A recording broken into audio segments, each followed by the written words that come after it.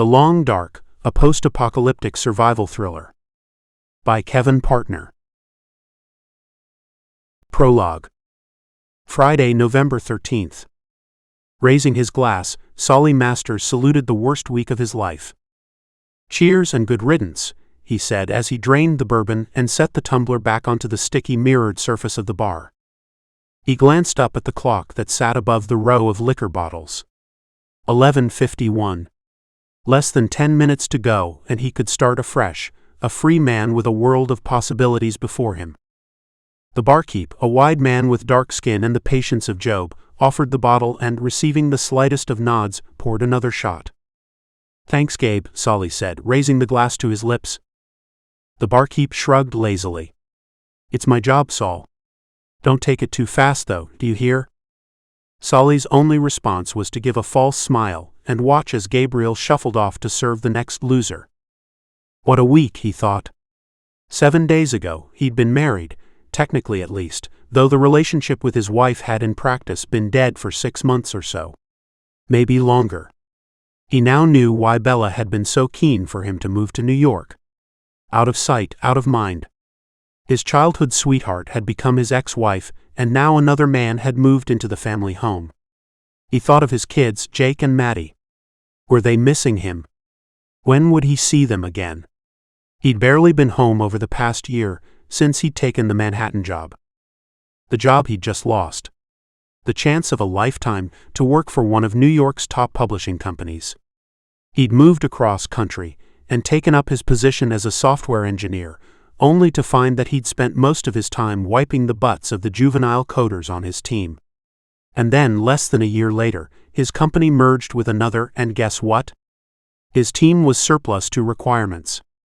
The bottle appeared in his peripheral vision again. Nod. Pour. Sip. And then, to cap it all, his girlfriend had dumped him. Rivka had worked in the same department as him, but had somehow managed to get herself transferred just ahead of the layoffs. They'd met over late-night pizza in the office, just after the divorce paperwork had come through. A shared interest in coding and sci-fi had brought them together. She looked a bit like Annie Lennox, but his guilt got in the way, and no one likes a guilty lover. "Plenty more fish in the sea for a catch like you, Solly," he thought sarcastically. Though he'd believed he was happy with the one he already had. Just goes to show. Divorced, unemployed, alone. What a week. He glanced up at the clock again. 11:55, 5 minutes to go, and Friday the 13th would be behind him. He didn't recognize any of the other drinkers. Some were sitting, heads bowed along the bar, and others nursed their drinks in the booths by the windows. The TV, which hung from a pillar in the ceiling, was showing the weather forecast, but Solly didn't need any bearded geek to tell him it was snowing. Then, as he was watching, the scene changed to a stern-faced young woman. A scrolling caption beneath her proclaimed breaking news. "Gabe," Solly called. "Gabe." He waved his hand at the TV, and the barman turned the volume up. "Died," the solemn voice said. "I repeat. Shock news. We can confirm that the entrepreneur and global philanthropist Annabelle Lee has died." Utter silence fell in the bar. It was as if the world was holding its breath. Solly only realized his mouth was wide open when he felt the dribble running down his chin. She was dead? How could that be? How could the woman credited with saving the lives of millions around the world have possibly lost her own? He noticed that the news presenter was still speaking, and she was obviously as shocked as her viewers. Her eyes glistened, and the fake serious expression typical of her breed had been replaced by genuine human emotion. Korolyov's malady, a rare form of degenerative nerve disease. Many are asking how it could be that this illness was not detected early enough for it to be cured. Twisting his wrist, Solly glanced at the readout from his Boneswear monitor. He'd been ignoring its persistent buzz because he knew well enough that his blood pressure was high, and had often wondered whether being constantly monitored like this was being truly helpful, or whether it was merely feeding his hypochondria. The scene on the TV had shifted to show the entrance to a black glass building. A podium stood there, drenched in artificial light, and the caption that scrolled along the bottom of the screen explained that a statement from Lee's husband was expected at any moment. "Gabe," Solly said. "Pour me another, will you?" Without turning, the barman slid the bottle along the bar. "Knock yourself out." Solly gave himself a generous measure, and then looked up again as the newscaster's voice announced, "Scott Lee, husband of Annabelle, will now make a statement." A thin man in a black suit was standing behind the lectern, holding a slate and composing himself. Lee had jealously guarded the privacy of her close family, while being an entirely public figure herself. Solly wondered how she'd kept her illness secret. 11:59. Solly watched the clock as he watched the man on the screen. He felt ashamed that this tragedy hadn't given him some perspective on his own problems, but the trouble was that whatever happened to anyone else, he was stuck in his own life, in a perfect storm of his own making. But tomorrow will be different. "And this is the message she wished me to read to you," the man continued. "My friends and fellow human beings, I have devoted my life to your service, and now that it has come to an end, I wish only to say goodbye." He put down the slate, stared into the camera, and dropped like a stone. "What the hell?" Gabe yelled as the bar erupted with noise. Everyone was talking at once, and the scene on the TV shifted to the viewpoint of a shaky camera as its operator tried to get close enough to see what had happened. Big men in black coats formed a protective barrier. One drew his sidearm and pointed it at the camera. He appeared to be yelling to stay back. It was at that moment that Solly realized he'd had too much to drink. What he wanted, above all else, was to sober up instantly. His mind was treading water as the drama threatened to overwhelm it. He dropped off his bar stool and steadied himself. He could watch this unfold from the comfort of his own bed, and without all the noise and hysteria of the bar. They all knew the man was dead. No one drops like that and gets up again. Blue lights flashed, and the view switched back to the news anchor who looked like a rabbit caught in the headlights. "We're getting unconfirmed reports that Scott Lee has died. I stress again, these are unconfirmed." Solly had no doubt they would be confirmed soon enough. "Died of a broken heart," Gabe said as Solly pulled his coat over his shoulders and struggled with the arms. "Kinda poetic." The bar was quiet again, as everyone watched to see what would happen next. Solly, however, wanted nothing more than to get home. He looked up at the clock. 12:01. It was now tomorrow and the first day of the rest of his life. He turned to go, and gave a drunken salute as he made his way to the exit. He didn't notice Gabe suddenly falling to the floor, the noise of the street drowning out the sound of the bottle smashing as he dropped. It had been snowing, and the sidewalks were covered in a wet mush that seeped through his shoes and froze his toes. He felt more alive as soon as he stepped out into the cold night air, and he walked steadily and purposefully toward his apartment. At least his layoff money would mean he could make rent until he found something else to do. Jackson Heights was getting expensive. Was it his imagination, or were the streets quieter than usual? Word spread instantaneously in the modern world, he guessed, and he was forced to push past pedestrians standing in the street gazing down at their phones as they watched the feed. "Hey buddy," one man said as Solly tried to make his way through. "Man down here." Solly snapped out of his commuter mode. A young man lay on the ground, and he was as dead as Annabelle Lee's husband. "Just fell over," the bystander was saying. "I nearly tripped on him." "Anyone called 911? "What do you think?" the man replied. "Something's wrong with the network, no one can get through." Solly looked down at the victim. Even under the sterile glare of the street lights, he was obviously Hispanic.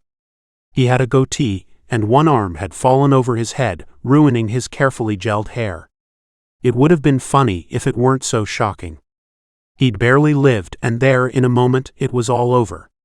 His smartphone lay where it had been tossed as he fell, and his bones display was flashing red on his wrist. There was nothing he could do, and Solly could feel the warning signs of a funk descending on him, so he left them to it. Well, he was getting his wish. He felt as sober as a judge.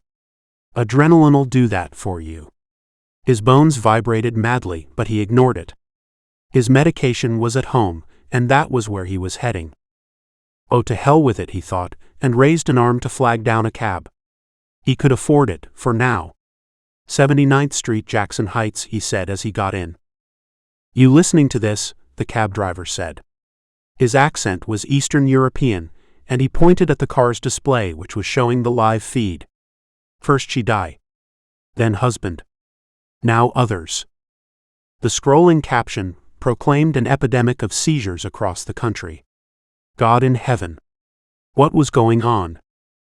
Solly tried to ignore the news feed as the car picked its way through the streets. The reds and whites of the car lights popped out of focus as he leaned his head against the glass. It was warm and safe in here, and he felt a yearning for his own bed, unmade though it was. Sleep beckoned, and he hoped he'd awaken to a new world. It was slow going, but then, as they entered Queens, the traffic eased up a little, and the driver put his foot down. I want to go home too, he said as the cab weaved around a corner. Solly snapped fully awake at the squeal of tires only feet away. The cab driver let out a yell, and the taxi skidded sideways as with a massive heave, another much larger car plunged into it. With a deafening rush, glass exploded into the passenger compartment. Solly was thrown across the back seat before the door automatically swung open, and he fell into the wet street. He smelled gasoline and slipped twice as he tried to get up, throwing the slush from his hands. He ran around to the driver's side, but the front end of the big black SUV had compressed it like a compactor, and he could see, without needing to look closely, that the cab driver was dead. Poor devil. All he'd wanted to do was go home. The passenger door of the SUV opened, and a woman got out. My husband, she called out. Solly realized that the smell of gasoline was becoming stronger, and he looked down to see a pool forming beneath the car, the snow melting around it. Get away from the cars, he yelled at the woman as he pulled her away. There's nothing you can do for him, run before it blows. To his dismay, other cars had stopped, and their drivers were jumping out to see what had happened. Get out of here, he yelled. But my husband, the woman shouted.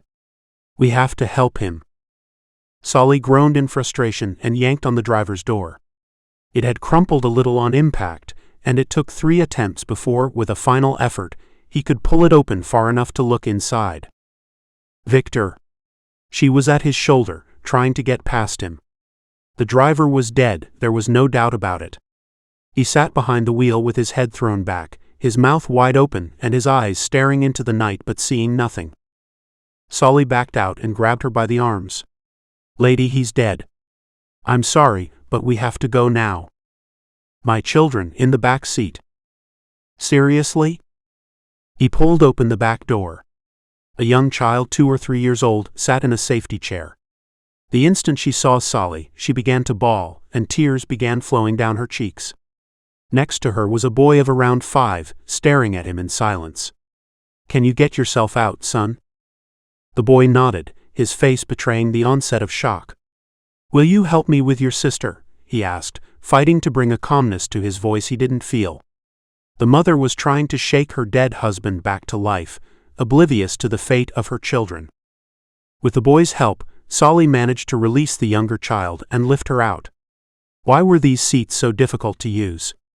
With his spare arm, he helped the boy to the pavement. Well done, he said as he led him quickly around the back of the car and stood the two of them on the sidewalk.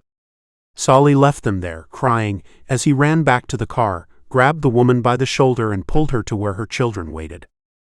They need you, he bellowed, before jabbing a finger in the direction of the SUV. He doesn't. Now take them somewhere safe. He turned and left her there. He had done his best, but he simply couldn't be responsible for everyone he met. Looking back, he half expected to see the cars going up in a ball of flame, but his eyes were drawn upwards by something that his animal brain knew was all wrong before his mind caught up.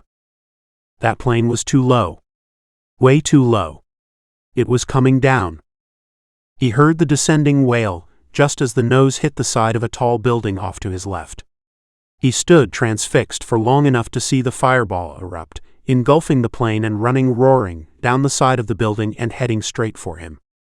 He glanced desperately around, and just made it to the shelter of the subway entrance, as liquid flame reached street level and consumed everything and everyone in its path. Chapter 1. The wall of flame was gone in an instant, and then the screaming started. Solly opened his eyes to utter blackness, spinning around in panic before finally, patches of light appeared and he knew he wasn't blind. Pain stabbed at his chest as he took a lungful of the smoke and fell again, before crawling along the filthy, debris-strewn floor and pushing his mouth to the foot of a wall where he could feel a breeze of breathable air. He lay there, listening to moaning in the dark, as he fought to keep the bile in his guts from rising into his throat. "Breathe, Solly, just breathe. Help me." It was the sound of quiet desperation. The last seconds of another soul who moments before had been climbing the stairs of the subway. She was probably on her way home, he thought. Well, she was going to her eternal home now. Tears escaped from his tightly shut lids as he lay there, pulling in as little air as he could through a tiny gap between his teeth. A slickness spread up his pants and he put his hand down, fearing he'd wet himself, but it wasn't coming from him at all. He knew what it was and explored no more. Others had died around him, and it was for now best not to look. He remained there until the air began to clear, and he was able to gently roll onto his back. "You okay, pal?" A face looked down at him. "I'd taken you for another dead one, but you moved. Are you hurt bad?" Solly pulled himself into a sitting position and looked around him. The lights of the subway, those that had survived the explosion, were now punching through the black smoke as it cleared. A couple of feet away lay the body of a woman in a pool of her own blood, flashlights bouncing from its congealing surface. He shifted himself along the wall a little, as he realized that he'd been lying in the crimson puddle. "Can you get up?" "I'm a medic. Here to help." Taking the man's offered hand, Solly struggled to his feet and muttered his thanks. "Just see if anyone else is alive, will you?" the medic replied.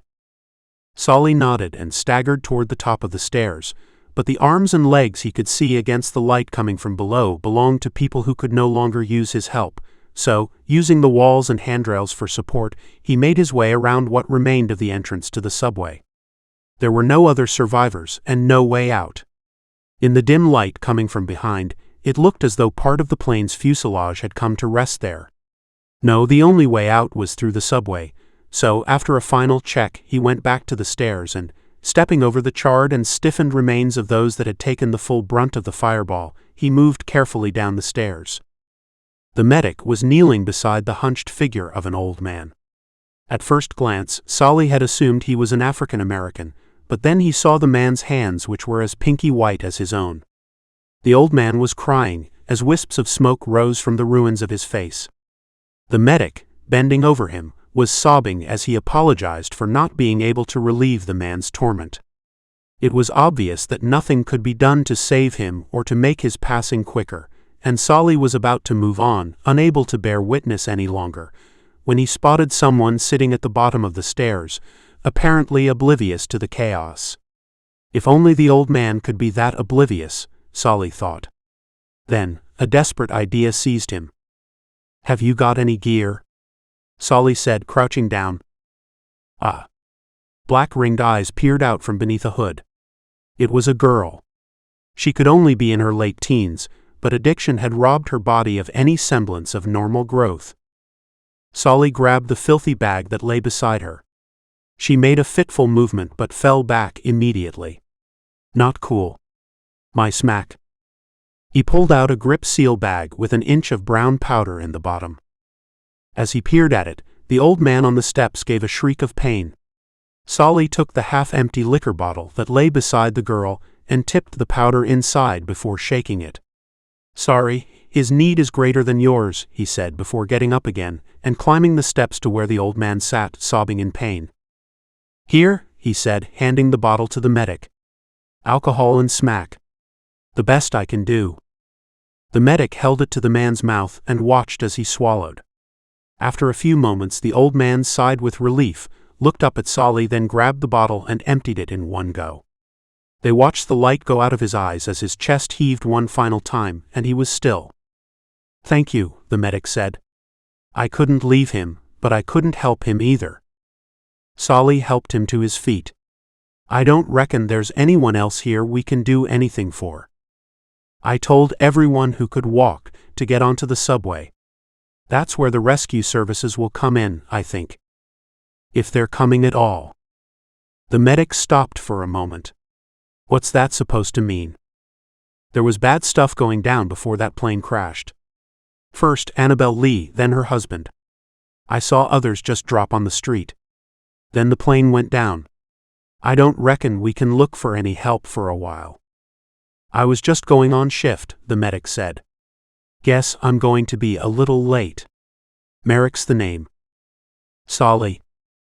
They shook hands and both headed toward the brightly lit platform. A train stood there with its doors wide open.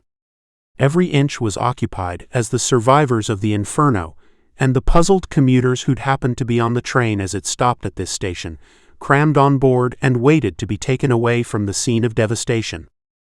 Solly hesitated before following the medic onto the train. His mind was reeling from the events of an hour during which his world had turned inside out. Suddenly, with razor-sharp clarity, his mind latched onto the fact that he was trapped below ground. His only option seemed to be to get on the waiting train, knowing that he was putting his life in the hands of someone who could drop dead in an instant, just like the pilot of that plane. And the co-pilot. Good grief, what was going on? As he stood facing outwards, the doors began to close with the finality of a coffin lid sliding shut. Panic gripped him, and he leaped back onto the platform as the train was sealed. He watched Merrick the medic banging on the inside of the door as it began to move slowly along the platform. Now what? He cast around for another way out and saw a door, dimly lit in the corner of the wall containing the train tunnel. He ran toward it, ignoring the chasing footsteps of other stranded passengers following his lead. Maintenance personnel only. He ignored the sign and pushed the bar to open the door. Amber emergency lights illuminated a long and narrow tunnel. "Where do you think it goes?"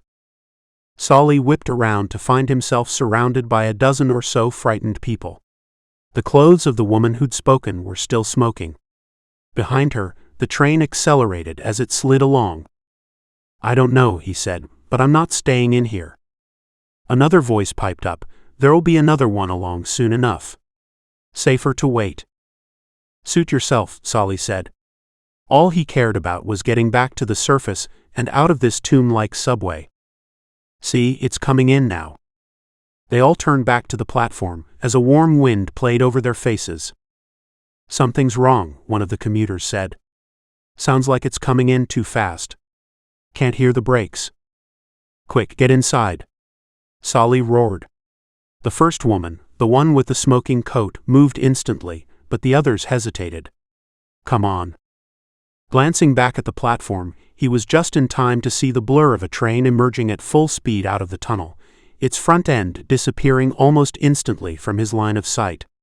He pulled his nearest neighbor into the service shaft and grabbed the handle, but had only pulled the door half closed when, with a sound like a fist connecting with a pane of glass, a white flash of heat pushed it shut and hurled him backwards to sprawl on the floor. The cries of shock died away almost instantly. Solly scrambled to his feet. No one suggested he open the door again. No one wanted to see what was on the other side. Solly took a quick head count. 8 souls survived. He felt a pang of sorrow for Merrick. He hadn't deserved to die. There hadn't been time to convince him to get off, and if Solly had tried, they'd both now be dead. True enough, but it didn't lessen the guilt he felt. "Come on," he said to the woman with the smoking clothes. "Let's see if this leads anywhere useful." "Okay. I'm Mona, by the way." She was a short woman of late middle age with olive skin and hair streaked with gray. "Solly."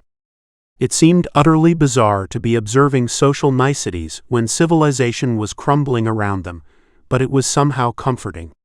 Perhaps when everything's going to pot, the little rituals of normal life are all you have to cling onto. He led them along the passageway. It was obviously intended to allow maintenance crews to service the main tunnel, though he had no intention of trying to get out that way. Solly was hopeful, however, that it would also have access to the surface, so they trudged along with only the sounds of their feet on the slippery floor and half-imagined scurrying sounds to accompany them. Ah. Solly swung around to see a man drop to the floor. Even down here, death was stalking them.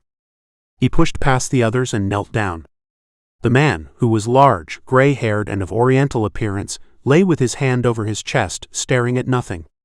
On his wrist his boneswear flashed red as a message scrolled across it: cardiac failure. Seek immediate medical assistance. There was no assistance here. Dropping to the floor beside the body, Solly felt around the man's stubbly neck for a pulse. Nothing. He began compressions while Mona knelt beside him, opened the man's mouth and blew into his lungs. His chest rose and fell, but only in time with Mona's breaths. Solly sat up between compressions and glanced at the boneswear monitor. The display had gone black. Mona began to weep quietly.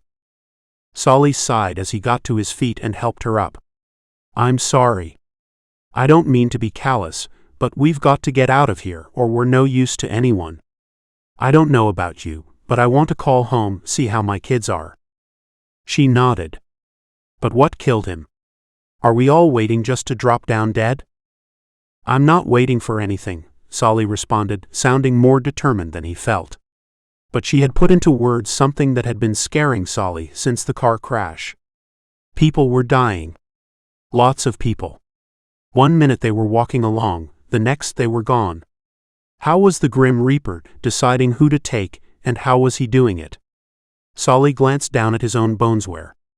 It featured its usual warning about his blood pressure, but otherwise looked completely normal. Would it be his turn next? About 100 yards along, he found a vertical ladder that disappeared into the darkness above. Solly, Mona said as he grabbed hold of the ladder. What's going on?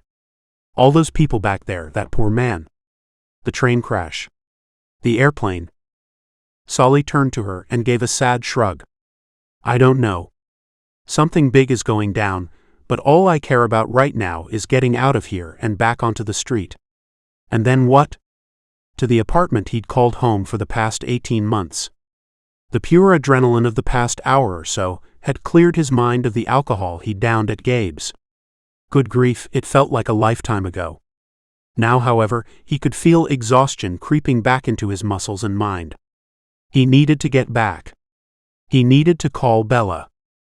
He gave Mona a brief smile and began climbing the ladder.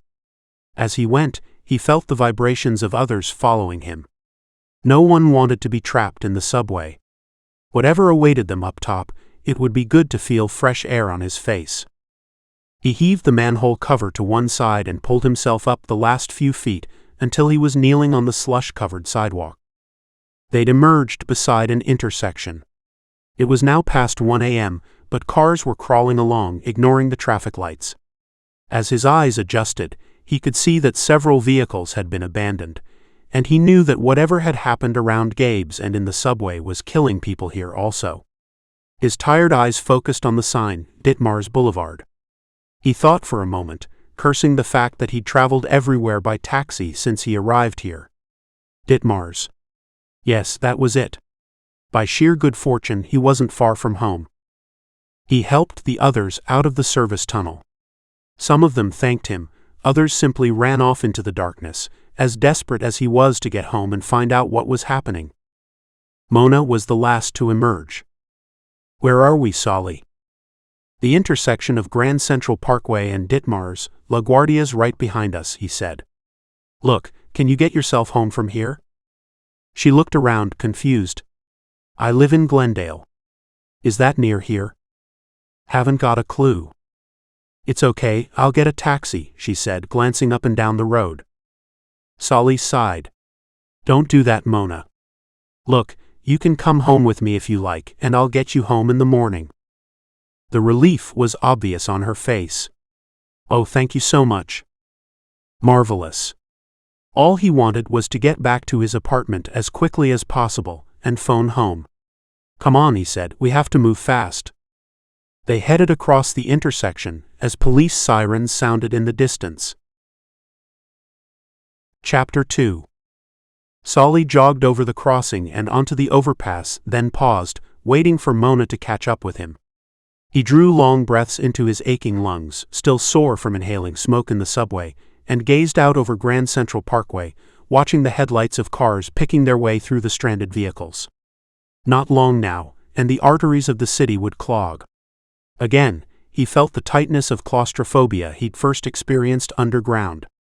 Miles and miles of tarmac and concrete between him and the open countryside, and every route to a fast escape was closing up.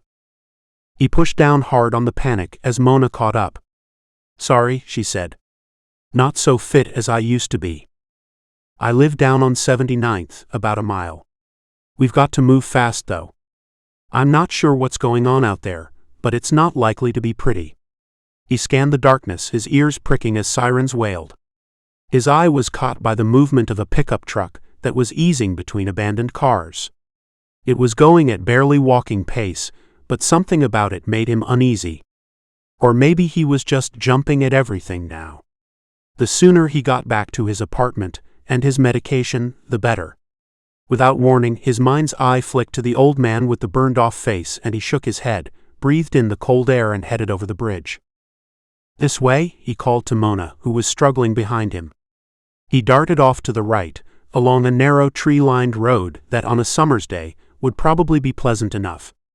On this snowy night in a dying Manhattan, on the other hand, all he could see were potential hiding places for attackers.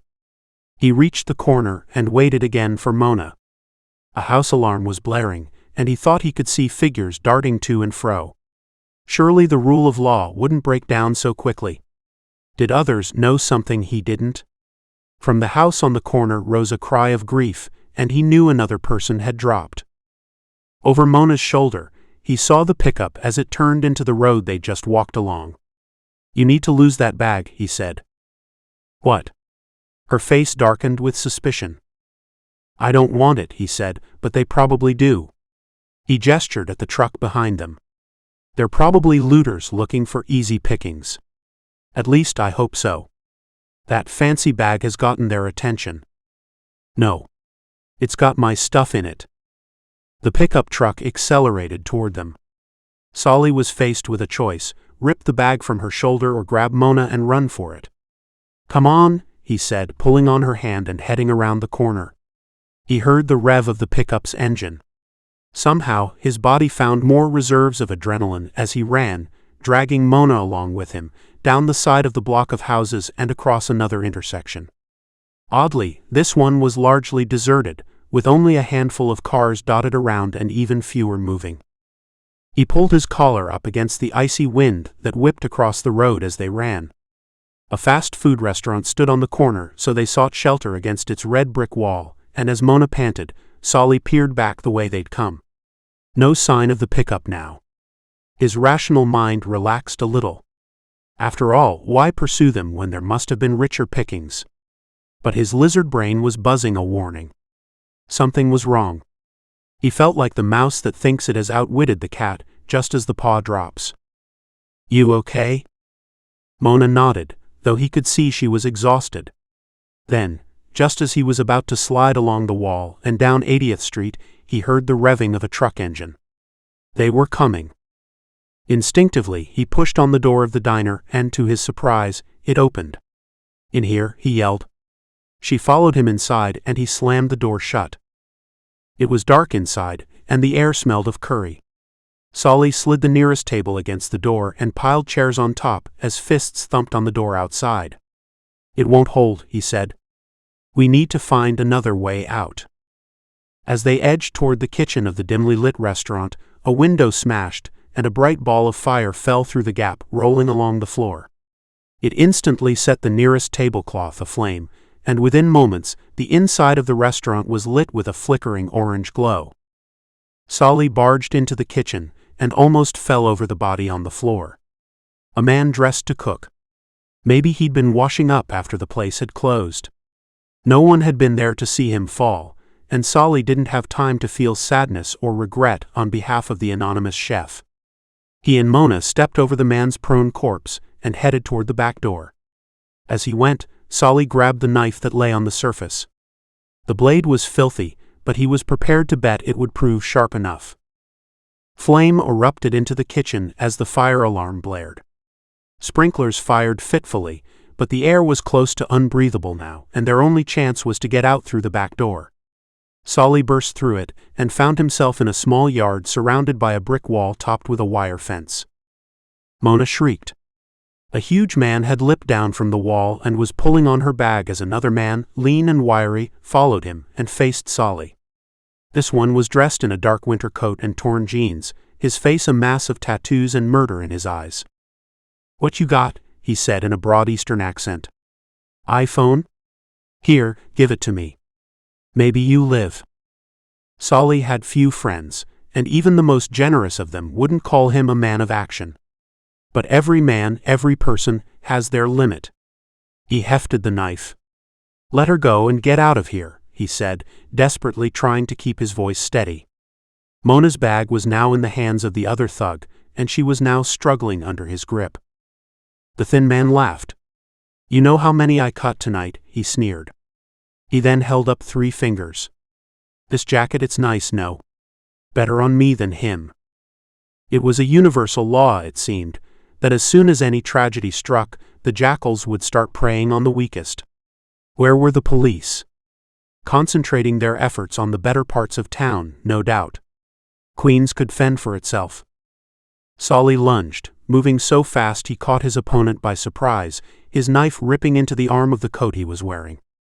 With a cry, the man stepped back, then forward again, bringing his fist around in an arc that connected with the side of Solly's face and sent him reeling backwards as Mona cried out in dismay. The man was on top of him before he could recover. Solly caught the flash of a knife just in time to duck, flinging his arm out to protect himself. To his astonishment, the attacker shrieked as Solly's knife sliced into his shoulder. It was a complete accident, but Solly pressed his advantage by stabbing at the man's open chest with every ounce of rage and desperation behind the blow. The thin man dropped to the floor, shrieking with the knife embedded in his ribs. With a snarl, the thug who'd been holding Mona stepped forward, his own blade drawn. Ignoring his stricken comrade, he thrust out a huge hand, grabbed Solly by the throat, and propelled him against the wall. Solly felt himself being raised onto tiptoes, but he could do nothing to release that deadly grip.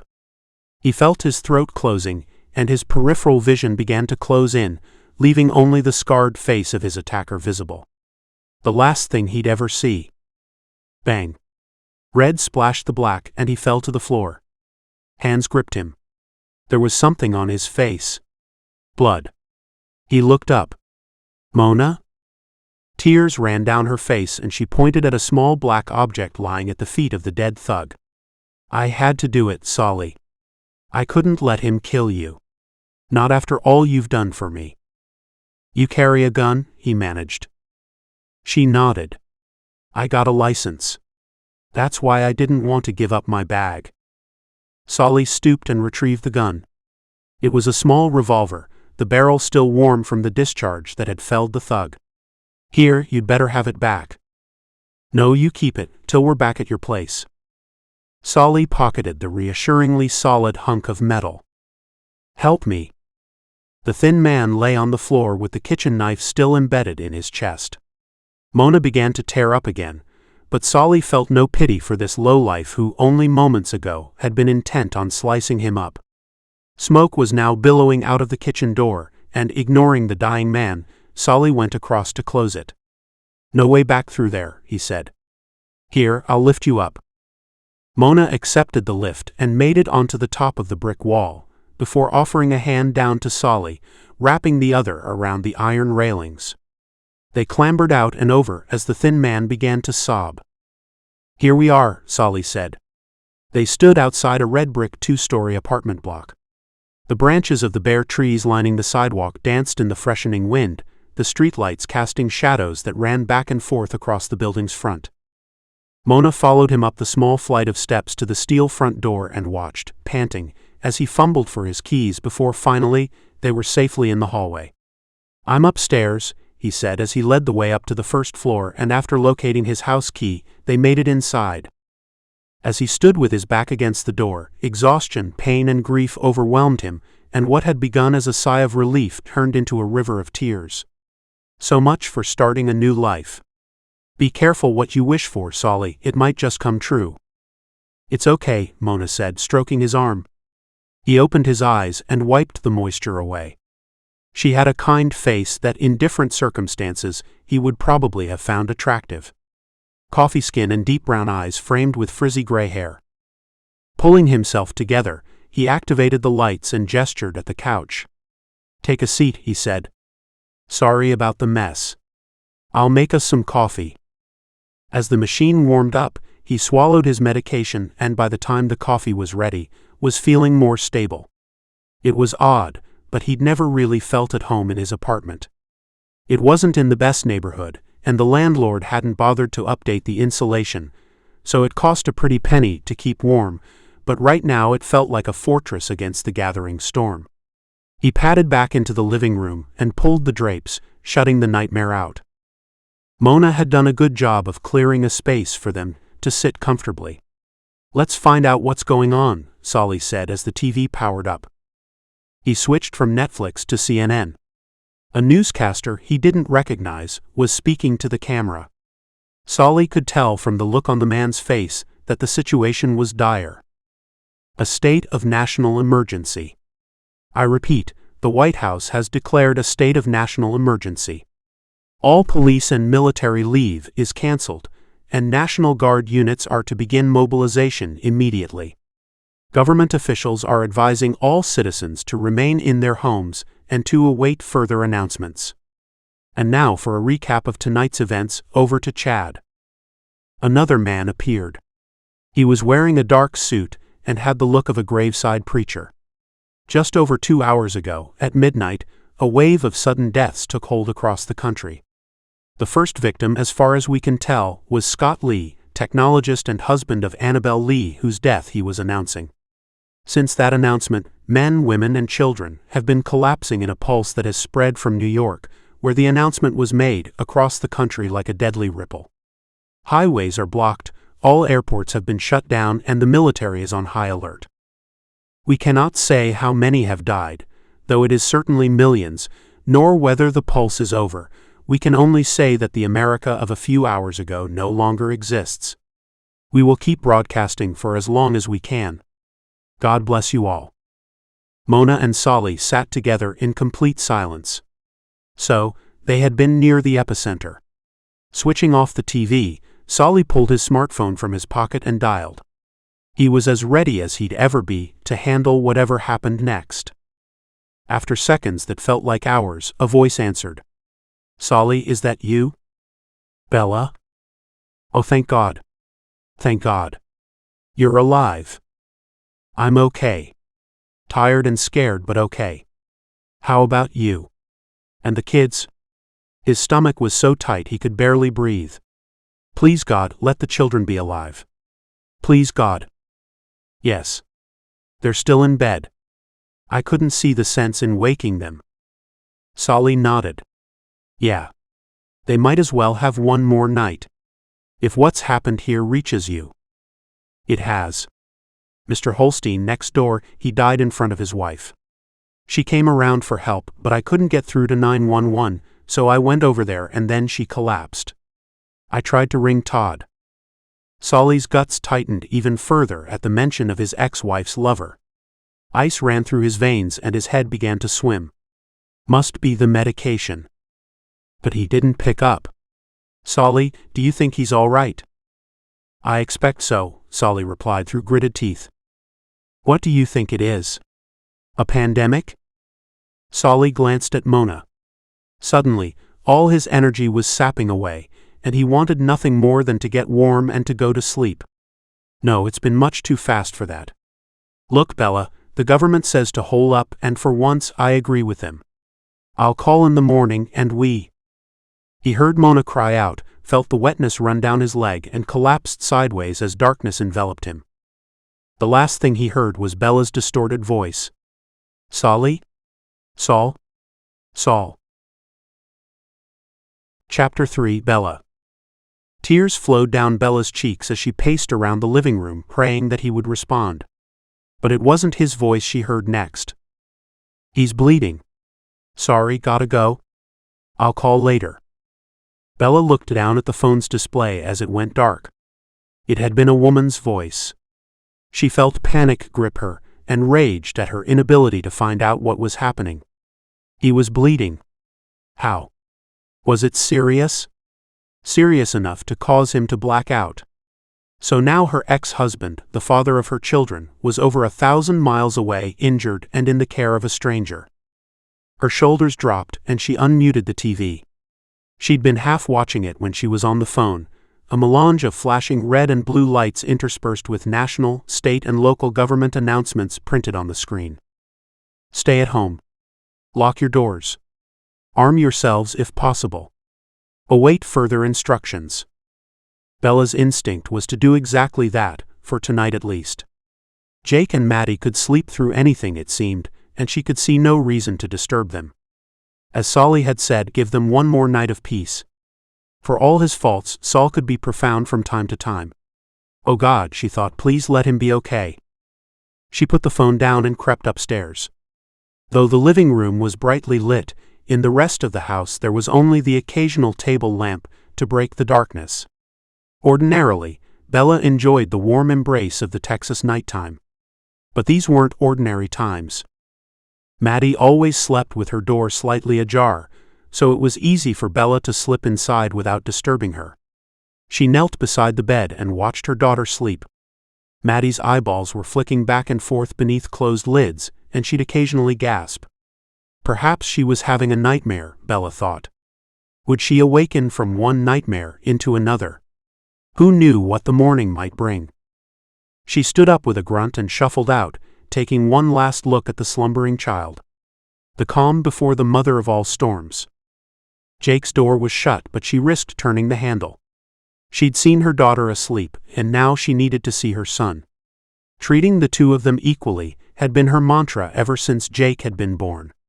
She hadn't always succeeded, in truth. It had been his birth that had signaled the beginning of the end of her relationship with Solly. Never a passionate marriage. The difficulty of that pregnancy and the complications that followed it meant that she began to push Solly away. She asked him to be patient, and he was, while she got over it all, but she never did. Mom. Sorry, honey. I didn't mean to wake you. Jake rolled over and rubbed his eyes. I thought I heard voices. It must have been a dream. Go back to sleep. He snuggled down, pulling his comforter around his chin. She could hear ringing from downstairs. Damn it, she'd left her phone on the couch. Bella tiptoed at speed out of Jake's bedroom, onto the landing and down the stairs. By the time she'd reached the living room, she realized it was the house phone that was ringing, and it had switched to answer phone. Darn this infernal contraption, said a familiar voice through the speaker. Should I talk now? Hello? Bella yanked the handset to her ear. Hello, Pop. Isabella? Is that you? Who else calls you Pop? Well, your brother for one. But you didn't ring him, you rang me. I know that, I'm not completely meshuggah, you know.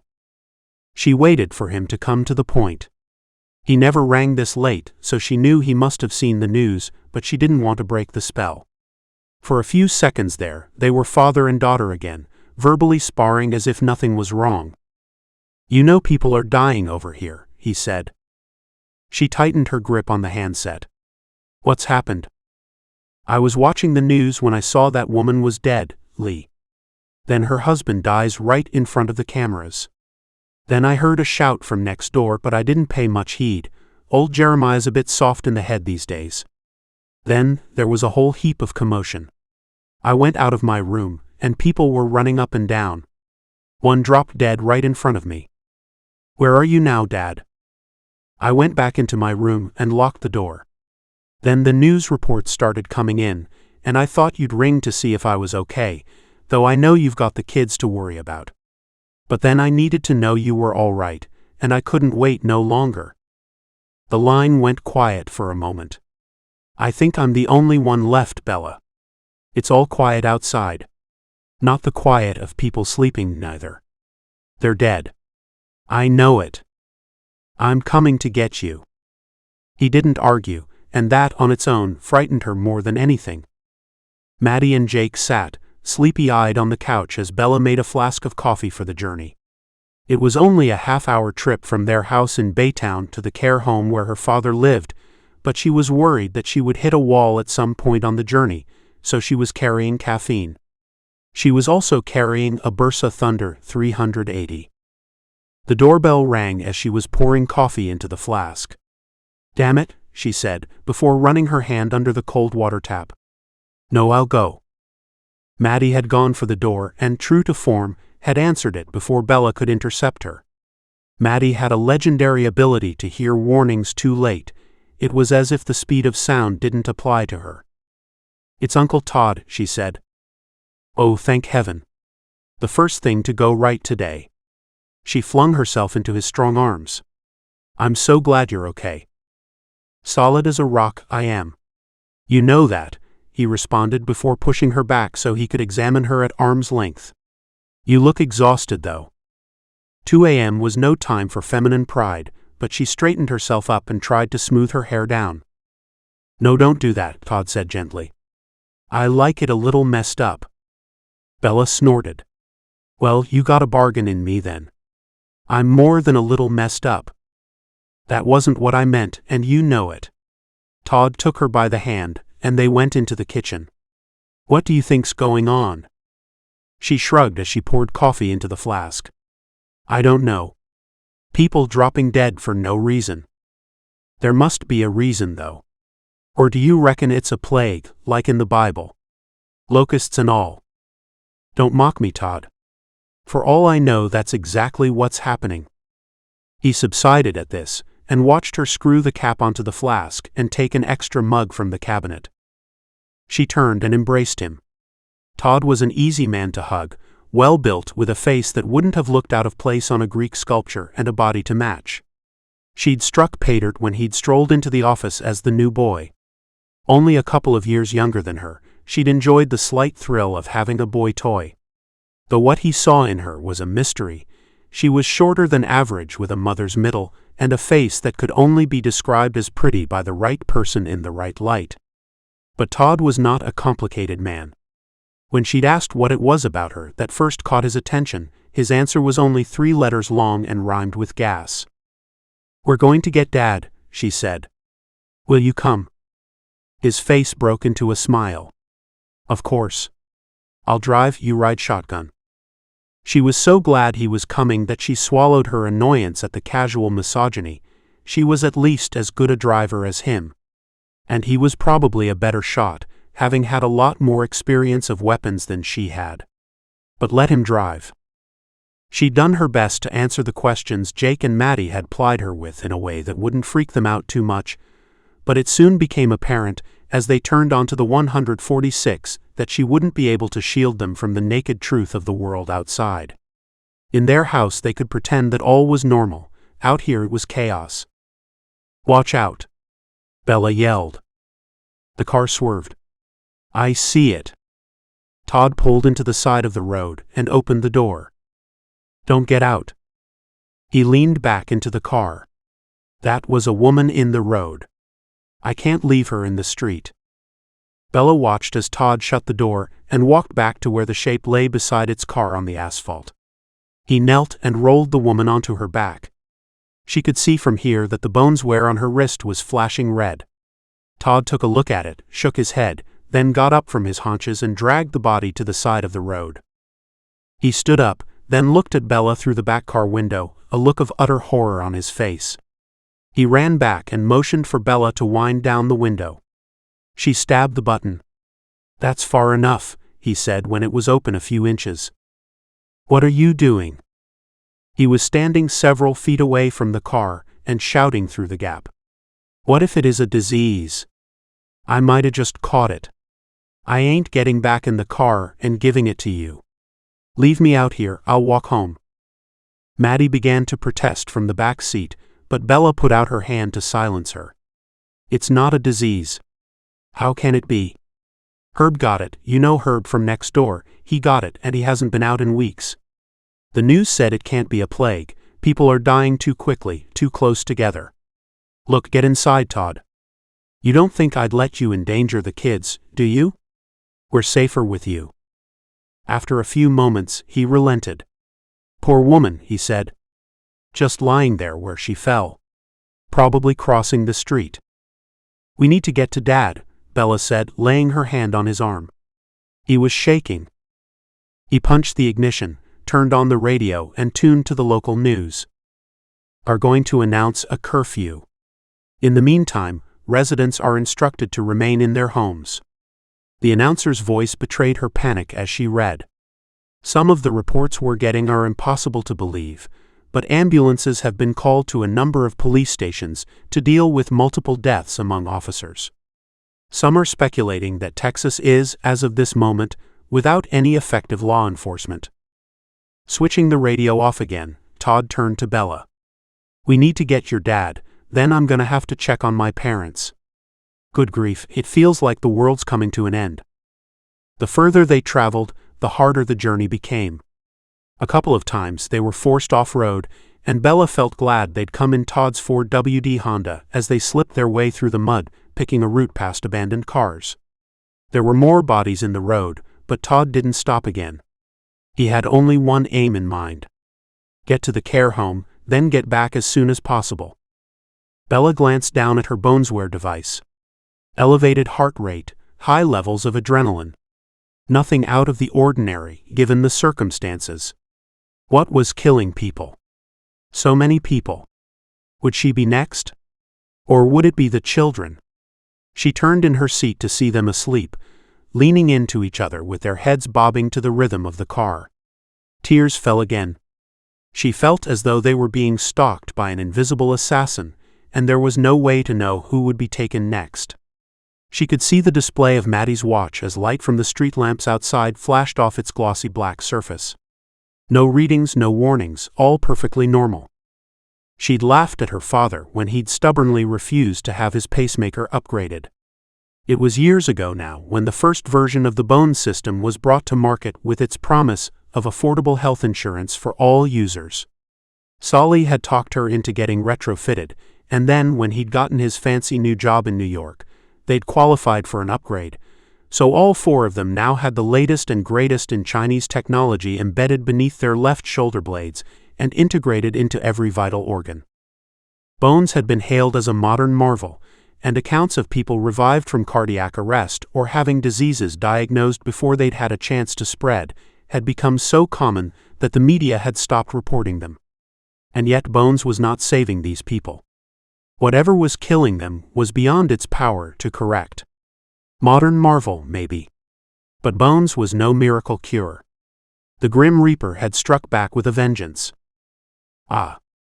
Todd let out a cry, and the car lurched first one way then the other. Instinctively, Bella reached out and grabbed the steering wheel. "Todd." He fell sideways onto her shoulder, non-responsive. Maddie screamed, and Jake leapt forward to push Todd back into position. "Uncle Todd." They swung from side to side as Bella tried to keep them on the road. Todd's foot was pushing down on the gas, and the car was shifting up through the gears. "Jake." The boy had unclipped his belt and had disappeared behind the seat. Bella looked down and saw his hand appear between Todd's leg and the driver's door. She looked back at the road. No. Yanking back on the steering, the car swerved into the fast lane. With a screeching of metal on metal, they bounced off the side of a stationary truck she'd seen at the last moment, then lurched back to the right. But she'd overcompensated. They were going too fast. The car plunged off the side of the road, and they were thrown about as it glanced off a telephone pole and into the scrub. Bella cried out as they headed for a long concrete wall, trying desperately to spin the car when, only yards from impact, the engine died and the SUV came to a halt. Jake had pulled Todd's foot from the gas. After taking a breath and checking that Maddie was okay, Bella unclipped herself and leaned over to Todd, whose head was resting against the side window where he'd been thrown as they spun. She didn't need to look at his boneswear to know that he was dead. Maddie sobbed, and Bella could see out of the corner of her eye that Jake was curled up in the corner of the back seat shaking. The only lights were those of the car's instrument panel. Outside it was dark. Chapter 4. Polly. Deputy Paulina Ramos signed her name at the bottom of the report form and settled back with a sigh. She wiped the tiredness from her eyes and surveyed the wreckage of her desk. Sheriff McGovern was neither a patient man nor a tolerant one, and he'd likely have a fit if he saw her working in such a mess. That was why she liked the night shift. She could do things in her own way without anyone looking over her shoulder. Her way was inefficient and at times frustrating, but it was her way. Her rebellious nature had been one reason she'd been forced to leave the military before her career had gotten going. Her pregnancy was the other. Her mind darted down the west coast to L.A., where Luna was having a holiday with Polly's brother Alejandro. She gazed out of the window at Main Street as a couple went by huddled into their winter coats. Yes, Luna was better off in L.A., though Polly missed her dreadfully. She glanced up at the clock before settling back to her paperwork. Nearly midnight, and here she was alone with Charlie Givens, petty thief and general pain in the butt. She read through the crime report again, scrutinizing it for any errors in fact or any spelling mistakes the sheriff might spot when he read through it. Working late was not an excuse for sloppiness, according to McGovern. On this occasion, Charlie had been caught attempting to steal a bottle of spirits from Ganguly's pharmacy earlier that day. Deputy Johns had cuffed him and brought him in, but hadn't quite had time to fill out the report before going off duty. Right. No mistakes she could see. Good. She put the paperwork back in the thick folder marked Givens CS, got up and deposited it on the sheriff's desk. Slap bang in the middle, but slightly on the skew. It was tough being a rebel in the sheriff's department of Arbroath, Kalama County, Washington, so you had to take your fun where you could. Givens himself was fast asleep on the bed in his cell when she went to check on him. He was oblivious to the work he caused as he stumbled his alcoholic way through the town and environs. Basically harmless, but an absolute pain nonetheless. A phone rang upstairs. She ran up to her desk and picked it up. Sheriff's Office, Deputy Ramos. Is that you, Polly? It was the voice of an old man. It's Victor. She searched her memory for a moment before the light bulb went off. Victor Franks, yes, ran a small farm southeast of town. It's me, Victor. What can I do for you? It's Gracie, she's gone and died on me. I tried calling 911 but I got no answer. Oh Victor, I'm so sorry. But you really should get hold of your doctor, it's not a police matter. She could hear sobbing as the old man held the handset away from his ear. You don't understand. Polly, it was me that done it. I killed her, I'm sure I did. A chill ran through her gut and she stood up straight. You wait there, Victor, I'm on my way. She made 2 quick calls before getting into the Cherokee. The first was to the sheriff, the second was to call in Deputy Johns to cover the office while she was out. It was now a little after midnight on Friday 13th, and the streets of Arbroath were quiet. She didn't bother with the blue lights. This was hardly an emergency since the murderer had, it seemed, confessed over the phone. Victor was in his 80s, and not likely to hot-foot it out of the county.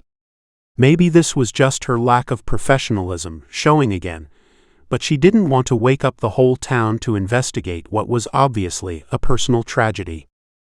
It was only a few miles out of the little city to Victor's farm, and the adrenaline was just giving way when she spotted a car beside the road.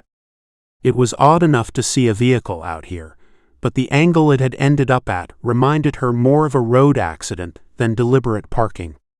As she slowed down, 2 shapes darted out and flung their hands out as if imploring her to stop. She slammed her foot on the brake pedal, flicked on her blue lights and drawing her weapon, got out of the car. They were children. Both girls. The older one ran up to her. Help. Mommy's not moving. Slow down. What's your name? Tamsin Crowley. I'm 8. I'm Polly.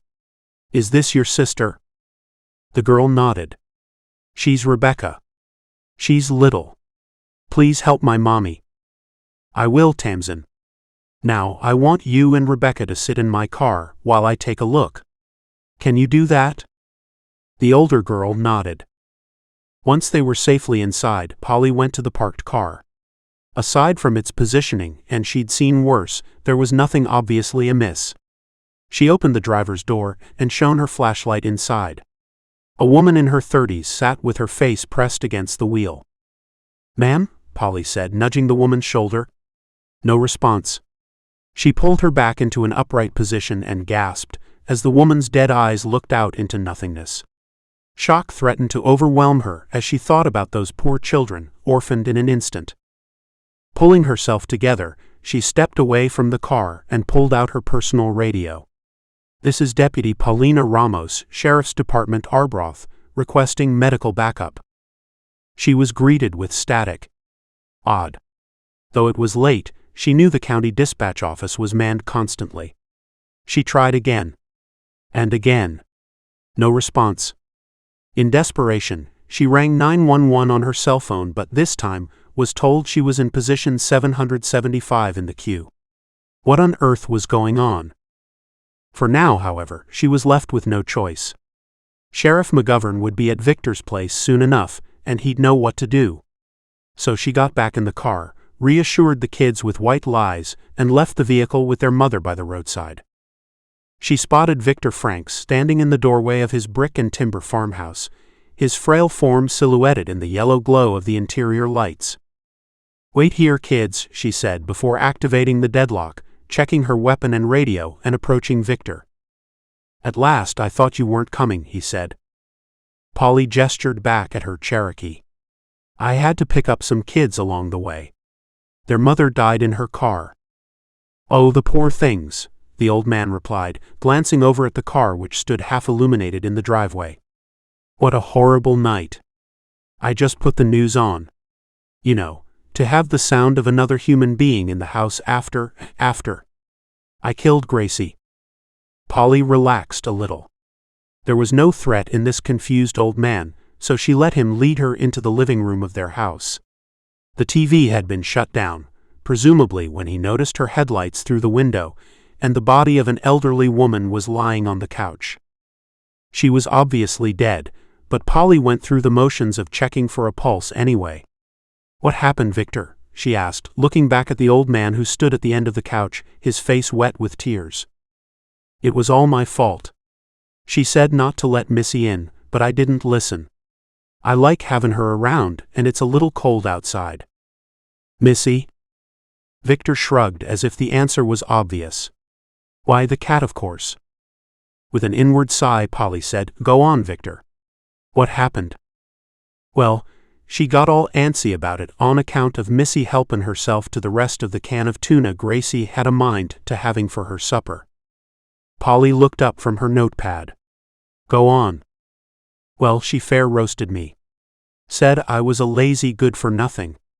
Told me she could have had her pick of the menfolk aroundabouts, but she drew the short straw and got me. I got pretty hot too, because I remember it was her who did the chasin' when we were courtin'." "Okay, Victor," Polly said, conscious that the sheriff could turn up at any moment and she needed to have at least the bare facts written down before he arrived. "How did Gracie die?" He threw up his hands. "She just fell down dead. I told her if she wished she'd never married me, then I wished I'd never even met her, and just like that, she dropped onto the couch and wouldn't wake up."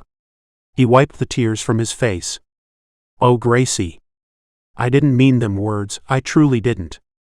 Polly felt an overwhelming urge to hug the old man, but professional restraint was essential right now. "You didn't touch her." He shook his head. "We was hollering across the room at each other." "She probably had a heart attack, Victor," Polly said. "You didn't kill her." "Oh yes I did, as sure as if I'd taken a knife to her. I let the cat in, and she said not to. She'd be alive right now if I'd only done as she said." Polly guided him to the armchair, and he slumped into it, his head in his hands.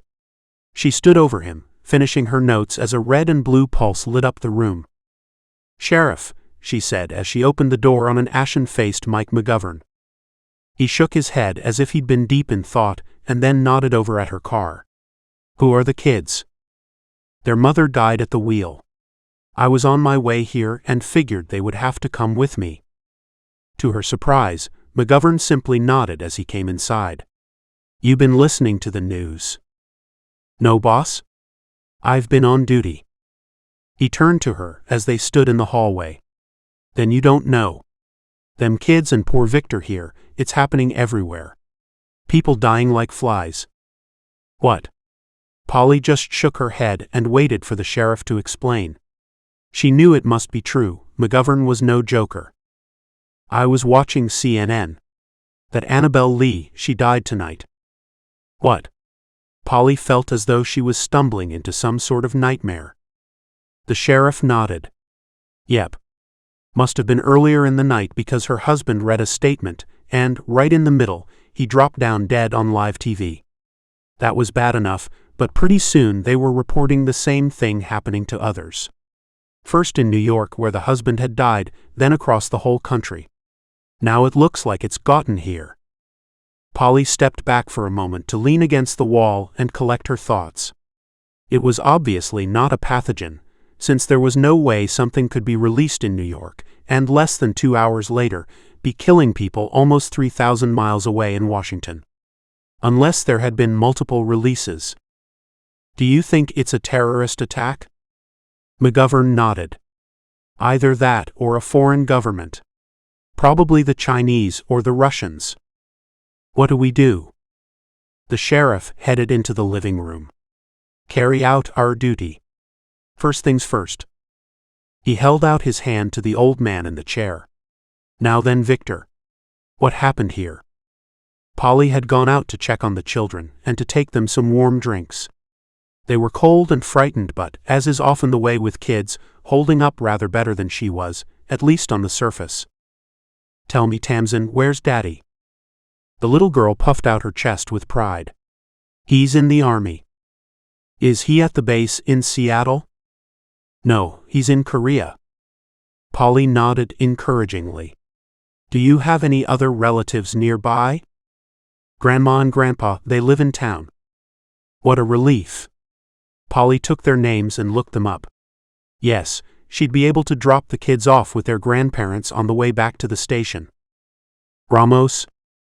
She spun around to see McGovern standing in the doorway, gesturing at her. He had his police radio in his hand. Say that again, Johns. Polly had reached the porch and was standing by the sheriff as the shrill voice of Johns spoke through the radio. The phone's ringing off the hook, Sheriff. I wrote down 6 reports of people up and dying before I gave up and called you. In the background, they could hear the phone going. The mayor wants to speak to you. He says he's declaring a state of emergency and we're all to report here within the hour. They left Victor to bury his wife, his tragedy being just one among a growing disaster gripping the country. Polly got back into her car and headed back to town. She passed a few cars abandoned on the road, each no doubt telling their own story of sudden loss. By the time she reached the outskirts, there were more cars moving. It seemed as though the natural reaction of people in an emergency was to head for the hills, but the result was close to gridlock by the time she parked outside the address of the children's grandparents. She knocked briskly on the door and prayed that they hadn't also fallen victim to whatever plague was sweeping the country.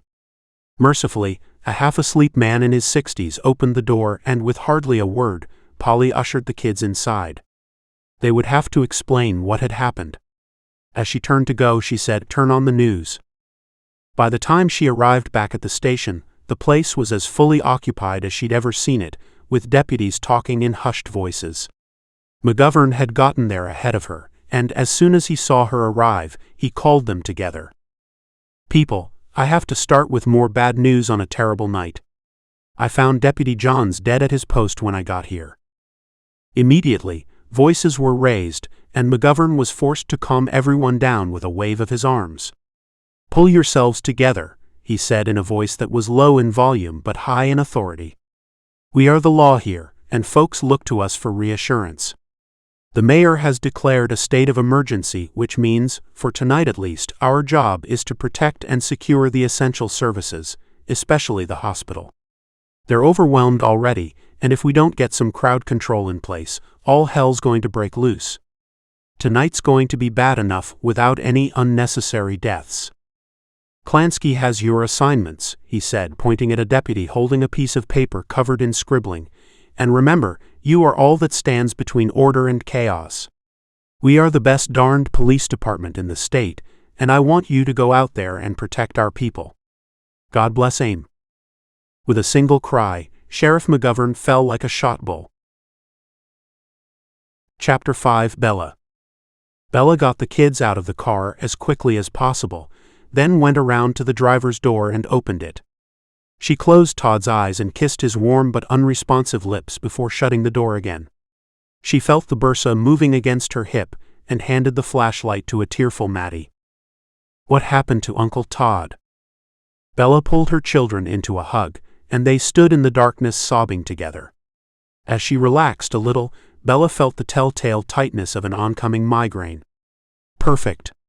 She searched her pockets, but she had no meds on her, and pretty soon, she was going to be good for nothing. For the first time, she gazed around at where they'd ended up. The car had come off the highway and onto a long stretch of grass, somehow missing the trees lining the road. A brick wall extended to one side of them, and beyond it lay a squat white building, gently lit by spotlights that had seen better days. "Looks like a church," she said. "It's the Methodists," Jake responded. "This guy at school, Sam, he goes there. Don't you remember, he was in a play there, and I went to see it? His dad called to get your permission." Bella's foggy mind managed to dredge the memory out of the detritus.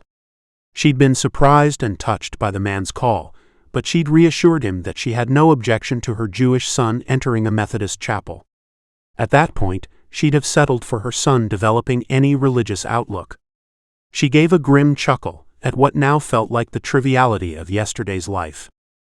"Let's see if there's anyone there," she said. "I need some Advil, fast." They walked along the wall as Maddie guided their way with the flashlight. Jake took his mother's arm. "What's going on, Mom? What's killing people?" "I don't know, honey. All I'm thinking about right now is finding some meds and then somehow getting to Grandpa's." "Are we going to die?" he asked, the words catching in his throat. Bella stopped and faced her son. "Now you listen to me, Jacob Masters. If anyone or anything wants to harm you, it'll have to come through me first. Do you hear me?" He gave a tearful nod as Bella fought to keep her fear under control. She was frightened for her own sake and terrified for theirs. "Mom, the gate's here," Maddie called. With a brief smile, Bella pulled on Jake's arm. "Come on now, Jake. You're the man of the house now." "Till Dad gets here," Jake responded. "Till Dad gets here." Arm in arm, they walked into the churchyard. The double wooden doors were unlocked, and she squeezed her eyes shut at the blaze of light that erupted from within as she pushed them open. The fogginess in her mind was becoming more defined. She knew she only had a little time before it coalesced into a single point of vice-like pain, so she pushed her way inside and gently opened her eyes. It wasn't that bright, really, except compared to the darkness outside. Dust tickled the back of her throat, and the air had a damp taste to it. Row upon row of folding seats faced a raised platform at the front. This wasn't Bella's first time inside a church of this sort, but it had been a while, and she was much more used to the formality and traditional architecture of temple. "Is there anyone here?" she called, wincing as her voice bounced around the open space. There was no answer, so they walked along the aisle toward the platform, looking for access to the rooms beyond where, with any luck, they'd find a first aid kit. They found a door behind a partition wall that hid a stack of music stands, and Bella didn't hesitate before pushing inside. This wasn't a time for the basic courtesies. The door opened onto a short passageway, also lit, and she found herself wondering why the place was so well illuminated at this time of the night. They couldn't be expecting people to gather here, could they? Or perhaps they'd known what was coming and were prepared. A kettle sat on the counter of a small kitchen. It was lukewarm, and next to it a mug sat with instant coffee and sugar mixed at the bottom. She opened the doors of the kitchen cabinet. "Got it," she said, before pulling down a green box marked with a cross. Among all the sealed packets of bandages, pins, and salves was a half-empty box of Advil. "Thank God." Bella popped 2 pills into her mouth and swallowed. "Let's go," she said, though she wasn't sure where they'd be going to. There was no way she would get back into the car they'd driven here, no way she could face dealing with Todd's body. She had some vague plan to flag down a passing car, but that all depended on her mind clearing. Maddie led the way, but she accidentally turned in the wrong direction. Before Bella could call out and stop her, she'd screamed and run back into her mother's arms. "He's dead." Gritting her teeth, Bella left the two of them there in the hallway outside the kitchen and stepped through the open door. A brass plate was mounted on the outside. Rev. A. Ferguson. She found him slumped over his desk, and she didn't have to look closer to see that he was dead. She was just turning to go when she saw the bunch of keys sitting on the desk beside his claw-like left hand. Keeping as far away from the body as she could manage, she swept them up. As she straightened, she caught sight of his face and the ice-blue eyes that looked right through her at whatever lay beyond. She hurried out of the office. "Come on," she said, "we need to find the car these keys belong to." "Mom, you can't just up and steal a car," Maddie hissed as they made their way around the back of the church building, toward the station wagon parked beneath a light. Bella pulled out the chunky key and turned it in the lock. "Grandpa is on his own and waiting for us to go pick him up. I'm all ears if you can think of another way to get to him, in time," she thought, "but otherwise don't go all 10 commandments on me, okay?" She slid into the driver's seat. Good grief, how old was this car? And it was a manual transmission. Marvelous. "Get in and buckle up." Jake jumped in the front, and with a scowl, Maddie got into the back as Bella turned the ignition. After a moment's protest, the engine juddered into life. "And it's almost out of gas," Bella said. With a crunch, she put the car into reverse and kangarooed her way backwards far enough to allow her to turn and head for the driveway gate. "Sorry," she said as it stalled at the entrance. The 146 was quiet, so it was easy enough to get back onto it. It was now 3 a.m., and she'd not been out this late since her teenage years, so she couldn't be sure, but it certainly felt eerie. About 100 yards up the road, she turned into an Exxon station. Just as she was coming off the road, she noticed the people grouped around the island, and almost went straight back onto the 146 again, but the red gas light was flashing and her pops was waiting, so she pulled into a pump. As soon as she got out, she could hear them talking. One or two strident voices were being placated by the others. She opened the flap, checked the fuel type and began pumping gas. She'd never noticed how slow these things were until now, when all she wanted to do was jump back in the car and drive off. $20. That would be more than enough to get to the care home, back to her house, and then, if she could arrange it, to go back to the church. She pulled a 20 from her purse and walked over to the attendant's window. "I'm sayin' it's an emergency," one man said to another as she made her way through. "Hey lady." She felt him touch her shoulder as she waited for the harassed young woman behind the window. "News says folk dyin' all over. I'm fixin' to get some supplies, but this here girl won't open up." "You leave her alone, Earl," said a middle-aged woman of generous proportions as she took his arm.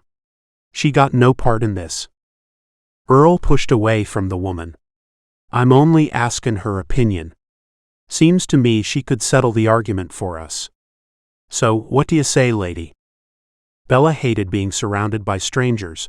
At least half a dozen were gathered around her now, and the air was laden with the odor of cheap liquor, but she tried not to show how terrified she was. "It says the shop's open between 8 in the morning and 10 in the evening," she said. "Why don't you come back later?" "'Cause I ain't comin' back to find there's nothin' left. We's here now, and I'm a-gonna take it afore they do." He raised a baseball bat in one hand and a large handgun in the other. "Now open up, missy, or I'll open it for ya." Bella forced her way to the front of the crowd. She tossed her $20 bill under the window. "Let them in, for heaven's sake." The girl was barely older than Maddie, but with blonde hair and braces. She looked terrified. Behind her, Earl was whipping up the little group and drowning out the dissenting voices. "I can't, Mr. Patel will kill me. I've called the police." "Listen to me," Bella shouted over the wall of noise behind her. "You've got to look after your own safety first. The police aren't coming. Unlock the door and run for it, do you hear me?" Bella ducked as a shot rang out. She spun around to see Earl pointing his gun up into the sky. The girl in the island snapped out of her indecision and disappeared from view just as another voice called out. Hey, looky here, this one's purty. A man was standing beside her car, looking through the window. Foolishly, Maddie had opened it so she could see what was going on. The man was swaying, and in one hand he held a drained half-bottle of whiskey. A knife flashed in the other. Maddie screamed as the man's arm disappeared into the car. Jake leaped out from the front seat and threw himself on the attacker's back, as behind her, a cheer went up that faded away as the mob ran into the little shop. The man swung around. He had long dark hair tied into a ponytail, and wore a denim jacket with the sleeves cut away to reveal muscled arms. He grabbed Jake by the throat and raised his knife just as Maddie appeared at the window and pulled down on his hair. With a yell, he threw Jake away, and the knife swept through the air toward the car. Bella pressed the barrel of her gun to the man's temple and, without hesitating, fired once. He fell like a stone. "Nobody hurts my kids," she screamed. "Do you hear me? Nobody." She stood over the dead man, pointing her gun downwards as if covering in case he tried to get up. "Mom," Maddie cried. "Get back in the car. She killed Abe." Bella looked back to see the middle-aged woman, who she'd thought was a peacemaker, standing framed in the entrance of the ransacked mini-mart. "Mom." Jake pulled on her arm. "Are you okay? Get in the car." The mob was moving as one toward the car. Bella ran for it and had just reached the driver's seat when the first couple of shots rang out. They went wide, aided no doubt by the inebriated state of the shooters. She turned the ignition, slammed the shift, and put her foot down before remembering to disengage the handbrake. With a deafening sound like waves on a pebble beach, the window on Maddie's side smashed as the car bucked out of the gas station and onto the highway. "Are you okay?" Bella screamed, looking over her shoulder. "Yes." As she glanced backwards, she could see Maddie sitting up and brushing the fragments of glass from her knees. "Jake?" "I'm all right," he responded, though his voice betrayed just how much he was not okay. "But you can slow down now. They're not coming after us."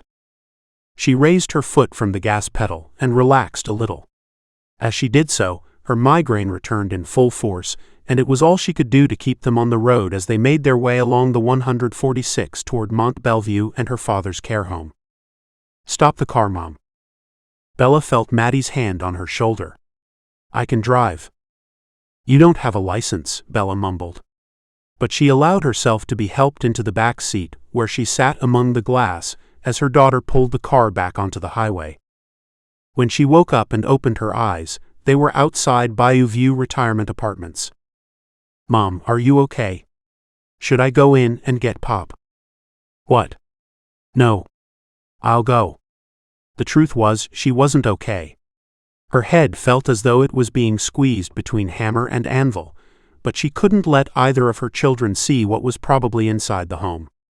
She opened the door and managed to get herself upright without falling over. "You wait here," Bella said. Tears had formed in Jake's eyes and his skin was white with shock. "You shot a man," he said, his voice shaking.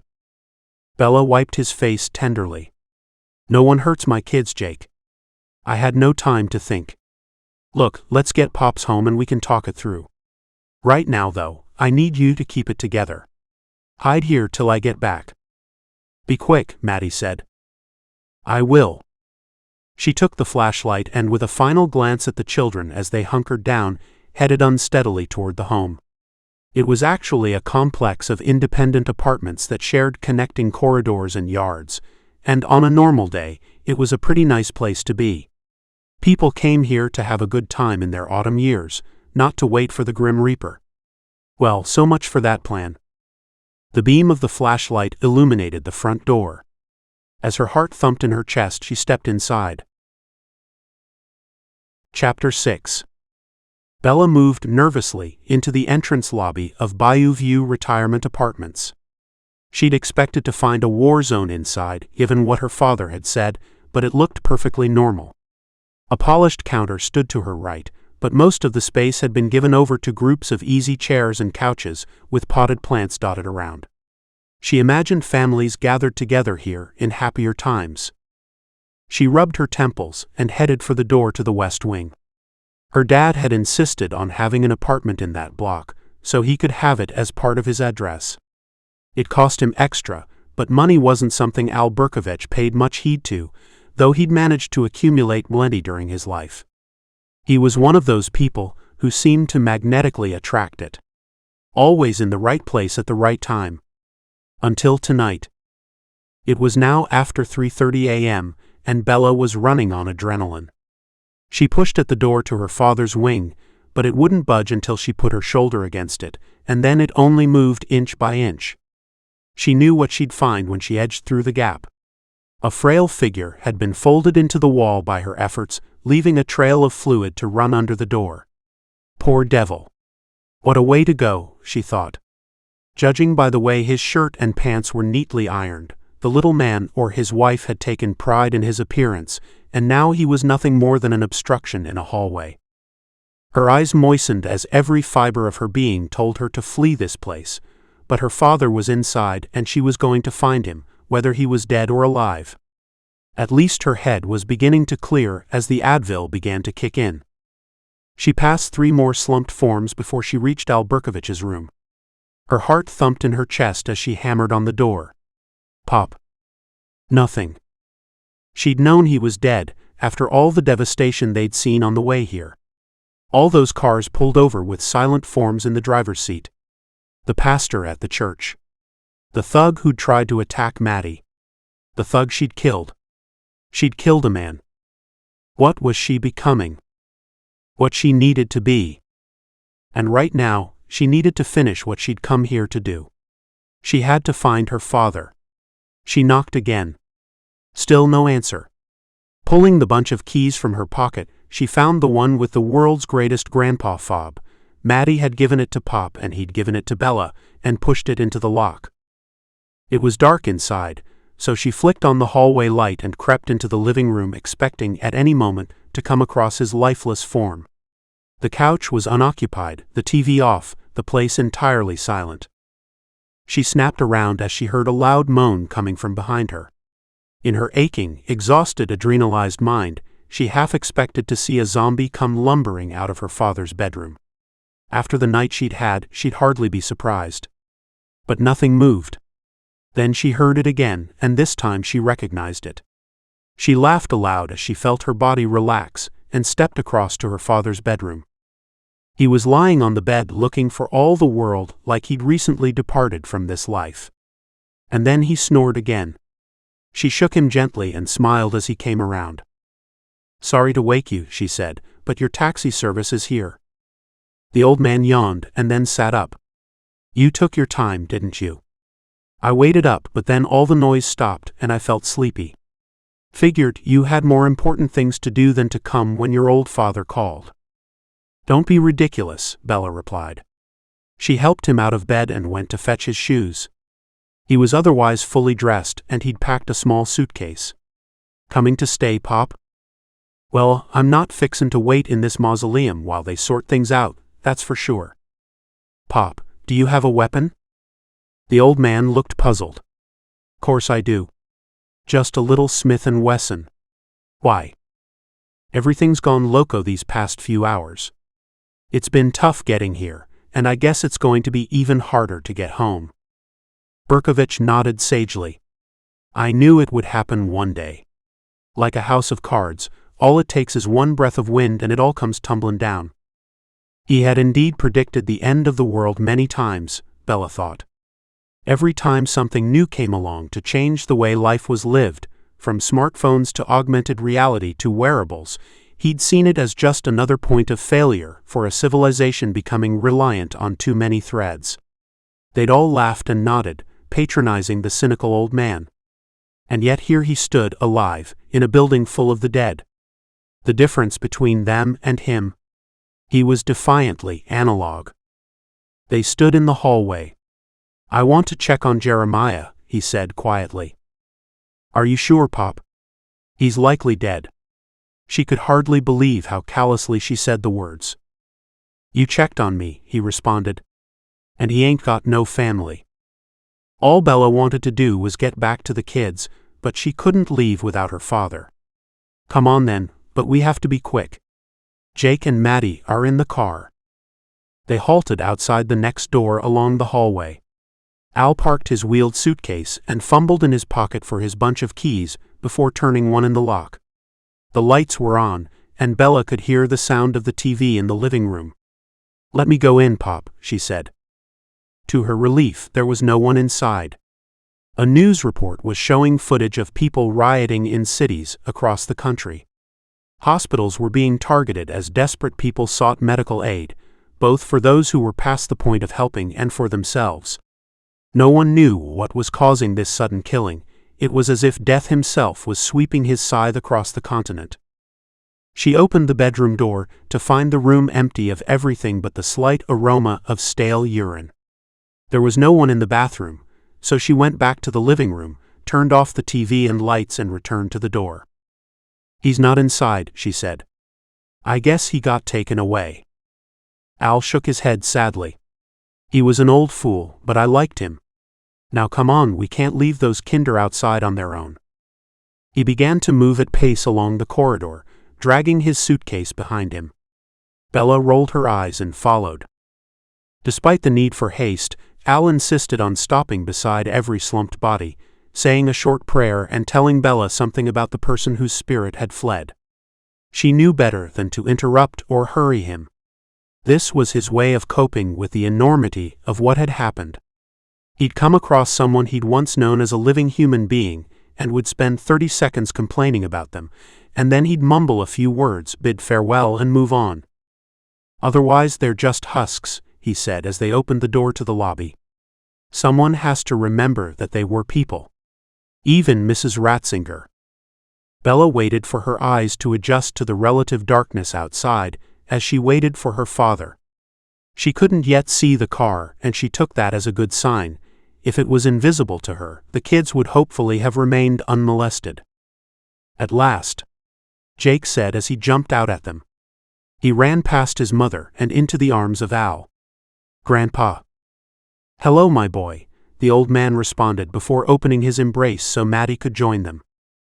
"I'm fine, thanks for asking," muttered Bella without any real venom. "Come on, let's get out of here."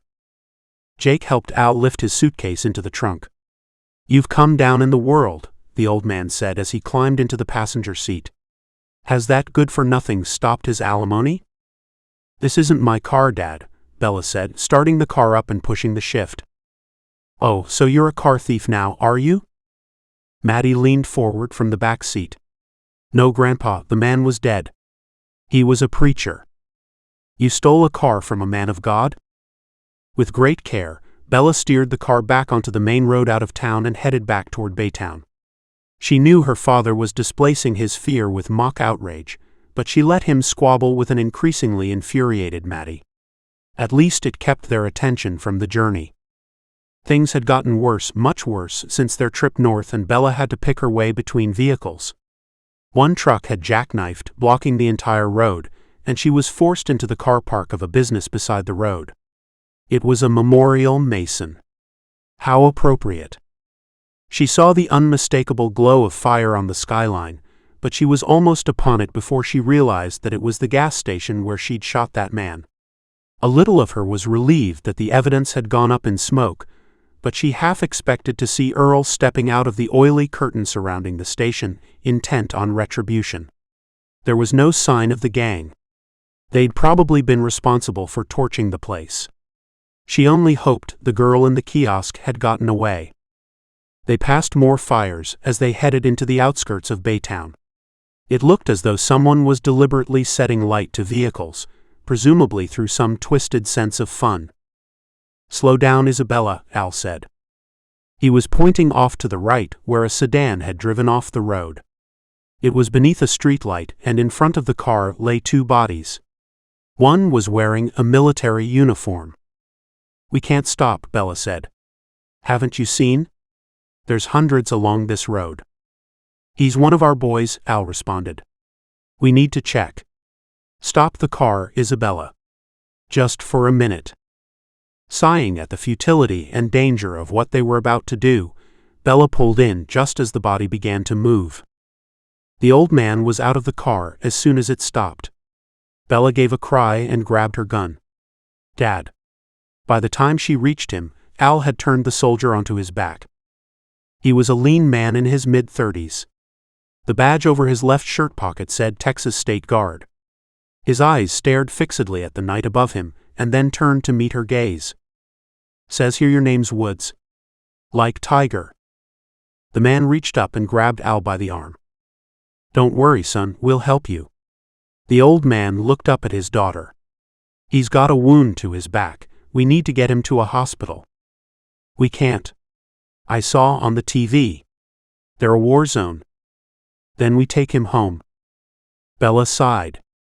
She looked down at the man as he let go of her father and fell back into unconsciousness. She had enough on her hands with Al and the kids, and she didn't know what she was going to find when she got home. She'd locked up and shut the gates, but she hadn't expected to find such widespread carnage outside. If it hadn't been for her father, they'd have passed on by and written off the figures in the road as just more victims. The one beneath the soldier, a woman in her 20s, was certainly dead. But there was no question of leaving him here now.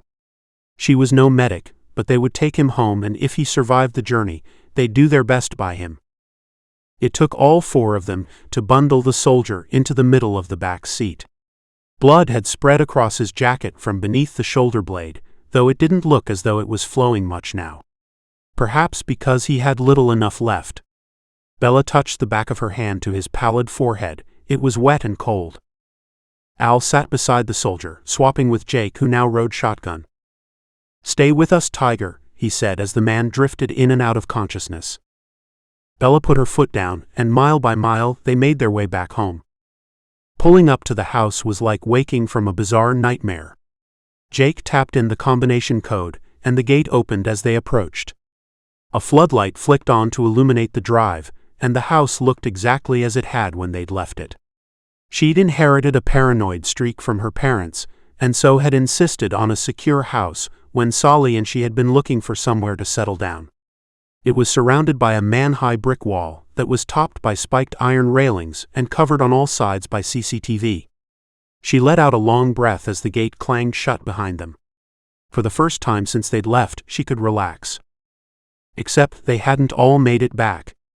Todd's body was lying in a car halfway between here and Mont Bellevue. She should have been overwhelmed with grief, but she searched her heart and found her emotional well completely drained. She had nothing left. All she could do was deal with things as they were. And her head was still throbbing. "Come on, Isabella," her father called. "Let's get this boy inside." She snapped out of her inner monologue and put the soldier's arm over her shoulder. With Jake's help, they dragged him into the house, but it took all four of them to get him upstairs and into the guest bedroom. Bella removed his jacket and shirt as he lay unconscious on his front, before taking a look at the wound. It was a bullet, but there was no sign of it exiting on the other side of his chest. Odd. He'd been wearing no armor, so there was nothing stopping it from going straight through and killing him instantly. She cleaned the wound with some boiled water, and then took her father's flashlight and shone it into the neat hole punched into his skin. Bella could see metal, but it wasn't the bullet. Rolling him gently onto his back, she lifted his wrist. The display of his boneswear was black. By a freak chance, the bullet had hit and shattered his implant. He'd bled heavily, perhaps too heavily, but for now the implant had saved his life. "Well, who'd have believed it?" the old man said. "Those infernal lumps of metal did have a use after all." She gave him a tired smile as she tucked the blankets under the soldier's chin. She couldn't do much other than keep him warm and give him fluids if he woke up. For now, however, she needed sleep as she'd never needed it before. "I'll sit by him." "I've already slept a little," Al said as his daughter got up. "Thanks, Pops," she replied. She turned at the door. "I'm glad you're here." "Me too," labeling. "Me too." She watched her father bring a chair to the side of the bed and settle down to his vigil. She smiled again. Then the lights went out. Chapter 7. Solly. Solly yelled as a stabbing pain gripped his calf. He reached down but overbalanced and rolled off the couch and onto the floor. He lay there groaning as he came around properly. It was light. He'd slept all night. He could feel the grungy carpet under his legs. He had no pants on. Of all the things that might have freaked him out, memories of a night spent dodging the end of the world, for example, it was the fact that he'd woken up half naked that was at the forefront of his mind right now. He sat up with his back against the couch. His left leg had been bandaged and he wasn't wearing the same briefs he'd had on yesterday. He knew this because he didn't make a habit of putting them on back to front. His stomach rumbled, his mouth was dry, and he had the mother of all headaches brewing. He decided to shelve all his questions until he had the energy to answer them, so he pulled himself back onto the couch and fell immediately asleep again. He couldn't tell how long he'd been lying there when he woke up. It was still daylight, which meant on these short winter days that he can't have been asleep for more than 8 hours at the most. He rubbed the residual soreness from his calf and groaned as he sat upright. Every part of him ached, but most of the real pain came from the part of his left thigh that was covered by the bandage. He twisted his leg a little, and then winced as he caught sight of the oval-shaped patch of red on the far side. How had that happened? Who had put the bandage on? Then, like a searchlight finding its target, he remembered. "Mona," he croaked. "Mona." No response. He hauled himself up and hobbled, stiff-legged, to the kitchen door, leaning on the wall as he went. It looked well-ordered inside, far too tidy to have been as Solly had left it, though he was puzzled by the pile of cans on the table. It looked as though Mona had emptied the closet of food and organized it into types. Very odd. "Mona?" he called again, as he made his painful, exhausted way from the kitchen door along to the bedroom. He opened the door and saw her there, lying in the bed, duvet clasped under her chin, looking as comfortable and peaceful as it was possible to imagine. But it was the peace of the dead. He could see it in an instant. There was a stillness to her that couldn't possibly be mere sleep, and her face had an unmistakable gray lifelessness to it. But still he had to be sure, so he gently touched her forehead. Cold. The woman had died in his bed during her sleep. Judging by the look of contentment on her face, she hadn't felt a thing. Small mercies. He sat down next to her on the bed, utterly numb. His mind was still foggy, perhaps from the drinks the night before at Gabe's. The night before everything changed. He cast his mind back to their journey here. How he'd met Mona in the subway, how she'd seemed timid at first but had shown herself to have guts when it came to it. How she'd saved him during the knife fight. He touched his bandaged leg again. He must have been cut during the fight without knowing it. Just a glancing blow that had leaked blood. He hadn't noticed while they were out in the cold and wet, but when they'd gotten inside and warmed up, the blood had begun to flow freely. Mona had patched him up, removed his pants, and then gone to bed to die. His stomach rumbled again. He needed to deal with Mona, but he needed food and drink first. Perhaps that would clear the fog from his mind so he could function. So he could make sense of what had happened. It took a Herculean effort to make it back to the kitchen. He felt as though he'd aged 50 years in a single night. His legs were so weak, his right leg cramped and his left sore as the bandage rubbed on the wound. Twice the dizziness almost overwhelmed him, and he was forced to lean against the wall to steady himself before moving on again. Finally, he was at the sink filling a mug with water. The cold liquid splashed down his throat and immediately sharpened his senses. Coffee next. He didn't have the energy for anything other than instant, so he flicked the switch on the kettle and stood, holding onto the kitchen counter, waiting for it to warm up. Nothing happened. He looked down at the digital readout on the front of the stove. Nothing. The microwave. Nothing. So the power was out. Just as he thought this, he noticed the cold. The apartment heating was powered by electricity, and the windows weren't well insulated. He could feel a breeze play over his bare legs. He had to get warm. But to get warm, he needed energy, and he didn't have any means of heating food. He shambled over to the table and looked through the cans. Rice pudding, that would have to do. He sat down, lifted the ring pull, grabbed a spoon from the drawer and dug in. As soon as he started eating, he realized just how famished he'd been, and the can was gone in seconds. Solly made his painful way back to the living room. He needed to contact Bella. His smartphone was on the table, but the battery had died. There was no dial tone when he picked up the house phone.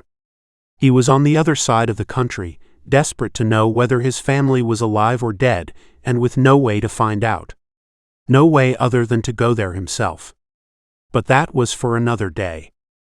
For now, he had to put some more clothes on. The journey back to his bedroom was easier as he felt his strength begin to return, and he quickly found a pair of lounge pants that were warm but loose around his wound. He took another glance at Mona's peaceful form, before heading into the living room and looking out onto the street below. No lights, no sign of movement at all. The sky was darkening, so he knew it must be around 4 p.m. He flicked his right wrist and his bones where flashed amber warnings about dehydration, but nothing too concerning. Whatever was killing people had passed him by. So far. Then he looked back at his bones wear. In the top corner it showed the time, 4:11 p.m., that was what he expected. But beneath it was the date, November 16th. He'd been out for 2 days. No wonder his legs felt weak and his head was swimming. Mona must have tended him, and then, on the night before he woke up, she died. He suddenly felt confused and vulnerable. What had been going on outside while he'd slept? Mona's gun. He went back to the bedroom. Her handbag was there, but the pistol wasn't inside. Instead, he found a spiral-bound notebook. He went to put it back, but he spotted his name on the front page, so he pocketed it and then looked through the drawers, before searching everywhere he could think of for the precious weapon. It was when he'd reached the front door that it struck him. Where would he hide a gun before going to sleep? He rushed back into the bedroom again, and somewhat fearfully, ran his hand under the pillow Mona's head was resting on. It moved a little as he groped around, but he kept his eyes elsewhere, and finally, his fingers closed around the cold metal. Pulling it out, he took it back to the living room, stopping off in the kitchen for a pack of candles and a box of matches as the light was fading fast outside. He pulled the curtains, lit a couple of candles, and sat on the couch again, breathing heavily. 2 whole days. He'd have to make sure he ate again tonight and, above all, that he kept hydrated. But if the power had gone, how long would the water work? He made a promise to himself to stock up in the morning, but for now, his attention was focused on the book he'd found in Mona's handbag. Holding it under the candle, he swiped back a few pages to the point where she'd started writing. "Dear Solly, if you are reading this, I must be dead, like so many others tonight. I am keeping notes of what I'm doing and learning, so you will have some answers when you wake up. I hope you never see this. I hope I'm alive to welcome you back. You look so peaceful when you're sleeping. Thank you for saving me. Love, Mona." Tears formed in the corners of Solly's eyes as he read this, before he moved on to the entries below. 14th 4 a.m. Have dressed the wound and stopped the bleeding. News says there have been deaths in the millions. Have turned off all lights, lots of people in the street shouting and crying out. Lots have driven away. Not sure how far they'll get. Hope Solly doesn't mind me sleeping in his bed, but I need to rest a bit. 14th 9 a.m. Am concerned that Solly is showing no signs of waking up.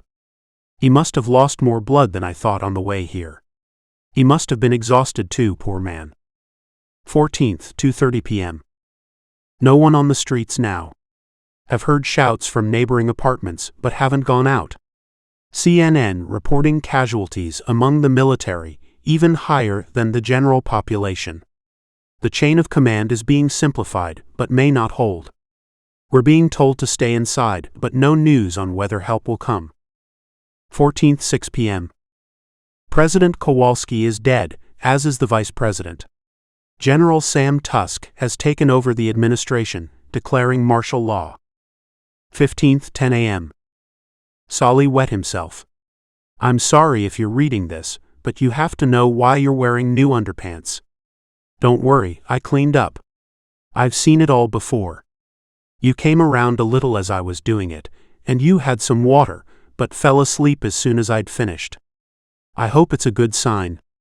Maybe you'll wake up properly today. 15th 7 p.m. I'm scared. The power went off an hour ago, and it's not going to come back. Nothing is moving outside, except the odd car light in the distance. I've made an inventory of the food in the apartment. There's not a lot. When you're awake, we'll have to go out and get some essentials. I'm not doing it on my own. Please wake up Solly. That was the final entry, and Solly could barely see for the tears. She'd cared for him on her own, stuck here looking after a near stranger because she couldn't leave him. He looked out of the window at the darkness. He'd never seen it like this before. Even in the dead of night, this part of Queens was always lit up so bright you needed blackout drapes to sleep. Well, now the night belonged to the dead. He went back into the bedroom one final time, pulled the duvet from Mona's body, sat on the sofa and wrapped it around himself. He opened a can of peach slices, ate them and then fell asleep, the gun beside him. It was daytime when he awoke again, and in a panic he looked at his bones where 9:30 a.m. on the 17th. So he'd only slept the one night this time. Cold hit him like a slap in the face as he opened the quilt and stepped out. But he felt an urgent need for the bathroom, so he shivered his way through the process and was grateful to hear the toilet tank refilling once he'd flushed. At least the water was still running. After a quick breakfast of cold baked beans, he sat on the sofa and pulled the dressing off his wound. It felt warm to the touch, and the edges of the jagged wound were red. It was infected. It might heal of its own accord, but Solly had no intention of taking the risk. He knew it was still possible he'd die from whatever had killed everyone else, but he couldn't do anything about that. What he could do was to go out and get some antibiotics. Padding back into the bedroom, he was somehow shocked to see Mona lying there. What had he imagined? That she would get up and let herself out? He shook his head to jump out of that particular rabbit hole. He noticed she'd gone to bed that night fully dressed. As he went through his drawer and wardrobe digging out the warmest clothes, he thought about his next move. Beyond getting some antibiotics and essential supplies, what then? The image of his children appeared in his mind's eye, and he knew the answer. Sooner rather than later, he was heading out of town and onto the road to Texas.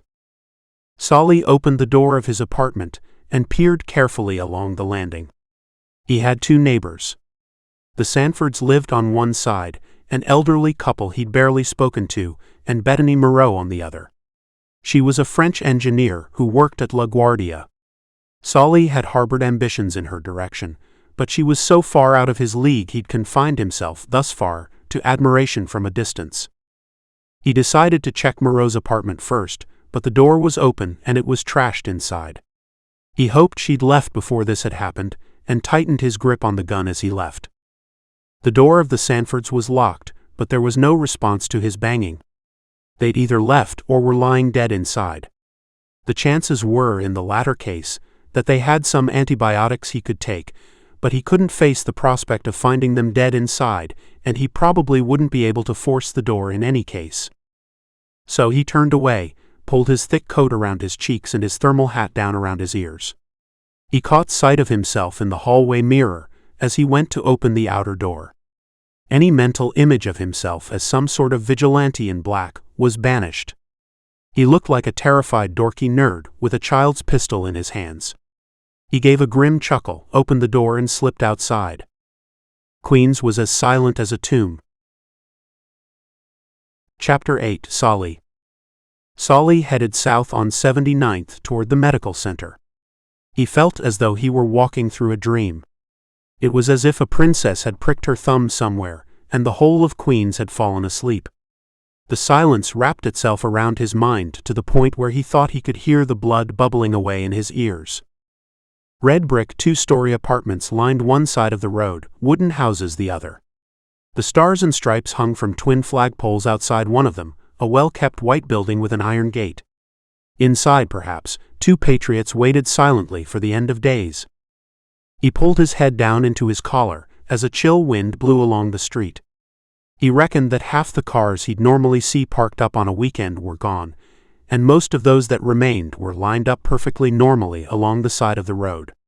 But here and there he'd see one abandoned, and around it, cars on either side unable to get through. He quickly learned not to look inside any of the cars he passed. When he was crossing Northern Boulevard, he heard voices crying out in the distance. He couldn't tell what they were saying, but they didn't seem to be frightened or stressed.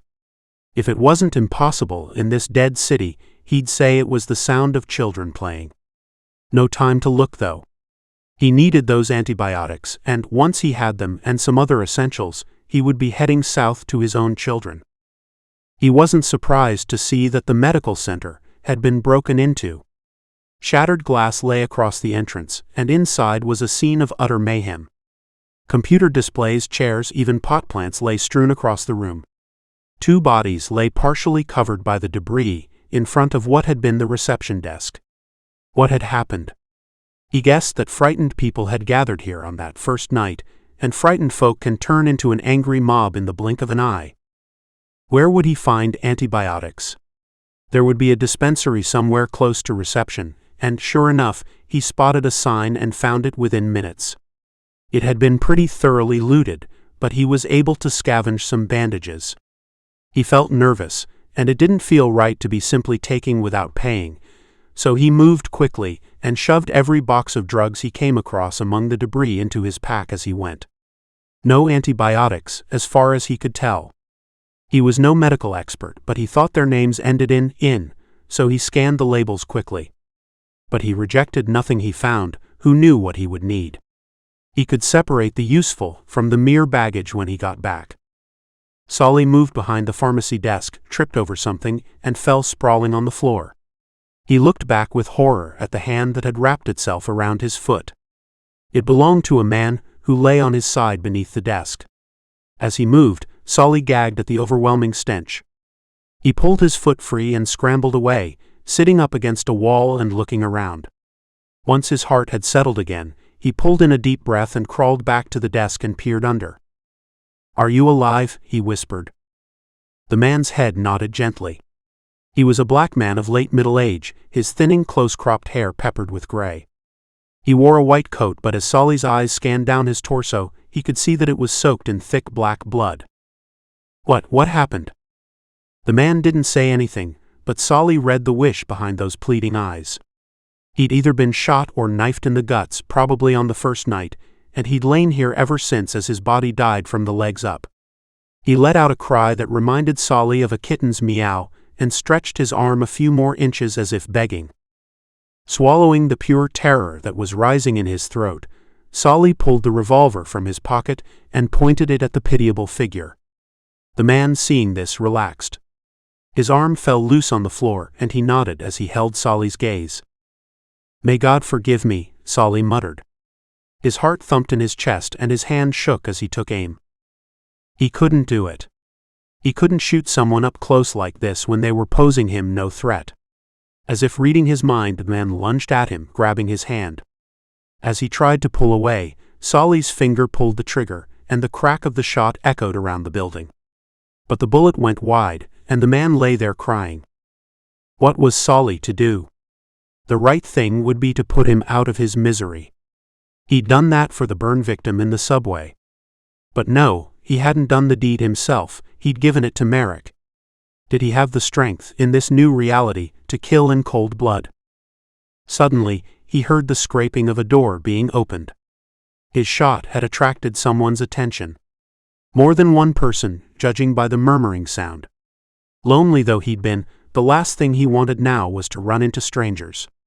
With a whispered curse, he got to his feet, trying hard not to look at the man on the floor. He took his grief and shame with him as he ran out the rear of the pharmacy and into the staff hallways beyond. He still needed his antibiotics. If anything, his leg was more painful now than it had been when he'd woken up. He didn't want to end up like the man under the table. He pushed at a door and found himself in an empty consulting room. Good, this one hadn't been raided. Pulling open the drawers, he scattered their contents onto the desk. Pens, a stethoscope, some mints. Nothing useful. In the next room, he hit the jackpot. He couldn't tell what this doctor's specialty was, but she clearly dispensed a lot of antibiotics because her desk drawer was full of them. Amoxicillin would do. He took every box he could find and topped it up with other varieties just for luck. He'd have taken more if he'd thought to bring a bigger bag. Cursing himself, he went to the door and heard again the sounds of people talking, echoing down the corridor. A brutal laugh went up, and then, to his horror, he heard a wailing cry. He couldn't tell whether it was a woman or a child, but either way he couldn't turn and run. Swinging the pack onto his back, he checked the gun and sneaked toward the noise. "There's someone else in here." Solly halted. The voice was calm, and it was too close for comfort. He held his breath as he listened. "Yeah, I heard the shot. But maybe we don't want to go looking for trouble." The first voice erupted in laughter. "Moron. We are trouble. We bossed this place before the falling, we sure as hell rule it now." "True enough. But can't we just play with the booty? And go looking later?" The first voice seemed to consider this. "Maybe you're right. We don't want Jez going spoiling the prize. Nice little virgin." So that was it. They'd found a woman hiding, probably in the medical center itself. Could his shot have brought them here in the first place? Good grief. Again, he felt like a bear in a trap, caught in a net of responsibility and guilt. Mercifully, the two men moved away from him, and he was able to follow. The glimpses he caught as he shadowed them along the corridors of the medical center told him that one, the first voice, was a slightly built black man with long dreadlocks. His accomplice was short, wide, and looked white but might have been Hispanic. Both wore blue denims, and he could see tattoos covering the neck of the paler man. Each carried a handgun. At first he couldn't tell which direction they were heading in, but then, with horror, he realized that they were behind the pharmacy.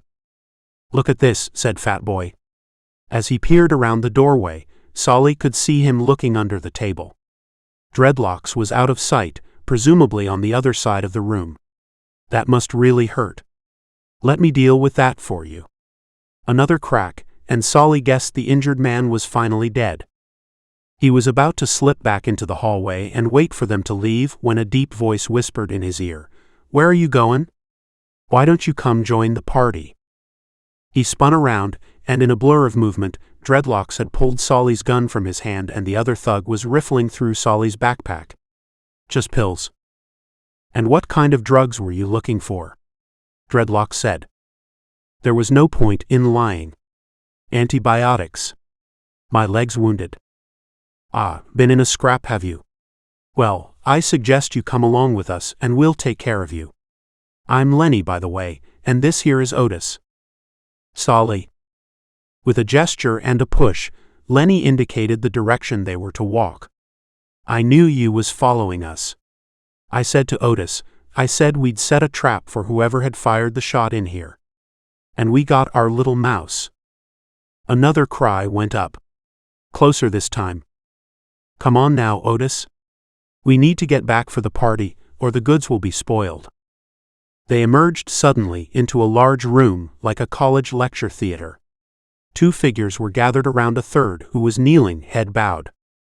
"Ah, Lenny, you're just in time," said a white youth whose pockmarked face peered out from beneath a black hoodie. "I'm glad to see that," Lenny responded. "But put it away for now, Jez. The lady don't want to be seein' what you're packin'." Otis laughed at this, followed a few moments later by the boy who stood alongside Jez. And he was just a boy. 14, 15 perhaps. "We found our gunman," Lenny said, pushing Solly to the front. As the others backed away, he could see that the kneeling figure was indeed a woman. She was slightly built with a mass of brown ringlets crowning a pretty face. She wore a white blouse. Solly could see her discarded coat where it had been flung away, which contrasted with her mocha-colored skin. She looked like a lamb to the slaughter, and Solly was powerless to help. Or was he? He'd originally imagined he'd been taken by a city gang, but now that he'd seen them up close, only Lenny was truly dangerous. Otis was a moron, and Jez an adolescent bully. As for the boy, he looked terrified. Lenny was the key. "Now then, friend Solly, you have an opportunity," Lenny said, forcing him down onto an auditorium chair. "We are the power in the hood now. Everyone else has gone, one way or another. You can handle a weapon, and I figure you has more brain than those three put together. Join up with us and you can live like a king." Solly gave a non-committal shrug. Well, perhaps you should see what living like a king means. Now you just hold that girl down, Jez, and I'll show you how a real man does it. Don't be jealous of my gear though, will you, boy? Jez's face darkened, but he grabbed the girl's shoulders and pushed her to the floor. Solly went to rise from his chair, but Otis waved Mona's snub-nosed pistol and shook his head. The woman screamed as she was forced down. Though lean, Lenny was a strong man, and he quickly subdued her. Solly looked up at Otis, whose attention was switching back and forth between watching over him and gloating at Lenny. The black man was now naked from the waist down. All Solly could hear was muffled crying and a scuffling sound as the woman struggled in vain. It was now or never. Otis looked across at Lenny, and Solly took his chance. He lunged at the thug's gun-toting hand. With a yell, Otis pulled back at him, but Solly was fueled by rage and fear, and he pushed Otis's arm inwards as he heard Lenny call out. Solly had forced the thug's arm back on itself when there was a muffled crack, and Otis fell screaming backwards, his hand over his gut. Solly grabbed the gun from his nerveless hand just in time to spin around and train it on Lenny, who stood, pointing his own gun at Solly. "Come now," he said, his voice betraying a barely suppressed rage. "Put the gun down and we'll talk. You ain't no killer, I know that. Accidents is one thing, putting a man out of his misery is one thing. Killing in cold blood, that's another. I don't see it in you, Saul." Solly thought about the woman lying on the floor pinned down by Jez. He thought of the innocent millions who had died over the last days. He thought of Mona, his savior, lying cold in his bed. And he thought of what would happen if he let Lenny talk him down. Then the woman screamed, and Solly let the red mist take over. Lenny fell to the floor, a hole punched through his chest. "Who said anything about cold blood?" Solly spat. "Don't come near me or I'll cut her." Solly looked up to see Jez holding a knife to the throat of the woman, his filthy hand still clasped over her mouth. "Let her go," Solly said. "Do the right thing for once. She's mine. You go or I kill her. Right here, right now." Jez's face twisted with rage, his blue eyes staring like a madman. "Go," he screamed as he raised the knife point down. There was a sudden blur, and Jez fell sideways. The boy stood there holding what looked like a chair leg. He looked at Solly, then at the woman as she sat up, then he crawled away. "Sorry," he said before turning to run. "Wait," Solly called out. The boy stopped. "Good folk need to stick together. Give me a hand." The boy remained with his back to them, and then Solly could see him turn his head in the woman's direction. She sat cross-legged and sobbing, but she returned his gaze and after a moment gave a brief nod. Solly knelt beside Jez. He was out for the count but not dead. Lenny had been right about one thing: Solly was no cold-blooded killer, and he wouldn't finish Jez off while he lay there helpless. But he had no intention of burdening himself with a prisoner. "Look, we can't stay here," he said to the woman. "My name's Solly, and I'm going back to my apartment to hole up for the night. You're both welcome to come with me." "You can't stay there for long, they'll find you," the woman said, her voice trembling as her body shook. "I won't be. I'm heading for Texas to find my family. What you do is your affair, but you're welcome to my apartment." The boy who'd brought the woman's coat and put it around her shoulders said, "I got no one here. Like you said, folks need to stick together. My name's Ross, by the way." "I'm Janice," the woman said as she shivered. Solly helped her up. "Come on then, let's go home." Chapter 9. Polly. "Can everyone hear me?" Deputy Paulina Ramos called, as the town meeting came to order. Polly looked out over the people gathered in the Baptist church. It seemed like a good turnout until you realized that this was just about everyone left alive. She watched them as the remaining conversations trailed away and silence fell. No one in their right mind would have put Polly in charge of anything more crucial than an office party, and yet, here she was, in effective command of the security in Arbroath, Washington, as the world fell apart around them. Technically, Deputy Hodges was the ranking officer, and she respected the chain of command enough to tell him what she was going to do before she did it. But though they all felt way out of their depth, Hodges had sunk the furthest. They'd come within a whisker of complete anarchy in the hours after Sheriff McGovern died. He'd shaped the town police in his own image, and it was unthinkable that he wouldn't be leading the recovery if there was to be one. Without anyone to give orders, they'd scattered to their homes. It was truly everyone for themselves. Polly didn't have anywhere to go other than her apartment, so she helped Hodges move McGovern's body to the basement where it still lay 3 days later. The following morning, she and Hodges watched the sun rise over a ghost town and waited for their colleagues to sign in. By the time they'd given up waiting any longer, only another 5 had turned up. 5 out of nearly 50. Aside from Hodges, Polly only really knew Mike Fessel and Nikki Friedman. Fessel was a 20-something former barista at Starbucks. Polly liked him, though he was sometimes a little too cocky for his own good. Well, the apocalypse had done a pretty effective job of taking the spring out of his stride, and he'd now become more sullen and withdrawn. He'd lost both parents and a brother, but he'd still turned up the next day to do his duty. Nikki Friedman was a raw recruit from out of state. She'd already been effectively knocked into shape during the infamous induction period overseen by McGovern, but she was now driving on empty. Of the other 3, all men, she'd known next to nothing.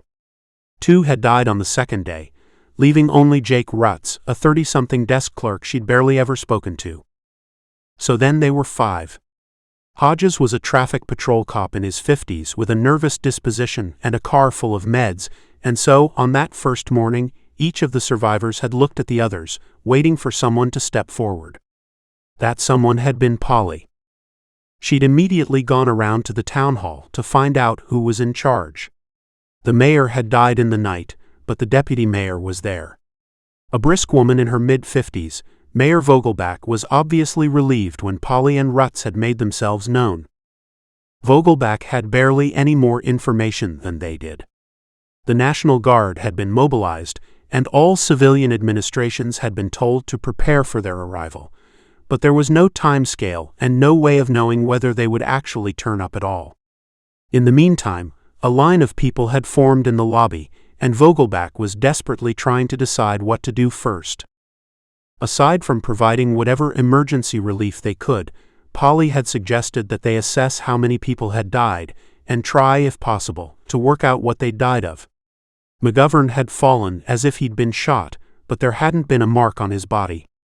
A pandemic seemed unlikely, as the deaths had happened without prior symptoms and most had occurred over a period of a few hours, though they soon discovered that those who'd survived so far might not see out the day. The night before had been shocking enough, but riding around in the patrol car with Rutz had driven it home to her just how devastating the death toll had been. They took a single street and went from dwelling to dwelling counting the dead and those that remained alive.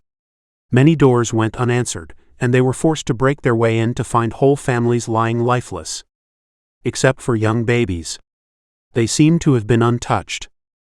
Arbroath wasn't exactly an up-and-coming community, so its population tended closer to retirement than birth, but by the time they'd swept that first street, they'd found as many babies alive as adults and older children. Polly and Rutz distributed them to survivors, deaf to any protests. They were swimming in a sea of grief, and everyone had a responsibility to keep some hope for the future above the waterline. They sat in the car and added up the numbers.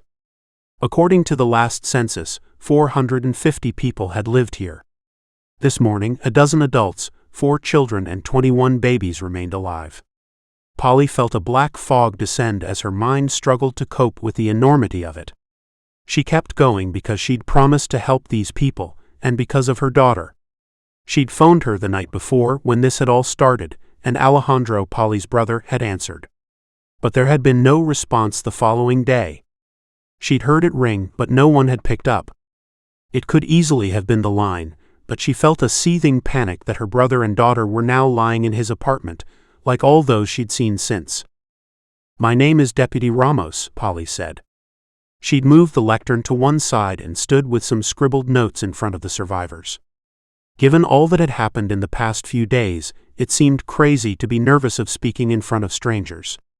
Crazy but true. "I represent the Sheriff's Department, and I have some announcements I need to make regarding security." But first, I'd like to invite Mayor Vogelback to speak. These are desperate times, the mayor began in a hoarse voice that grew in strength as she spoke. We've been visited by an unknown plague that has robbed us of so many loved ones. Vogelback paused for a moment as tears formed in her eyes. Out among the audience, Polly could hear isolated sobbing. This was no normal congregation, she thought. Almost everyone in this crowd was alone. The mayor drew in a deep breath. It seems ridiculous to talk of the future at a time like this, but it will come whether we plan for it or not, and I, for one, would wish there to be citizens of Arbroath to greet it. But let me begin by sharing the latest government information, since I know that many of you have lost power. Bear in mind that this information was received 2 days ago, and we've heard nothing since. President Kowalski is dead. Ryan O'Reilly, former Secretary of Transportation, has been sworn in. A state of national emergency has been declared, and all arms of the military have been ordered to mobilize, including the National Guard. Citizens have been advised to remain in their homes and await further orders. However, we have received nothing further from federal or state government, so we must act as if we are on our own. Deputy Ramos has formulated a plan to ensure our safety. The mayor stepped back, and all eyes focused on Polly. Our first task is security. We don't believe it's realistic to try to secure the entire town and outlying districts, so we are instituting a safe zone centered on the marketplace. We're surveying the surrounding streets to work out the most defensible perimeter, but I suggest anyone who lives in the outlying areas prepares to move inside. A hand went up. What about our dead? They need to be buried. Mercifully, the mayor took this one. We'll attend to that once the living are secure, Marjorie. You need to head back home and pack. The woman subsided, and a man wearing a quilted jacket and baseball cap stepped forward. What are you doing about supplies? The Quickmart's already been looted, and not by the folk of this town, if I know them at all. Where's the food going to come from? And nights are pretty cold this time of the year. The one silver lining to this catastrophe, Marvin, is that there is plenty of food in the shops, at least for a little while. By bringing it into a secure central area, we make sure it's kept safe, the mayor said. So you can control who gets it and who doesn't, I suppose? Marvin responded. The mayor went to open her mouth, but Polly, sensing that trouble was brewing, spoke first. Do you have any military experience, Marvin? 10 years in the Marine Corps.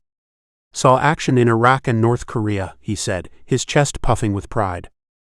We're looking for deputies to help secure and protect supplies and patrol the streets. We'd love to have a man with your experience. But the work's dangerous and the pay's negligible. Sounds just like the Marines, Marvin said. I'll sign on. Can't sit on my hands while the world goes all to hell. The name's Tucker, former gunnery sergeant. Polly took out a pen and noted the man's name. Thanks, Gunny, she said before addressing the rest of the audience. We're looking for men and women with service experience to sign up as deputies, and anyone else fit enough to help get the town back on its feet.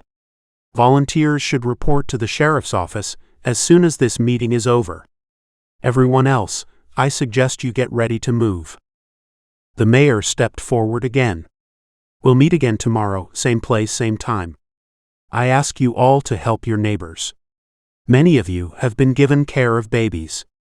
Please remember that they are innocents in all this, and that if we want them to have a world to grow up in, then we must come together to protect them. Now, before we depart, let's have a moment of silence for the departed and say a word of prayer.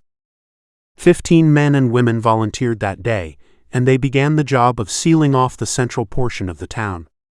Arbroath streets radiated out from the town square, so they were able to barricade all but one of them, with the shops and apartments on either side forming an otherwise continuous wall. Work parties scoured the shops in the unprotected area and brought all the useful supplies inside the ring.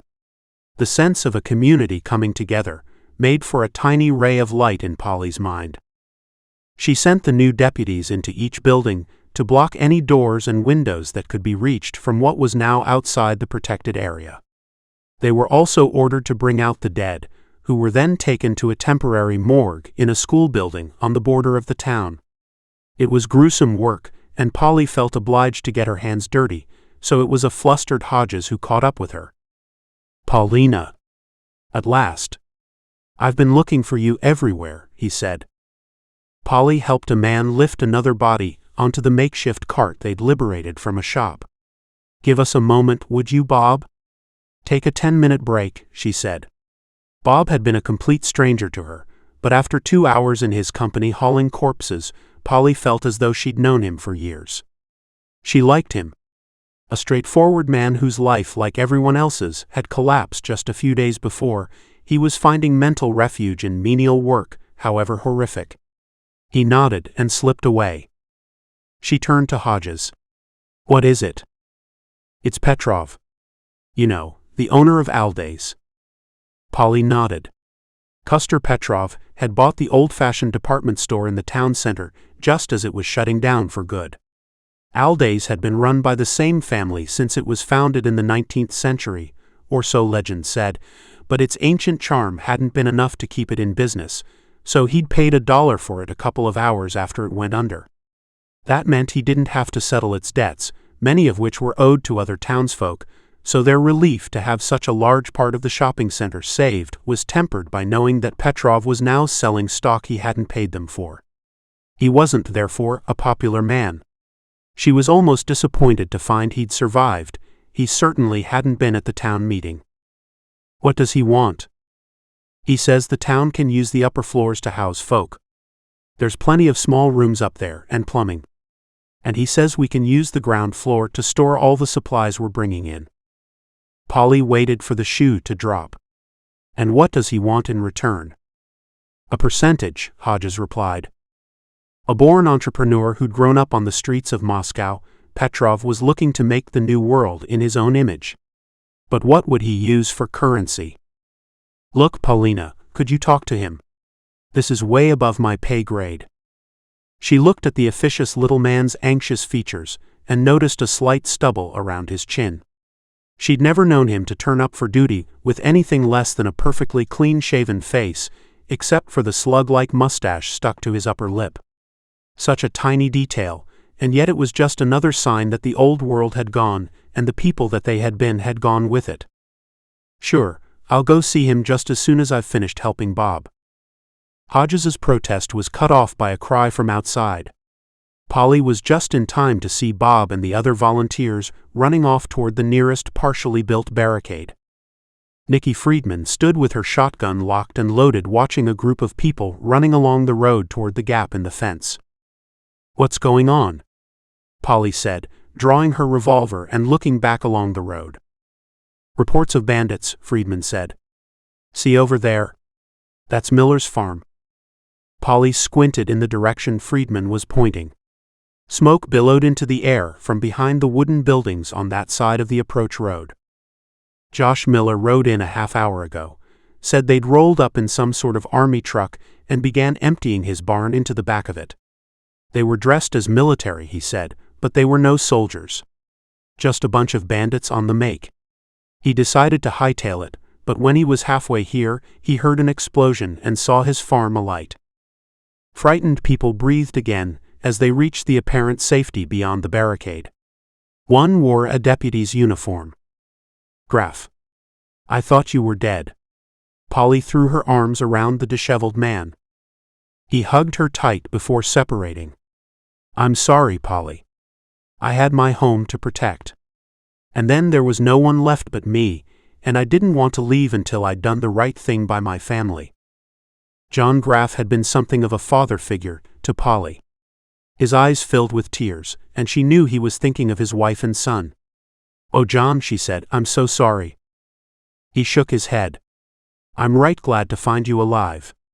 First bit of good news I've had since this all started. But we need to finish this barricade and get people inside quickly. There's bad folks out there and they're gonna want what we've got." "Sheriff." The call went up from a volunteer standing on top of the barricade. He was looking directly at Polly.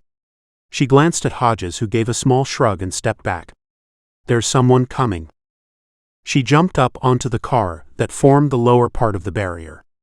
It was a clear day and West Street ran in a straight line out of town, so she could see for at least a mile. At first, she could only make out movement of some sort in the distance that then resolved itself into a small convoy of vehicles. She sent Hodges off to gather the deputies, brought her weapon to bear, and then watched as it crawled closer. They were certainly military, probably from the National Guard base in Seattle, but Josh Miller's report had shown they were not bona fide soldiers. The convoy halted a couple of 100 yards out. A single figure got out of the leading jeep and looked down the road at them. He took a pair of binoculars and examined the barricade before talking to a man beside him. He then got back in the jeep and waited as the other vehicles, mainly trucks, turned in the road and trundled out of town. As they disappeared from view, the jeep sat on its own in the middle of the road. The man stood up in his seat and very deliberately pointed at the watchers on the barricade, making clear his unspoken intent before the car swung around and followed the convoy away. We'll be back. Chapter 10. Solly. Solly adjusted the backpack and trudged along Northern Boulevard. He picked his way between abandoned cars and tried not to let the utter silence overwhelm him. New York was dead, and he was wandering among its bones. No, not completely dead, not completely silent. He could hear Janice's soft but confident stride a few paces behind him, and he knew that Ross would be sticking close to both of them. They'd spent the previous day getting prepared for the journey. The first thing they'd done when they'd reached Solly's apartment was to move Mona's body. They'd wrapped it in his duvet and carried it next door, laying it in the bed of his former neighbor.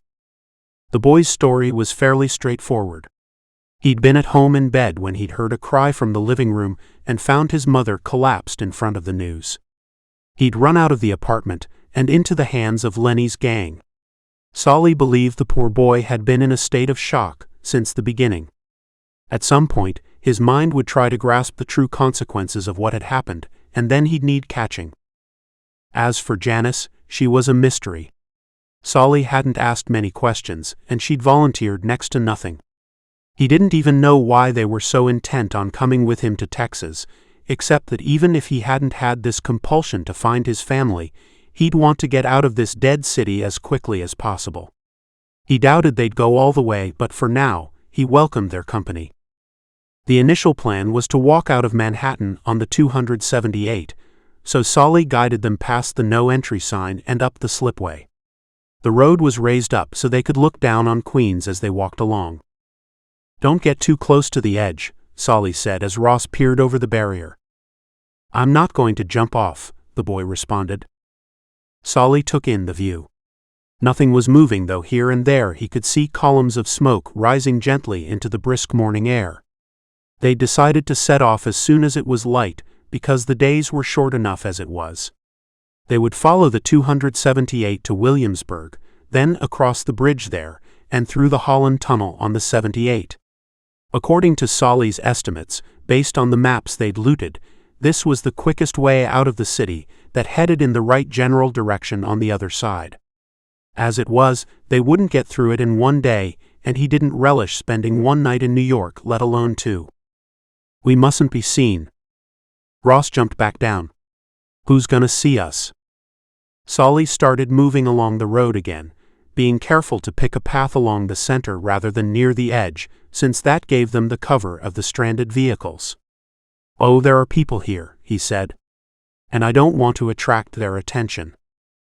They'd come across others during their supply expedition the previous day. Ross was the only one of them who'd done any serious camping, so he'd written a list of the things they'd need. First and foremost was warm clothing and portable shelter, so they'd raided an Army and Navy store.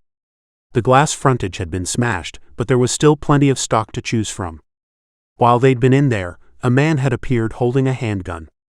He had a woman and child with him, and the look of a person at the very limit of his ability to cope. They'd backed away without a word, and after that, had kept close together in case they ran into anyone else. Others had done what the government had said, and were staying in their houses and apartments. After a time, it became easy to tell which homes contained the living and which were tombs. Solly found their faith in their government both touching and a little sad. He couldn't imagine how a functional administration could have survived the dying, and so these folks would be faced with the choice of either obeying their orders and starving to death or taking matters into their own hands. They should certainly disguise themselves better, Solly thought. If he could spot which places were occupied, then others with worse intentions could.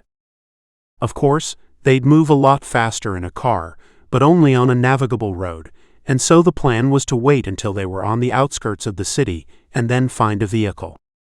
So this first part was likely to be the worst as they crawled like ants through the wreckage. Solly pulled the hood of his coat down around his face and tightened his scarf against the icy wind. Snow began to fall gently, and he exchanged a resigned glance with Janice, who was trudging along beside him. The further they went, the more like a parking lot the road became.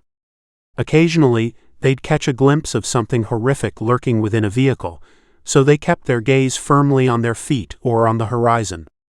They'd scavenged cars for weapons, but as soon as they'd found a couple of pistols tucked inside glove boxes, they'd stopped looking, though Solly had stuck with the Ruger revolver that had once been Mona's.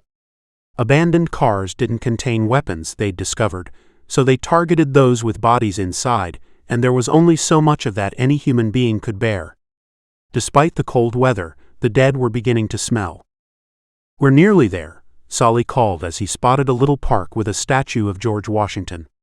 The road ran under a red steel archway that read Williamsburg Bridge before crossing the river, but Solly led them to the walkway on the right. It would be good to get away from the cars for a while. They took shelter beneath the flyover and ate a little food. They'd stuffed as many energy bars into their packs as they could fit, but Solly reckoned their diet would get boring pretty quickly. He patted his stomach and contemplated the inches he was going to lose. He'd be a new man by the time he reached Bella. Maybe she'd see him differently.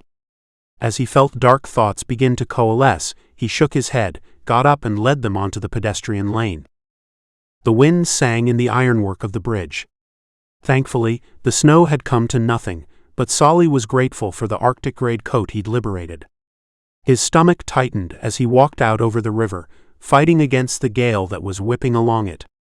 He gazed out at the tower blocks of Lower Manhattan on the other bank. There lay the Empire State Building, standing proud in the silent city. He wondered how many dead were inside that monument. From here, the vista looked like a graveyard. At the end of the bridge, they descended into streets lined with brown brick buildings and graffiti-laden walls. Solly stopped them for a moment as he spotted movement. They waited, but there was no sign that they'd been seen, so they moved on, returning to the main road and using the stranded vehicles as shelter. He'd never appreciated just how vast New York was. They'd been walking for hours, and yet the greater part of the journey out of town was still to come. "Hey." Solly swung around to face the caller, pulling the revolver from his pocket. A man was striding toward them with his hands held high. In one of them, he held what looked like a rifle. Solly could see movement behind him, as others appeared from around and behind vehicles. "I'm not after a fight," he called. "The name's Fisher, Pastor John Fisher. Welcome to the end of days, my friends." The man laid his weapon down on the roof of a car and moved toward them with his arms open in greeting. Janice pushed past Solly and embraced Fisher. He was a tall man of late middle age, his head topped with a woolly hat framed with short gray hair. Piercing blue eyes sat above an aquiline nose, and he was clean-shaven. Solly rubbed his stubble before extending a gloved hand. "You are truly blessed," he said as he shook. "For you are the chosen ones. You have survived the great cull, and are selected to prepare the way for the rebirth into paradise. Come, we have a place where you will be safe. We are few, and you are welcome." There was no question of refusing the offer. There must have been a dozen people with him, all men, all armed and all smiling as they greeted the three wanderers. "Our women are safe," one said in response to Solly's question. "They and the children are protected as we forage." Neither Janice nor Ross shared Solly's unaccountable reluctance to go with them. It was as if Janice had come to life as soon as she'd met Fisher. Her face was alight with excitement and relief. Solly had no doubt that she, at least, would remain here when he moved on tomorrow. Solly learned that they'd set themselves up in the Mayflower Theater. There were only 2 entrances, and the dressing rooms had been turned into bedrooms for the women and children, with the men sleeping communally in the bar. 2 armed figures slipped out from the shadows as they climbed the short flight of steps. "Rejoice," Fisher said. "We have found more lambs spared by God's mercy."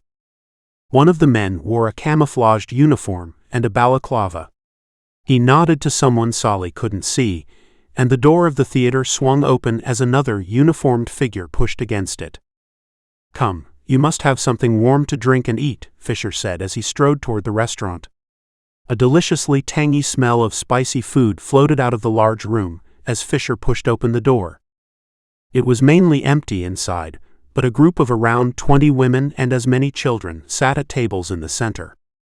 "You have arrived at an opportune time. We were about to return for our evening meal when we spotted you. Sit now and break bread with us." While the pastor had been a welcome sight at first, there was something about the man that was starting to give Solly the creeps. Solly wore his religion pretty loosely, but it wasn't any conflict with his beliefs that was bothering him. He couldn't put his finger on it. Maybe the events of the past few days had left him suspicious of everyone. Solly gestured around at the lights and the steaming food. "Where are you getting power from?" "The theater has a generator. One of our tasks is to drain the vehicles of their gas, easier said than done, but we will soon have to find a more dependable source. That's why we are so welcoming of newcomers. Extra hands, Mr. Masters." Fisher had guided Janice to a place at an empty table, and he gestured to Solly to sit next to her. "Tonight you shall eat together," he said, "though it is our custom that women eat separately." "Why?" Solly asked.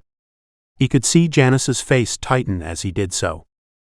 "In these dangerous times, the company of men is not necessarily pleasant, my friend," he said.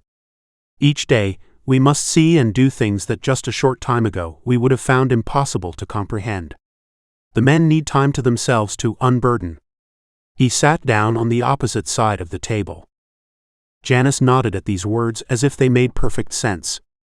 Frankly, Solly decided they probably did. New rules for a new world. A woman approached with a tray that held 3 bowls of soup and placed one in front of each of them.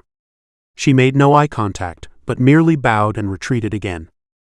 "This is General O'Dowd," Fisher said as a large man in battle dress appeared and took off his cap to reveal a bald head. O'Dowd was nearer 60 than 50, but could still snap off a brisk salute. And if he's a general, Solly thought, then I'm a monkey's uncle.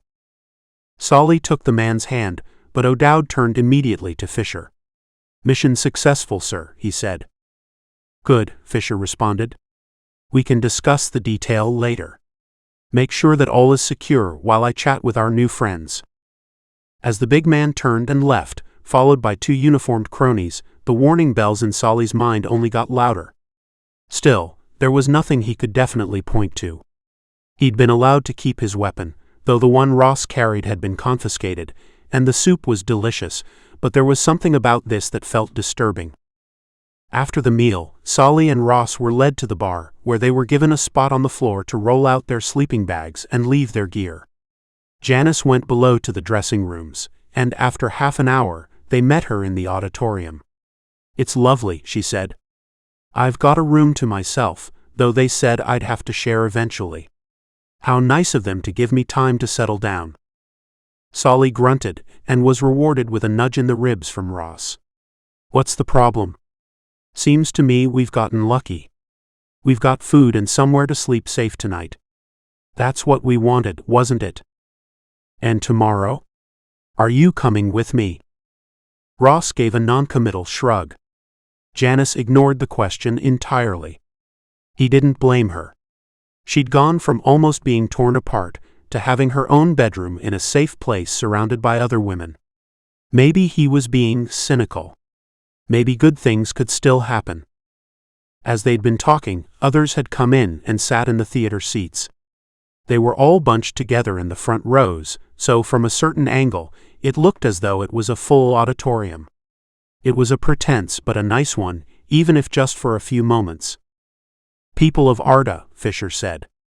He was standing behind a podium that looked as though it had been dragged from the orchestra pit. Today has been a good day. It has been less than a week since Judgment Night, and already our numbers have swelled to almost 100.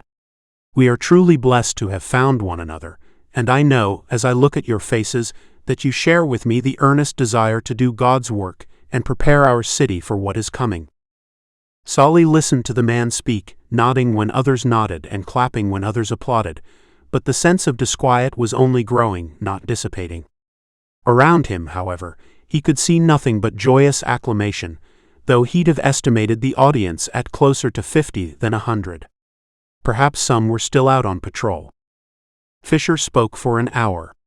He talked of the wickedness of the old world and the cleansing that this had brought upon humanity. He talked of a new world where goodness and compassion were the rule rather than the exception. And he talked of the middle world, the world of now, that they must survive and craft in order to bring about the kingdom of peace. In truth, his speech wasn't so very different from others he'd heard from the more radical preachers of all religions. The difference being that he wasn't warning of what was to come if the congregation didn't turn from their current path.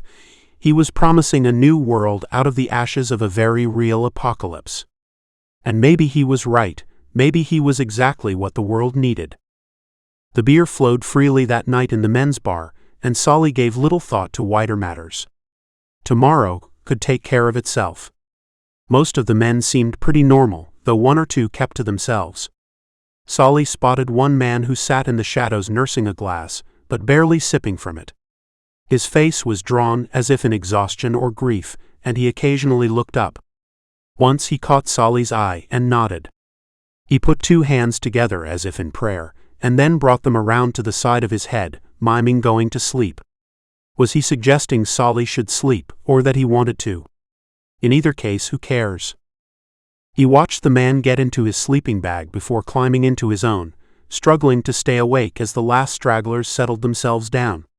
He dropped off when a hand clasped down on his mouth and a hoarse voice whispered, "If you love your woman, get her out of here tonight." The hand was withdrawn, and Solly could see the faint outline of the sober man's face. "Why?" he whispered. The man looked left and right before bringing his mouth down to Solly's right ear. "This is a cult. No woman is safe," he said, before slipping back to his sleeping bag. Chapter 11. Bella. Bella found Nathan Woods sitting up in bed as she brought him a tray of food and a steaming cup of coffee. "Morning, soldier," she said. "How are you feeling today?" Funny how a smile can transform a face. And Private Woods, Tiger to her father and the children, was the sort of man who smiled often. It was like the sun appearing from behind a cloud. "I'm doing fine, thanks, ma'am." Bella hated being addressed that way. She wasn't his mother. There was no more than 10 or 11 years between them, after all. "Well, you enjoy your breakfast and come down when you're ready." "I will, thank you again. I plan on making myself useful today. Been a burden for too long." She straightened up and headed for the door. "See how strong you feel later. We've got everything covered for now." Well, that was a barefaced lie right there. Nathan was now eating the last of the bread, and she'd been forced to scrape the mold off that before toasting it, and the generator was down to its last few gallons. They only ran it at specific times of the day, but she wasn't going to be able to avoid a supply run for much longer. A week had passed since the night when everything changed. Nathan had spent the first 2 days asleep with Al sitting at his bedside constantly. Her father seemed to have focused all his energy on the young man, and had been on hand each time he'd awoken to encourage him to drink. It was the 4th day when he finally returned to full consciousness, and then they had the pain to deal with. The bullet had smashed the bone's implant, and this seemed to have driven splinters into his shoulder blade that they could do nothing about other than to exhaust their supply of pain relief. Another reason they needed to go out for supplies. His left arm was practically useless, and she knew he found it intensely frustrating. He saw it as his duty to recover enough to report to the National Guard HQ in Seattle, but there was no question of his leaving them anytime soon. "How's the soldier?" Al asked as she came back into the kitchen. "He's looking better. more color in his cheeks. "He'll want to start helping out today, I reckon." The old man smiled. "I reckon you're right, and we could do with another pair of hands." "One hand," Bella corrected. "And we mustn't let him overdo it." "What's the latest on the generator?" Al shook his head. "No more than a gallon in the tank." "And the batteries?" "Close to full. I'm about to turn the thing off." Solly hadn't seen the need for a generator, but once he'd been persuaded, he'd decided that they should also install a set of fast-charging lithium batteries, so that in the event of a power cut, they could run the generator to charge the batteries and then use them to power the house. That way, the generator would only have to run for a few hours a day. Not everything in the house could be powered by batteries, but it meant they could have the lights on as needed, though with drapes drawn after dark, and check the TV and radio channels for any broadcasts. The generator was run in the morning to heat up the house and water tank. It also powered the stove, microwave, and toaster, so all cooking was done before noon. Excess power was channeled into the battery array. It was a clever system, but then Solly was a clever man. She missed him. Oddly enough, she'd hardly given him a second thought when he was working in New York and the world was still turning, but since that night, since hearing his voice, she'd wanted nothing more than to see him again. She knew that the chances were slim to say the least, but she clung to the hope that he was alive. He would come for them, if not for her sake, then certainly for the children. For all his faults, he loved his kids. And what would he have to say to her about them? It had been her choice to take them along when she went for her father. If she'd left them at home, they wouldn't have witnessed the horrors of the road. Maddie wouldn't have been attacked by that man at the gas station, and neither would have witnessed their mother becoming a killer. She tried talking to them about it, but Maddie had retreated into her books and Jacob was pretending he was fine. "Finished," Jake said as he and Maddie came into the kitchen and sat down beside Al. "What's the verdict?" Bella asked, taking the clipboard from Maddie. "We can get by for a couple more days, but we're nearly out of food," Maddie said. They'd been conducting an inventory of the house provisions and had created a shopping list for the expedition they all knew had to come soon. Their focus had been on getting through the first days and making sure Nathan survived. Now they had to look a little further into the future. It had been pretty quiet outside over the past week. They'd had some visitors, though in most cases they were strangers, simply making their way along the road and checking each place they passed in case it contained supplies they could raid.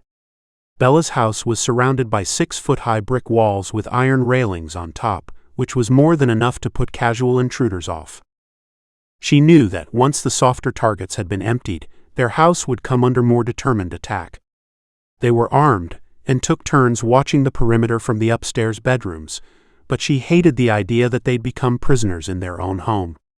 Better that than out on the streets, though. Her plan was to drive to the nearby Walmart. It seemed ridiculous since it was such an obvious target, but judging by how few people remained and how huge their stock levels were, she reckoned she could at least scavenge enough for her needs from the detritus left by looters. All she cared about right now was getting out and back with a week's supplies in the trunk. "Right, well, I suppose it'd better be today," Bella said as she scanned the list, mentally removing the items like marshmallows and soda that might be considered essentials to a teenager. "I'll ride shotgun," Jake said. "You will not," Bella snapped. "You can't go on your own," Al said. "I'll come with you." Bella shook her head. "You need to stay here and protect the house." "I'll be okay. Don't worry." "Are you crazy, Mom? You need someone to watch your back," Maddie said. "No, I need to know you're safe at home. The last thing I want is to have to worry about your safety, as well as my own." Bella realized she'd raised her voice and sighed. "Look, I'm sorry. Of course I'd like to have company, but none of you can come." As she spoke, she noticed Al's glance turning to the kitchen door. She turned to see Nathan standing there, dressed in the fatigue pants he'd worn when he arrived, and a shirt and jacket that had belonged to Solly. They hung loosely on him as if he'd lost 20 pounds. "I'm ready when you are," he said. Bella inched the car out of the drive and onto the road, then waited to make sure that the batteries had enough power to close the gates behind her. It was the first time she'd been outside the house in a week, and it might just as well have been a year. Garbage littered the street as plastic bags floated along, blown by a sharp breeze from the coast. The road itself was navigable enough. Most of her neighbors had, it seemed, stayed at home and were presumably still there, dead or alive. But everything changed when she reached the highway. "Good God," Nathan muttered. Vehicles lay nose to tail at the junction. It was as if aliens had chosen the rush hour to abduct the whole of humanity, beaming them up and leaving their cars behind where they waited in line. "It's okay," Bella said. "All we've got to do is get across the road and along the side for a few hundred yards, then there's a side street that heads toward Walmart. It's a rat run everyone around here uses when the highway is busy." "I'll see if there's a way through," Nathan said as he climbed out of the car. She watched him head off onto the road, before returning almost immediately. He poked his head through the driver's side window. "No chance," he said. "I'm going to have to move some of them." "We'll go another way," she responded. "You can't risk opening your wound up again." He shrugged as he straightened up. "We need food," he said. "Wait until I've got a complete path through before you move." Nathan walked over to the nearest car, a silver Nissan Saloon, and pulled the passenger door open. He jumped back, hand over his mouth, and knelt down behind the car, vomiting his breakfast onto the tarmac. After a few moments, he recovered enough to stand up and flip the lid of the trunk. He rummaged around and found a strip of material, a woman's scarf perhaps, that he wrapped around his mouth and nose. She could see him drawing in a deep breath before plunging his hand over the passenger seat and pulling on the handbrake to disengage it. Beyond him sat a dark shape that didn't move. She got out to help him push the vehicle back until it hit the one behind it. "You should stay in the car," he said. "Give it a rest, Prince Charming," she responded. "I'm not sitting there watching you do all the work, especially not one-handed." He stood up and judged the gap they'd made. "You'll get through there," he said. "So, do you want to open the next car up?" Desperately, she tried to extricate herself from the logical hole she dug. "Only kidding." "Leave it to me," he said with a smile. Some of the cars had been abandoned, and these were easy to deal with. The worst moment came when Nathan opened a car containing a mother and her young children. The woman had evidently died first, and the children had followed her hours or days later, trapped inside the vehicle. "Nearly done," Nathan said. It had taken an hour to clear a path that almost crossed the road. "I'll get this last one, you bring the car through." As she reached the car, a shape stepped out from behind it. "Hello, little miss." He was an older man in a Stetson and sheepskin jacket. He hefted a shotgun against his shoulder. "No need to get antsy. Keep your hands out of your pockets if you don't mind. Now in the car. Your friend has cleared a path, so let's use it." As she stepped toward him, he reached into her pocket and pulled out her handgun. "You smell nice," he said. "Someone's got a working shower then." He, on the other hand, smelled as though he hadn't washed in a week. Rancid sweat tickled her nose as she got into the driver's seat, aware that he had her covered with his shotgun.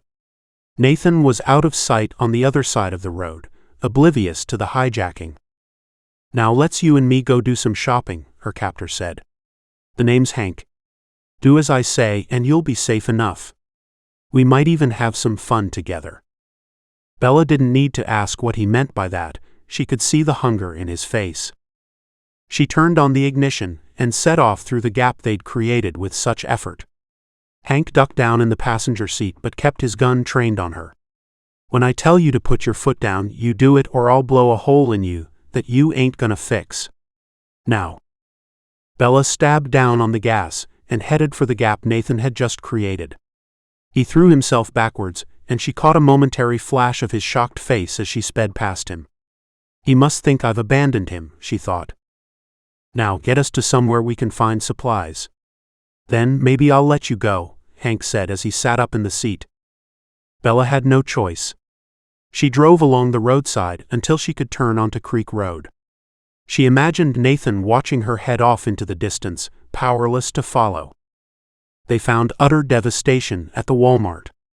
It looked as though a large bomb had been set off inside. Shattered windows framed in black had flung their glass out onto parking lot. There was no sign of movement. Hank had explained, with no small amount of perverse pleasure at being in control of the whole situation, that he'd been sheltering in a small RV at the junction when he'd seen Bella approaching. He'd watched them clear a path and had intended to just follow them since he had also been looking for supplies, but then he'd seen her, and other ideas had occurred to him. She parked 100 yards from the store, and they walked in, their shoes crunching over glass fragments and other debris. It was obvious that the store had been engulfed by fire.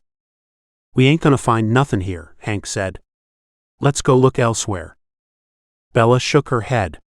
"We should look at least. If everyone thinks it's all burned out, they might not have checked. There'll be a stockroom, maybe that escaped the fire." "Oh, you're a clever one, that's for sure," Hank said, giving her a poke of his shotgun as if to remind her who was in charge. It was a faint enough hope, but if Nathan was going to catch up with them, it would be here. Of course, he didn't know the back roads to the store, but at least he knew where she had been headed. She only hoped he hadn't concluded she'd abandoned him. Though they'd spent a week together, he'd only been fully conscious for a couple of days.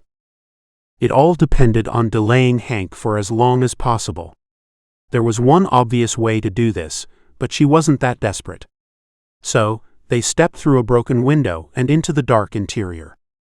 She was no expert in explosives, but it looked as though whatever had smashed the windows had gone off in the checkout area.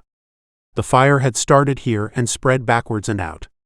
They only had the natural light coming in through the gaps where the windows had been, and the flashlight she'd brought in the car. Hank had seized it and was using it like a searchlight to find any undamaged stock. The further back in the store they went, the less the damage, but aside from some occasional tin cans, there was little they could scavenge. It was now entirely dark, and Hank was becoming frustrated when the flashlight found the entrance to the stockroom. It was closed. The door opened easily, which meant it had almost certainly already been forced and the place looted.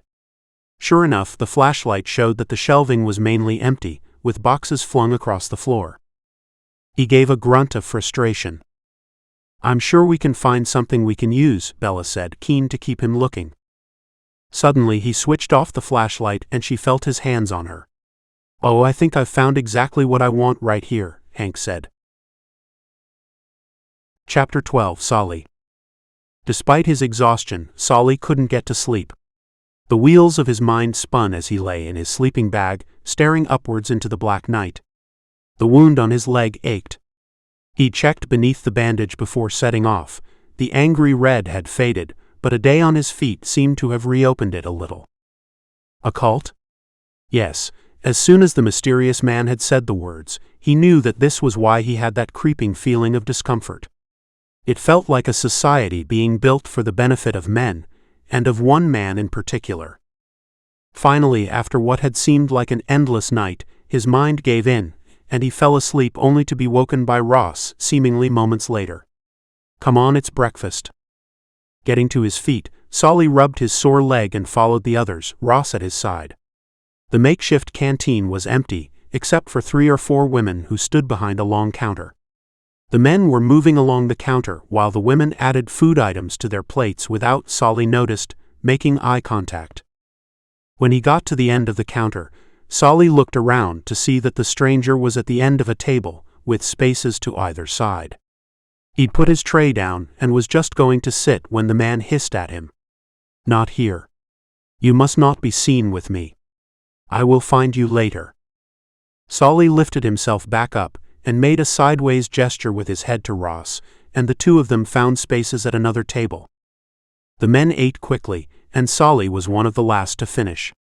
As he was getting up, women began filing in from another door. He deliberately slowed down his exit so he could catch a glimpse of Janice. There she was, head down, near the front of a line that moved silently toward the counter. The serving dishes had been swapped for a couple of large pots, and Solly watched as oatmeal was ladled into each bowl. No bacon for the women, then. As he made to leave, he turned to look back at Janice. She glanced up momentarily, and he saw that her eyes were red and her face wet. She saw him, and tears began to flow down her cheeks. Solly barely knew her, and yet he understood in that moment that he would risk anything to get her out of this place. On their return to the bar, Solly and Ross were assigned to a cleaning detail that was working its way through the administration offices lining the back of the theater. "These are gonna be accommodations," said the supervisor, a Chinese American called Shi. "We're gonna clear out the old furniture and black out the windows so's no one knows we're in here." They stopped outside a closed door. "You're the new guys, so you get to go first." "No one's been in here," Solly said. She smiled. "You got it. Call it a rite of initiation into the Brotherhood." "I'll go first," he said to Ross, and having sucked in a lungful of fresh air, he turned the handle and opened the door. Dust danced in a beam of light that had found its way into the office from between the buildings behind the theater. In the middle of the room sat a tatty desk. No body. Solly breathed out and then sneezed as he drew in the stale air. "This one's gonna be a breeze, Sol," she said as he surveyed the little room. "I reckon we'll have it done in time for the noon meal." In fact, Solly and Ross did all the work. She excused himself by claiming that he had to check up on the other offices, but when Solly did catch sight of him, he was standing by the window in an empty room dragging on a cigarette. When he heard the two of them as they carried the desk toward the stairs, he smiled and waved. Back at the now empty office, Solly examined the window. It was as old as the building, 1990s at a guess, and it used a simple latch to lock it. "Look out for Shi," he whispered to Ross, who was enjoying the view. "Why?" Solly waved his arm at the door. "Just do it. I'll explain later." Ross sloped off and stuck his head through the doorway. "Not like that," Solly hissed. "Just listen out for him." "Oi kids," he thought. He turned back to the latch and carefully lifted it. No problem so far. He did the same with the one on the other side, and then gently pushed at the window. It was hinged at the top, so it should have swung out. No joy. He put some weight behind it, but still it wouldn't budge. He wondered how long it had been since that window had been opened. Probably not since air conditioning had been retrofitted. Maybe 20 years? Ross coughed, and Solly swung around to see him moving away from the door. She was coming. Solly slipped the latches back, and as he turned, he noticed something just outside. A fire escape landing. He didn't have time to see more, as Zai's smiling face appeared in the doorframe. "Ah, you have finished, I see," he said. "Well done. And it is time for our noontime communion. A good first morning. The pastor will be pleased." Solly left the room with one final glance back at the window, his tired mind grinding through the gears as he worked on an escape plan. She stopped them at the bottom of the flight of metal steps that led to the canteen. "What's happened here?" He was pointing at a bright white pool of liquid at the foot of the stairs. As Solly reached the bottom, he could see a paint pot on its side. She looked up at him. "Will you clean this up? I have important matters to discuss with the pastor." Solly sighed inwardly and gestured to Ross as she made a swift exit. "Come on, let's find some rags." "I knew he'd get you to clean it up." The stranger from the night before appeared out of the shadows from beneath the steps. Lazy, like so many of our so-called leaders. Once he'd drawn breath after the initial shock, Solly held out his hand. "I'm Solly, and this is Ross." "Francesco," he replied. "We do not have long." "What's going on?" Francesco went over to the door, opened it a fraction, and listened. Satisfied they were not being overheard, he took them as far away from the door as possible. "The man who calls himself Fisher, he is a fraud. He wants to set up his own Gilead. He's a predator, and you must get away." "He calls himself Fisher? Isn't that his name?" Francesco shook his head. "No. I don't know what he was called before, but he is no man of God. He's a businessman. Owns half of Manhattan if his bragging is true. Not that I'm supposed to know. Wrong place, wrong time. The so-called general who runs his militia, he knows the truth. Ran his security. Well, now he's figured that the real currency isn't money, it's people. Especially women, Francesco continued. He's planning to repopulate the city? Solly said, not bothering to hide his incredulity. Francesco gave a grim smile. That is what he tells others, but the truth is he uses the women to keep his men in line. Some, like my wife, he holds as hostages. Others he hands out among those animals as rewards for good behavior. Where's your wife now? Gone. Escaped maybe. Killed probably. Solly grasped his hand again. I'm so sorry. You must get away, and soon. Once they recruit you into the militia, it will become very hard for you to get to your woman and son. For a moment, Solly didn't understand what the man was saying. I'm not his son, Ross said. We're going to Texas together. My grandma lives there. And she's not my woman, Solly added. Ross swung on him. So, we're just going to leave her here. You can't be serious. Solly grabbed him by the arms. Quiet down. No, we're not going to leave her behind, but we need level heads. Can I rely on you, Ross? The boy nodded, his anger fading as quickly as it had arrived. Whatever you're going to do it tonight, Francesco said. If she hasn't already had Fisher's slimy hands all over her, he'll certainly visit her once you're all asleep. Now I must go or I'll be missed. They know I'm a troublemaker, but while people are in short supply, they tolerate me. If they catch me, though. He ran his finger across his throat and then turned to go. Tell me one more thing, Solly said.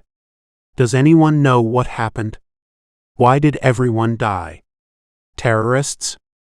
Francesco paused with his hand on the door. Ask Fisher and he'll tell you it was God's retribution. I think it was this. He tapped the boneswear on his wrist, checked that there was no one near the door, and slipped away. It was after 1 a.m. by the time the last of the men went to bed, and Solly gave it another hour before sliding out of his bag and feeling his way over to Ross. He'd moved his pack into a corner of the room and had been quietly transferring his stuff into it. The sleeping bag, however, would have to stay. Ross jumped as Solly put his hand over his mouth, but as he came around, Solly could feel him nodding his understanding, and they crept out of the room, packs in hand. The two of them sneaked along corridors, lit by only the occasional red emergency light, toward the auditorium. The changing rooms, where the women were housed, would be behind the stage, Solly hoped, though he didn't know how they were going to work out which was Janice's. Once they'd found her and persuaded her to come, they'd then have to find their way back to the stairwell with the spilled paint, up to the office and out through the window. As panic began to well in his stomach, Solly forced his mind to concentrate on finding her first. One thing at a time. Solly pushed the door of the auditorium open, wincing as it squeaked. It was a black emptiness. He could hear Ross fiddling with his flashlight. No. Hold on to my hand and we'll go single file. He felt his way down the central aisle and toward the stage. Every moment he expected to feel its hard edge on his outstretched hand, but when it finally came, he let out a muffled yelp as his fingers bent back under his momentum. After a second to recover, he moved along the stage front until he reached the steps at their side. He pulled Ross up after him. He thought the boy's hand was shaking and then realized he was too. Thick velvet drapes lined the edge of the stage, and as he pulled them apart, he shrunk back from the sudden light. He grabbed his gun and stepped away, but it wasn't coming from an approaching guard. It looked as though the backstage area was lit. He gestured to Ross to follow him. No sign of any movement. They passed stage paraphernalia piled in corners as if ready for the next show, and then they found a row of white dressing room doors. Solly guessed that she would be in either the first room or the last in the row. It seemed to him that the leaders would want their victim to be as far from where people gathered as possible. The furthest room from the stage, then. Lifting his gun, Solly nodded to Ross, and they moved silently along the row until they stood outside the last door. Solly pressed his ear to it, and then, to his horror, he heard voices. Not in the room, but approaching the backstage area. Ross had also heard them, and he pulled on Solly's arm. They ran back along the row, and disappeared around the corner just as Fisher and General O'Dowd appeared at the other end. Solly could tell they were drunk from here. No, Jack, give me one more try, then you can have her. If she doesn't play ball, I'll have to get nasty. O'Dowd chuckled. Don't you go ruinin' that sweet meat for the rest of us, Bobby. The rest of who? Fisher said. You want her as much as I do. Nice and fine. Coffee skin, curly hair, couldn't be better. When you've had her, you won't want any of your men getting their dirty hands on her pretty behind. Solly felt white-hot rage threatening to overwhelm him. Now then, Bobby, don't go gettin' selfish. You're a pastor now, after all. The voice of Fisher turned cold. And I'm your boss, Jack. Don't you forget it. There was silence for a moment. Okay, boss. You help yourself tonight. I'm too tuckered anyway. See you in the mornin'. His voice was conciliatory, but Solly detected a hint of resentment as the booted feet retreated. He risked a peep around the corner and was just in time to see Fisher open the door and, with an evil smile, walk into the room. Solly used the energy of his rage to fuel him as he ran along the row of doors, followed by Ross. He put his ear to the door, but could hear nothing other than a muffled sound and the noise of steps on the floor. He raised his gun and threw the door open. Fisher stood in the act of undoing his belt, facing Janice, who lay on the bed, her hands tied behind her back and her mouth gagged. Say a word and I'll shoot. Solly hissed as the predator whirled around. See to Janice, he added to Ross. Ross pushed past Fisher and pulled a hunting knife from his pack to slice through her bonds. She wrapped her arms around him, tears falling down her cheeks as she gazed at Solly, her expression a mixture of fear and relief. Now what do you intend to do? Fisher said. He was putting on a brave performance, Solly thought, but all the color had drained from his face. If you shoot me, every man in the building will be upon you in minutes. Tie him up and gag him, Solly said to Ross. He watched as Ross used the gaffer tape he'd cut from around Janice's wrist to secure Fisher. Janice tore off his tie and shoved it in his mouth before sealing it with a final piece of tape. Ross then removed the man's shoelaces and used them to tie his feet together. That'll have to do, Solly said. But he'll send them after us. Janice spat. We'll never get away if we leave him alive. Do you know what he tried to do to me last night? Do you? Solly stepped forward to reassure her, but as he did so, Fisher hopped toward the door. In a blur of movement, Janice grabbed him. Solly saw steel flashing. He pushed Fisher, but the man's face contorted in agony and he dropped to the floor. Come on. Solly hissed as Janice brought the knife up again and stood over the prone man. Come on. You're not a killer. Don't have this on your conscience. We've done enough. Let's go. Solly shrunk from the hatred in her eyes as she looked at him. Give me the knife back, Ross said calmly. In an instant, Janice relaxed, deflated, and handed the weapon to Ross. Taking one look back at Fisher, Solly could see red spreading like spilled ink through his dark trousers. She'd missed his heart but had perhaps still dealt a fatal blow. He pulled the door shut and set off after them. As they ran through the darkness, they waited for the cry to go up. Chapter 13. Solly's heart was pounding as he ran up the metal stairway toward the office that he and Ross had cleared the previous morning. He could see nothing in the darkness, but he knew he needed to go up 2 flights, so he used the handrail and trusted to luck that he wouldn't trip and fall. He could hear Janice on the steps behind him, moving as quietly and quickly as the others toward their only hope of escape. They'd almost reached the top of the 2nd flight when they heard the door below swing open and the sound of pursuing voices. Panic ripped through Solly's gut as he held the landing door open and ushered the others through. Hurry, he hissed. You know where the office is, see if you can smash the window. Ross led Janice away, using the faint light coming in through the outer windows to guide him, and Solly opened the stairway door a fraction. He could hear hurrying steps. Time to give them something to think about. They clearly knew the direction Solly and the others were heading in, so there was no sense in trying to hide or sneak around. He pulled Mona's revolver from his pocket and pointed it over the rail and into the darkness below before pulling the trigger. A cry went up as the report ricocheted around the stairwell, and Solly slammed the door shut before running blindly through the darkness toward where he thought the office was. A hand grabbed him, and he was about to strike out when Janice called, "In here." He could see Ross outlined in the moonlight. The window was still shut. "Stand back," Solly called. He brought his gun to bear, and the window exploded outwards. "Come on, but mind the glass." Solly pulled the largest remaining fragments from the frame to create a safe route for them to get out, one leg at a time, onto the metal-framed fire escape outside. If only he'd had time to spot where the outer door was, they could have been away by now.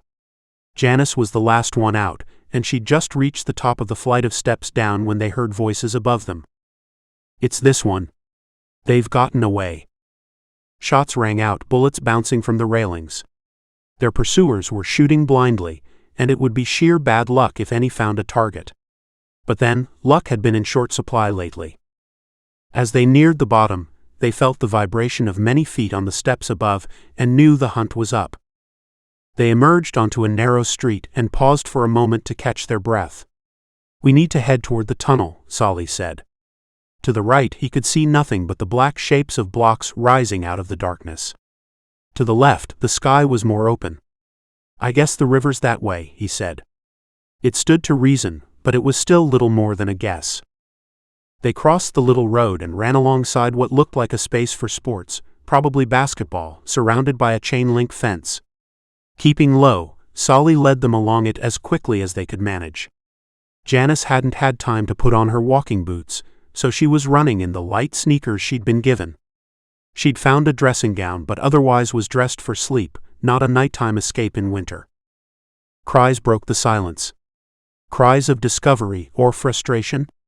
Solly couldn't tell. They were at a massive intersection, and it was too dark to read any of the signs.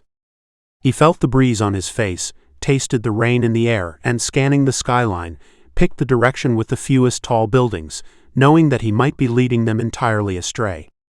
Calls from behind drove him to decide. He could hear Janice shivering beside him. "Here," he said as he took off his coat and gave it to her. "Let's go," he said, and he led them across the wide open space toward the shelter of the buildings opposite. They just crossed the road when a shot rang out. Close. Too close. They ran along shop fronts before crossing a small road to hear of all things the rustling of trees in the breeze. "It's here," Ross called. He was ahead of the adults and was standing at an intersection pointing up at a sign. Solly squinted, suddenly jealous of Ross's youthful night vision. "It says Holland Tunnel," he said, gesturing up at the others as if they were blind. Then, as they were about to cross the road, a cry went up. They'd been discovered. "You two, run toward the tunnel. Find some cover near the entrance. You don't want to be going inside tonight. We don't know what's in there." "What are you going to do?" Janice asked as Ross hurried over the road.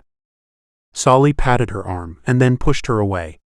"I'm going to wait here and see who's following us." She planted a quick kiss on his cheek and ran off. Solly felt welcome warmth course through his body as he selected a place to watch and wait. He darted back the way he'd come to the little park and hid behind the last tree. He didn't have to wait long, just long enough to wonder how many bullets he had left in the cylinder. Mona had used one and he'd used two, hadn't he? Or was it three? And what if the gun hadn't been fully loaded in the first place? No time to check now as he heard footsteps on the street. He didn't recognize either of the voices. Good, if they were being sent out in pairs, then they hadn't had eyes on their quarry for a while and were fanning out like a net. He couldn't just shoot them, partly because that would bring the whole search party down on them in minutes, but also because, despite the experiences of the past week, Solly was no more of a cold-blooded murderer now than he had been before the world fell apart. But he had to do something. He sneaked further into the park, keeping his eyes on the pursuers, and then picked up a fallen branch and smashed it against a tree. They swung around and immediately ran in his direction. Solly bolted along the road that ran parallel to where he'd sent Ross and Janice. There was no sense in shaking off his hunters only to also lose his way back to his friends. He could hear them calling behind him, with crackles cutting in between their words. Damn it, they have radios. The whole pack of them would be on top of him any time now. He darted into a block entrance and pushed at the door. It opened, and he went inside, immediately tripping over debris that littered the floor. He groped around in the darkness until his fingers wrapped around a smooth, stick-like object that he instantly recognized. He was no sportsman, but he knew a baseball bat when he felt it. Solly got back to his feet and then froze as he heard voices. I saw him, I tell you. Came in here. Probably trying to find a way out back right now. But I mean, what sort of moron hides out in a baseball museum? Well, I ain't going in. Best to wait here till the boss arrives. Idiot. The boss is laid out. Might not make it from what I hear. O'Dowd's in charge. The other speaker made a disapproving noise. Solly sighed.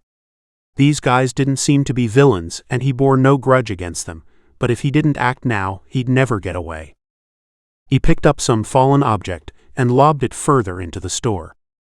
He's there, one of them said, and he heard movement. Solly crept back toward the door.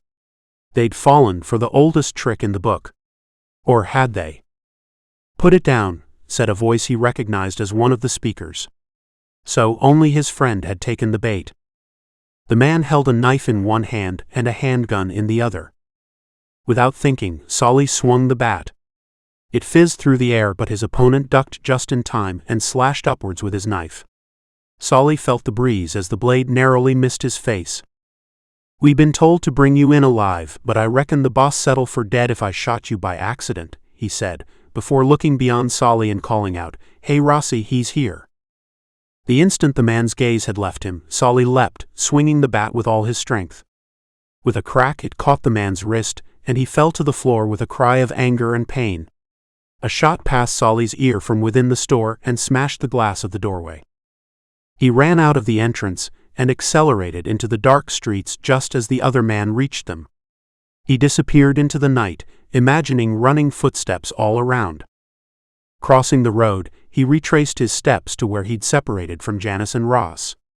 He waited in the shadows, his ears straining for any noise at all. Nothing. New York slept. It was just after 3 a.m., so there were still several hours to go before dawn. If the others had followed his instructions, they'd have found somewhere near the tunnel entrance to hide until daylight. That meant there was every chance he'd miss them, so his safest bet was to wait near here, looking out for anyone following them. With any luck, he'd made them think he was heading into the heart of the city, but he'd learned not to trust chance. He took up station behind the tree he'd used to ambush his pursuers earlier. Hunkering down, he wrapped his arms around himself against the cold, and rummaged in his pack for an energy bar and a sweatshirt. He began to breathe more easily as the minutes ticked by, and his body warmed a little. His mind began to drift. Did he kill that man or just wound him? It was all very well being logical, kill or be killed, but he was no assassin. He was Solly Masters, unemployed app developer, whose only previous experience of violence had been playing Call of Duty on his Xbox. What have I become these past 7 days? He thought of Janice and Ross, hiding somewhere out there. Then his mind flitted to Bella, Maddie and Jake back in Texas. What had he become? What he needed to be. He drew in a panicked breath as he woke. A sunbeam was glinting off one of the buildings. He'd been asleep for hours. Jumping up, he looked around the little park. Nothing was moving, though he sensed that the survivors of New York would soon be out scavenging. Solly stooped to pick up a piece of paper that had fluttered down as he'd stood. Get out of NY now. I will distract. F. Good gracious, Francesco had found him asleep and presumably run into the city taking the hunters with him. What if it had been anyone else? How long ago? He ignored the elevated vitals and red flashing warnings on his boneswear and checked the time. It was now after 9. If they'd had any sense, Janice and Ross would have gotten through the tunnel and be out the other side by now. He scrunched up the note and put it in his pocket. Hauling the pack onto his back, he slipped across the road and climbed the low wall that separated the tunnel lanes from the other traffic. He'd seen gridlock everywhere, but nothing like this. Cars were nose to tail in every direction, and he was forced to pick his way through them, keeping his eyes away from the windows for fear of what he might see inside. The entrance to the tunnel was only a few hundred yards on, but it was half an hour before he saw its rectangular concrete entrance looming in front of him. He pulled his weapon from a pocket and popped the cylinder out. 3 rounds left and none to replace them. He only had one option, so he found the first occupied car, a big SUV, drew in a deep breath and pulled open the door. He reached in and opened the glove box. Nothing. No great surprise, but he'd hoped to strike lucky first time. Solly. He snapped up, banging his head on the roof, and spun backwards. Ross was getting out of the back seat of the car. "What the hell were you doing in there?" Solly said, embracing the boy. Janice had climbed out and stood behind him. "We figured we'd hide where no one else would think to look. Seems we were wrong." "You've been in this car with him," Solly said, gesturing at the deceased occupant of the driver's seat, "for hours?" "I opened the trunk a tiny bit so we could breathe," Ross replied. Solly gestured at the tunnel. "Well, I'm sure glad to find you. But we need some more weapons before we go in there." "I reckon you won't find anything in these ones," Janice said. "Maybe we'll find some in the tunnel." Ross raised a flashlight. "I do have this though. Found it in the trunk. Didn't dare turn it on, but figured we could use it in the tunnel once we're well inside." "Well done," Solly said as he headed toward the walkway and into the blackness of the tunnel. It stank inside. The ventilation system had failed with the power supply, and though the engines of the vehicles had long since died with their occupants, there was an altogether more odious smell to the place. Solly didn't know whether the air would be breathable further along, but they had little choice. Going back was not an option. They'd gone no more than 150 yards inside when Ross vomited. "I gotta get out," he said as he leaned over the rail and hurled out his guts. Maybe he was right. The tunnel was almost 2 miles long, and it'd take them at least half an hour to get through, assuming they didn't succumb to the poisonous-smelling air along the way. Janice was also looking back to the entrance, hopefully. And then something dropped across the opening before remaining there, silhouetted against the light and jerking fitfully. As Solly's dark adjusted eyes came into focus, he could see that it was a man, hanging by the neck, his feet kicking until finally he convulsed and went still. Ice poured through Solly's guts. A voice echoed down the tunnel. come out wherever you are." It was O'Dowd. "You see what happens to traitors," the voice said. "Thanks for dropping the note, Masters, or we might never have known how you'd have gotten away." Solly reflexively stuck his hand in his pocket. The note had gone. He'd condemned his friend. The vomit rose in his throat, and it was all he could do to keep it down. "Now you come out, all of you, and I'll be merciful, I promise. We're one pair of hands down, so you can make amends, do your penance, and rejoin us. Or you can die in there. There ain't no way you can get through. Come back and receive our forgiveness." Solly could just see O'Dowd standing in the tunnel entrance, a shotgun raised to his shoulder.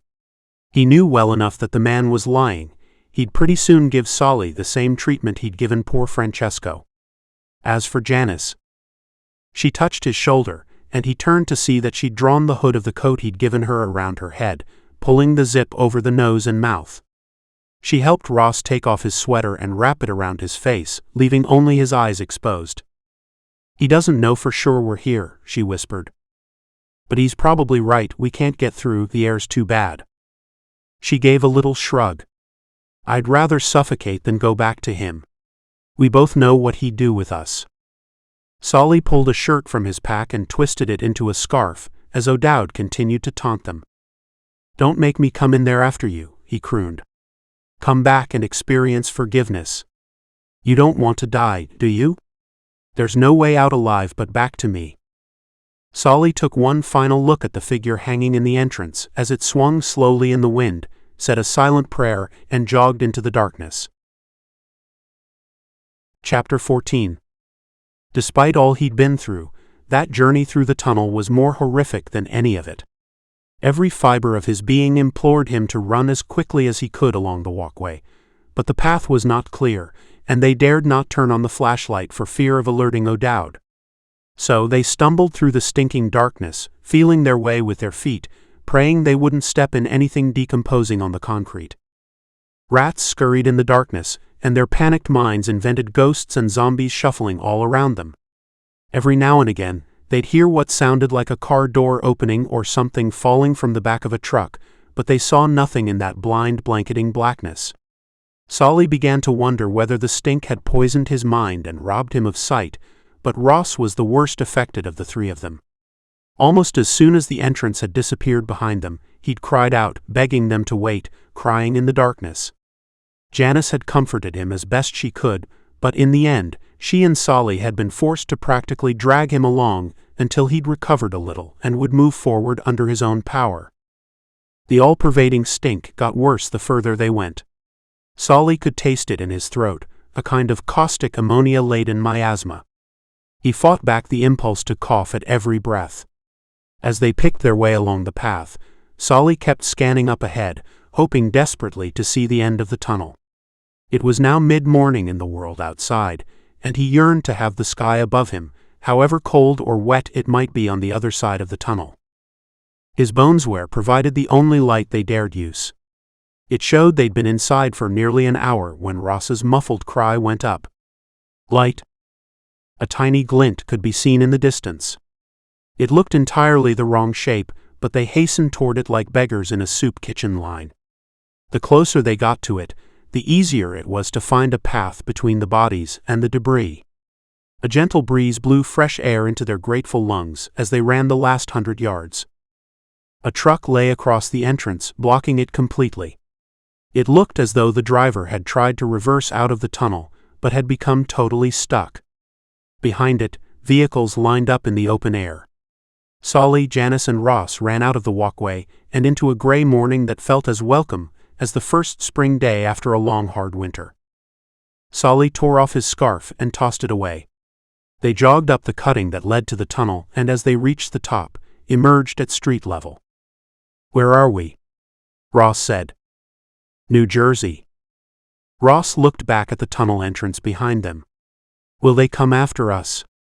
"I seriously doubt it," Solly said. "Would you go through all that for 3 fugitives? There are easier pickings on their side." Janice came to stand beside them. "Where now?" "We stay on this road out of town, then we find a car. For now, though, I think we deserve a rest and you at least need to find some clothes." He smiled at her as she stood wrapped in his coat. Her skin and clothes were covered in filthy brown and black streaks from the journey in the dark. She looked like a waif plucked from the streets of Dickensian London. Solly looked away when she turned to him. "I know," she said, "I need a shower. Any decent hotels around here? Maybe with room service?" She grabbed his arm as they walked into Jersey City. "Wow," Ross said. They'd taken a left from the tunnel exit and were heading toward the nearest shopping center, when, as they turned a corner, a huge black building rose into the sky. Solly gazed upwards. It looked as though a mirrored cube had been dropped into Jersey City and sat there now, reflecting the sky and streets, as if some celestial blackjack player was waiting to see what he'd rolled. "That's the Lee building," he said. "Right there is where her husband was standing when he announced her death." The lectern was still in place, surrounded by a lighting rig, but the little plaza on which it stood was otherwise surprisingly clean. Indeed, the building looked entirely untouched. It was as if the events of the previous week had passed it by. Solly moved them on, but as they walked by, he couldn't help the feeling that they were being watched. There was no point in trying to investigate, since the Lee building had become synonymous with Fort Knox for its legendary level of security. That, rather than any mysterious caretaker, could explain the fact that it remained pristine. And yet Solly didn't relax until they'd rounded the corner. "Help me. Please." Solly fumbled in his pocket and drew out the revolver. A man was on his knees holding up his hands imploringly. 3 hooded figures stood around him, and one of them was pointing a handgun at the kneeling man's head. "Hey!" Solly shouted. Ross stood beside him brandishing a knife. Janice had drawn back as she was unarmed. The gunman swung around, bringing his gun to bear. Solly squeezed the trigger and the man reeled back, dropping his weapon.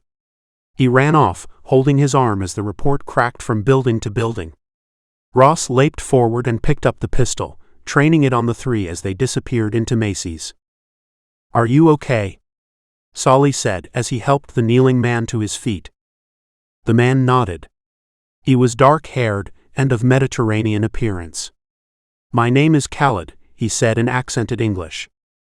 Solly's guess had been a few hundred miles out, but he didn't have time to ask any questions. Khaled pulled something out of the bag that hung from his shoulders. "There is no time, they'll have heard the gunshot.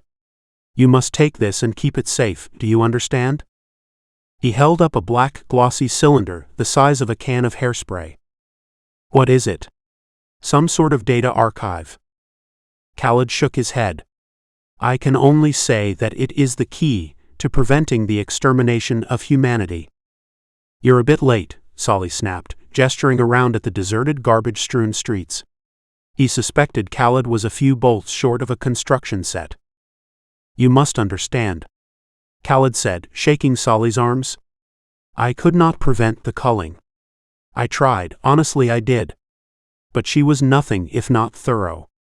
The final apocalypse is coming when all that remain will be eliminated, save the chosen. This holds the key, and if you value your own life or the lives of those left alive, you will keep it safe. Until I find you or I send someone for it." His eyes were darting back and forth as he scanned the street. "But if it isn't me, then make sure you give it to the right person. We should have a code word." "Yes, a code word." Khaled saw something behind them. "How about Crow?" "No, Raven. Only give it up if they use the code word Raven.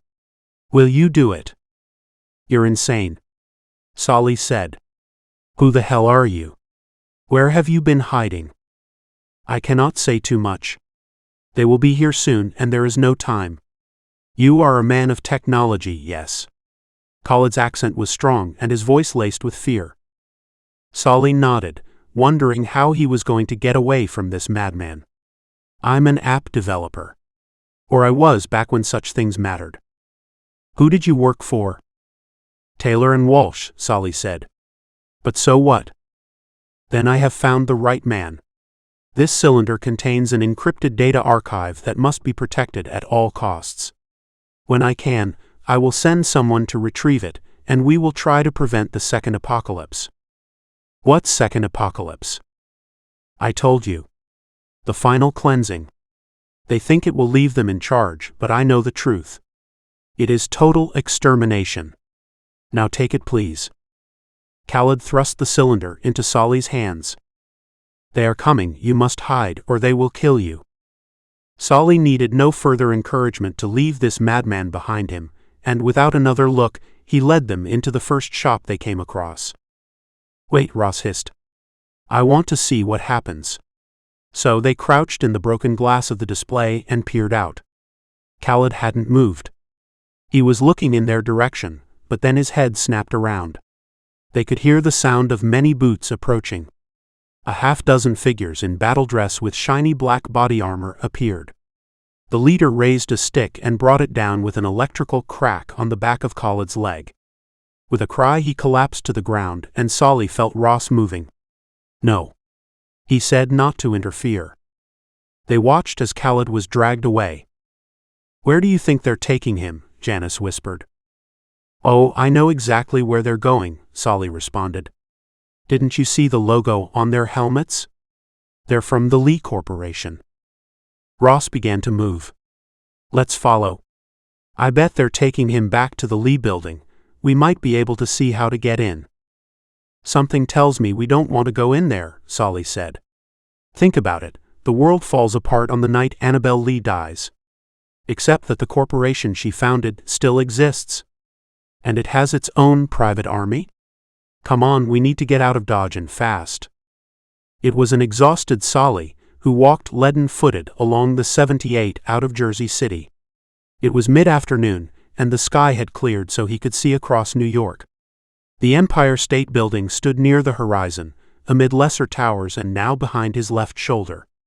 A mist lingered in the silent, unmoving streets nearer at hand, and he could see the occasional flicker of flame in the shadows, the only indication that life persisted anywhere in New York. They'd had decent luck in their scavenging. Janice was now wearing a new and practical ensemble of olive-colored camping coat and pants with rubber boots stowed in her new pack. They'd replenished their supply of energy bars and had found several 2-liter bottles of clean water that they'd washed with. They now each carried 2 bottles, as there was no telling how long it would be before they found drinkable water.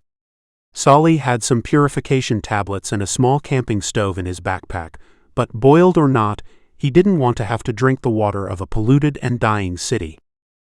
On leaving the tunnel, Solly had planned to find somewhere to hide in town overnight so they could start fully refreshed in the morning, but the encounter with Khaled and the discovery that the Lee Corporation was still at least partially functional and fully armed had persuaded them to make tracks. So, they trudged along the road, surrounded by the bones of civilization. There to his left, a green arm stood upraised, hand extended to the sky in token of greeting. He found himself wondering if any ships would ever sail into the bay again. But he'd mainly been thinking about the shiny black cylinder Khaled had given him. He'd examined it endlessly as they'd walked. Ross and Janice had quickly lost interest. It had no markings whatsoever, and although it seemed obvious that the cylinder must contain something, there was no seam, no way to open it, nothing more than a proprietary data port beneath a rubber cover at the base. To his companions, it was just the random cast-off of a man who'd lost his mind. In his heart, however, Solly knew it was more than that. Maybe he was deluding himself, but this object, whatever it was, had given him a more immediate purpose beyond simply heading along the seemingly endless road to Texas. He had to keep it safe. "Hey, check this out," Ross said. He'd run to catch up with Solly and held out the gun he'd taken from Khaled's attacker. Solly had forgotten the boy had it, and was just reaching out to take it when Ross ejected the magazine and handed it to him. "It's empty." He was right. Solly took the gun, a Ruger semi-automatic, and examined it. Surely the man who had been aiming it at Khaled had known his gun was empty. So he'd been bluffing. For all they knew, Khaled might have been trying to palm off the cylindrical object to them. Good grief, the man he'd shot might simply have been protecting his family from something that could easily have been a bomb. He wiped his eyes and sighed, gazing out at the horizon. After all, that man might have been right, and they were now carrying a deadly weapon out of New York and into the countryside. He took another look at the cylinder. It was as inanimate as before, but retained a slight warmth to the touch that suggested it had a power source. "Do you think we could find a car now?" Janice said, interrupting his thoughts. "What? Oh yeah, why not?" As they'd moved out of the city center, the road had become less packed with vehicles. Until now, it had still been impassable, but as he gazed along it, Solly saw that they might be able to force a path.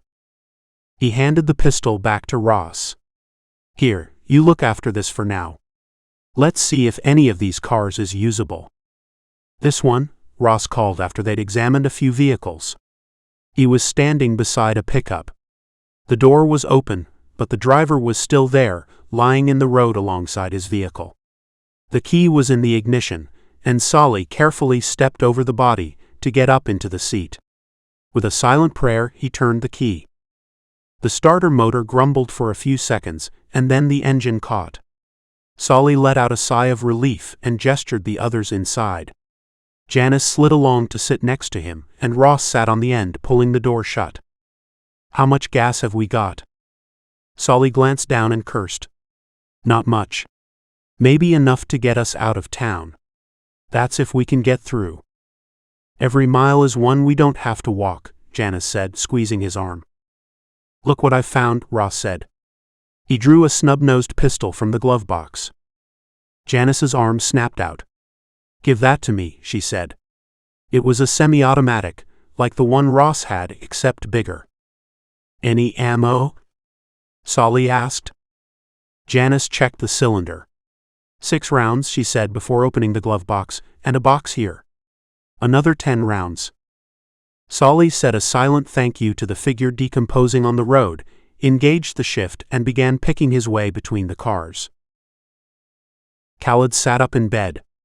"I'm sorry, Commander. I don't know what came over me." The woman shook her head sadly. "I understand the desire to go outside, my friend, but it is still dangerous. You are too valuable to us. How will we rebuild this world without one of our greatest minds? I am sorry that Corporal Schmidt used excessive force on you, though. He will be disciplined." "No need," Khalid said, rubbing the back of his leg where the cattle prod had connected. "I'm not the only one who's frustrated at being locked up in here." "Locked up? Only for your own safety. Soon enough, New York will have been cleared, and we will emerge to take charge of the new world." Khalid took a sip of warm coffee and leaned back on his pillow. Once the commander had left, he got out of bed and hopped across his quarters to the desk. He pressed his thumb onto the slate that sat there, then drew a complicated geometrical pattern to confirm the unlock. A schematic map faded into view, and he watched as a red marker edged its way along Route 78. He let out a long breath. So they'd made it that far. The hierarchy hadn't noticed that it was missing yet, but it was only a matter of time, and the further from here they were when it happened, the better their chances of keeping it safe. He'd sent messages to his limited network of trusted survivors in the hope they might help them on their way. So much depended on three strangers believing what must have seemed to be the ramblings of a madman. He closed down the slate, resolving not to check it more than once a day. Stage 1 was complete, and the object was now outside the control of the Lee Corporation. The completely impossible had now become merely a 1-in-a-million shot. But when the alternative was certain annihilation, you had to roll any dice you had. Chapter 15. Bella. Bella spun around and slapped Hank's greasy hands away before shoving him in the chest. She'd been half expecting him to try something like this, so as he was recovering, she darted back through the open door to the stockroom and off into the darkness. His voice echoed along the rows of metal shelves, calling out to her with a mix of frustration and excitement. He was a hunter, and she couldn't afford to be caught.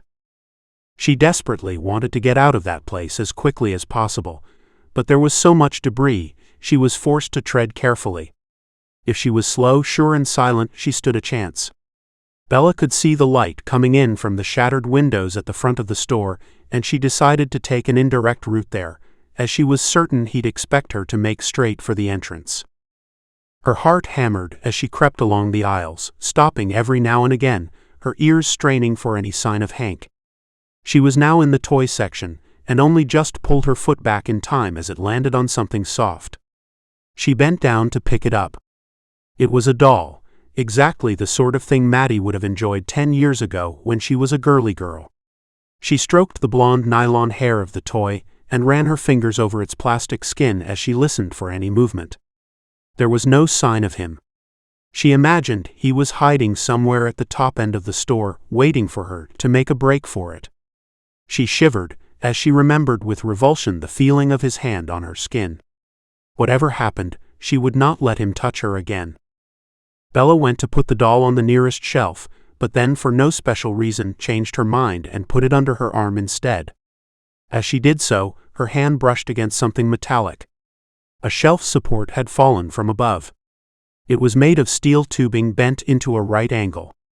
She grasped it by one end and felt its weight. A pretty poor weapon, but better than nothing. After creeping along a couple more aisles, she was within 20 yards of the front window.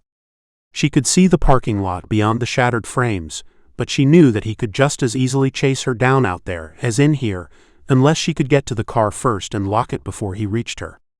Bella gazed between the shelving and planned a route. The checkout lanes stood between her and the window, but apart from that, the way looked clear enough. But she was a short, middle-aged woman, carrying some extra pounds, who'd never so much as run for the bus. She had no choice.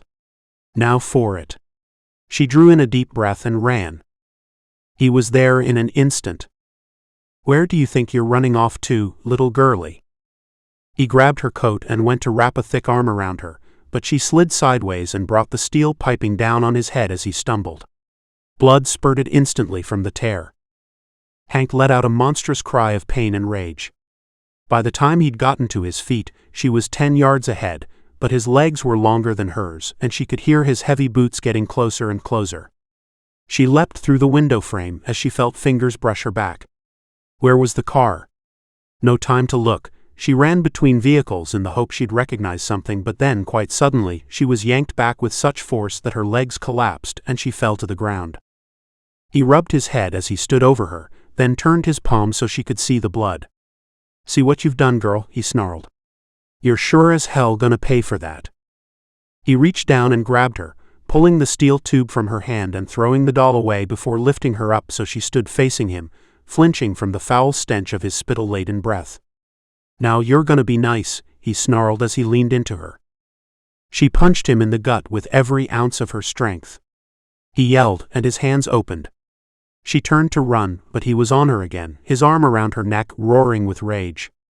Then there was a click and silence. "Let the lady go," a familiar voice said. She felt the arm loosen and withdraw.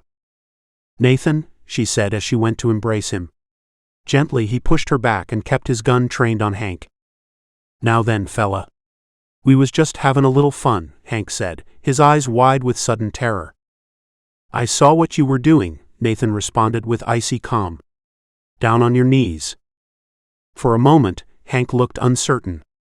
His eyes darted from Bella to Nathan. He saw something there that seemed to petrify him, and he was shaking as he clumsily knelt on the tarmac, sandwiched between two abandoned cars. Nathan glanced briefly to Bella. "I'm sorry it took me so long to get here. I figured something like this had happened back at the junction, but I had to find a working car to follow you. And it had to be an automatic, so I could drive it one-handed.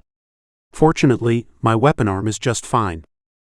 Thank you for coming after me." She felt her body begin to shake as adrenaline began to dissipate. "You were doing pretty well on your own account," Nathan said, then returned his attention to the kneeling man. "What's your name?" Hank Rollins," he said, his voice trembling. "What did you do before the culling, Hank?" Nathan asked. Again, Hank seemed surprised by the question. "I was a school teacher for 40 years. Retired now." "And did you always treat girls like toys to play with?" The fear returned. "Oh no, not at all. I was a model teacher, not a mark against my name in all that time. But now the rules have changed, is that it?" Nathan said. "Now there's no one to stop you doing exactly what you want?" "I'm sorry," Hank said, whimpering. "I won't do it again, honest I won't." Nathan lowered the weapon. "From what I've heard, there's not a whole lot of us left. Maybe 1 in 20. Means every life is precious, or I'd have shot you on the spot. Wanted to hear your account of yourself." "Oh, thank you." "Thank you," Hank said. "Yes, we must stick together if we're to survive." Nathan nodded, raised his pistol and punched a neat hole in Hank's head from close range. Bella gasped and covered her head with her hands. "Sadly for you," Nathan said as he pocketed the weapon and turned away, "we can't afford any poison apples in the barrel. Or any dead wood." He reached out for Bella, but she recoiled from him. Nathan gave a little shrug before heading toward the store entrance. "Would you rather I'd left him to attack you?" "No.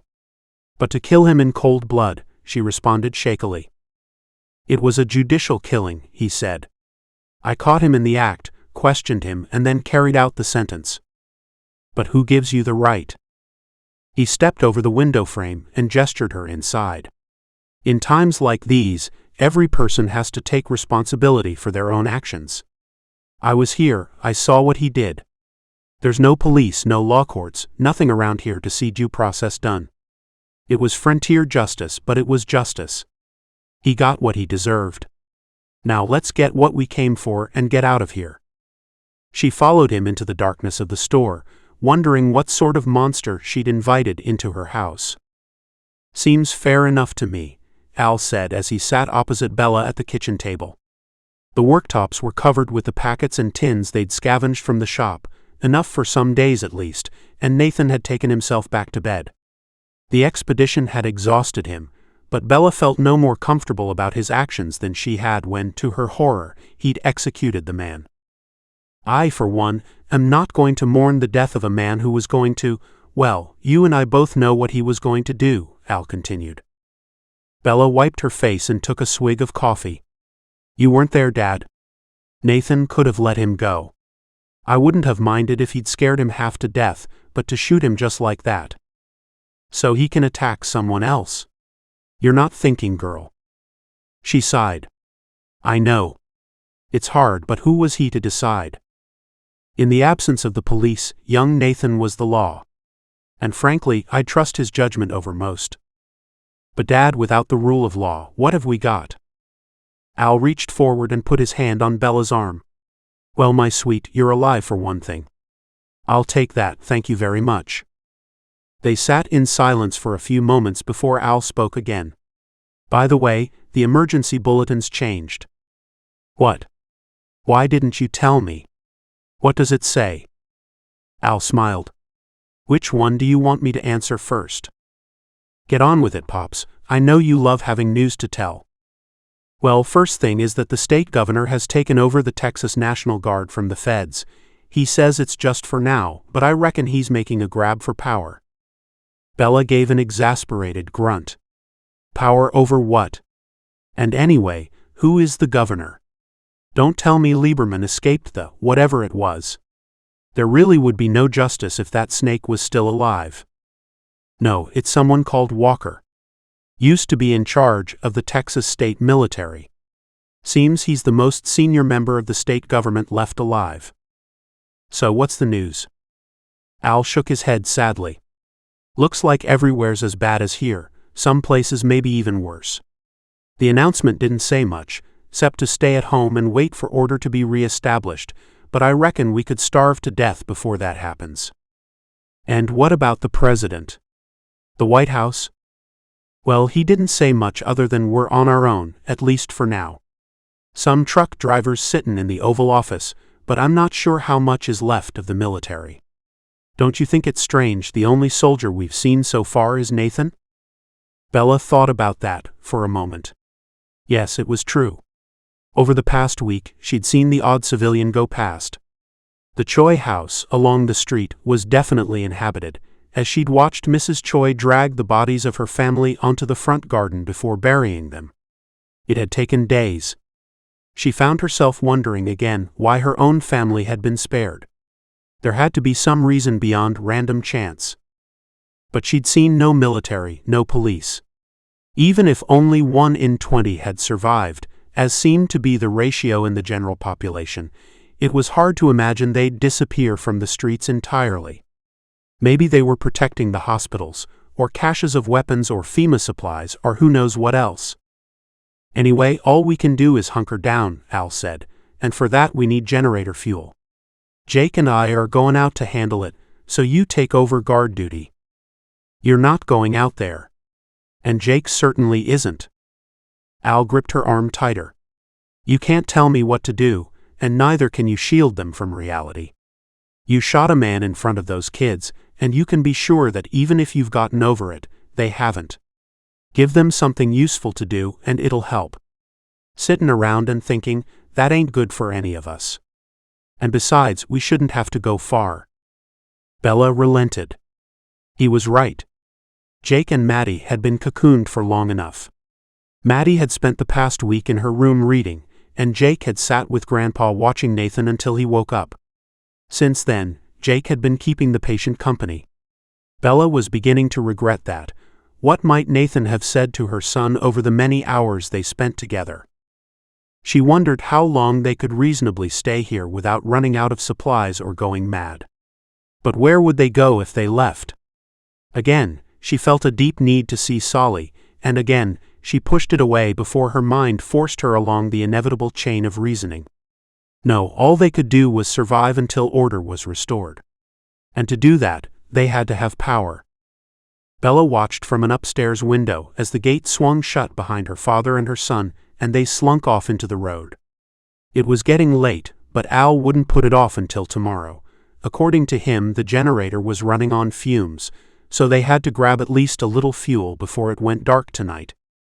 Naively, Bella had assumed they'd use a bit of hosepipe to siphon off the fuel, but Al had informed her in his most patronizing tone that most cars had protection against that. He'd taken a cordless drill, a large bowl he'd liberated from the garage, and a small plastic stopper he'd made from the end of a pen. The plan was to find a diesel car and drill into its fuel tank. Once the bowl was full, he'd put the stopper in so they could easily drain it further later. They were wearing old clothes that would probably have to be cleaned afterwards, as it seemed inevitable that they'd get splashed by diesel. Maddie stood alongside her as they watched Jake run from car to car, before pointing at a station wagon that had stopped at a 45-degree angle in the middle of the road. Its doors were shut, and Bella was relieved to see that neither of them showed any inclination to look inside. Al disappeared beneath the car while Jake kept lookout and handed down the tools as needed. She flinched at the squeal of the drill, so loud in the silence of the street, but after a few moments it stopped. Jake vanished from view, then reappeared as he carefully lifted the bowl onto the roof of the car and helped his grandfather up. She breathed out as Jake went to pick the bowl up. Then, quite suddenly, he pointed to the right. Al waved his hands as if shooing Jake toward the house, and the boy, after initial reluctance, began moving in that direction. Al drew a handgun from his pocket and pointed it up the road before backing away slowly. As her father edged his way toward the now-opening gate, Bella heard the explosive roar of revving engines as half a dozen motorbikes rolled along the street, past the car they'd been working on and finally, coming to a halt outside the house as the gate slammed shut. 5 of the bikes carried 2 figures, but it was the solo rider who flipped the stand and lifted his leg over the saddle. He straightened himself, rubbing the stiffness from his thighs, and then quite suddenly he looked up. Bella flung herself backwards, but she was quite sure he'd seen her. Chapter 16, Solly. The first car took them a half-mile along the highway, before the road was completely blocked by a jackknife truck and they were forced to walk again. It was another hour before Ross found what they were looking for. It was a battered red station wagon, and the driver lay a handful of yards away, sitting against the concrete barrier at the side of the road. Solly was glad that the man's head had dropped over this chest, so he couldn't see the fly-infested face. "The keys are still in here," Ross said. Janice came to stand beside Solly, sliding her hand behind his elbow. "I don't get it. Most people seem to have just dropped suddenly, but some of them had time to crawl away." They stood for a moment, looking down at this anonymous victim. Solly wasn't in a hurry to get into the man's car and check it worked. There would be other cars if this one was out of gas, or the battery had died. Right now, he just wanted to give the poor soul a moment's reflection. "I've got no one, Solly," she said. "Except you and Ross, that is." He turned to her.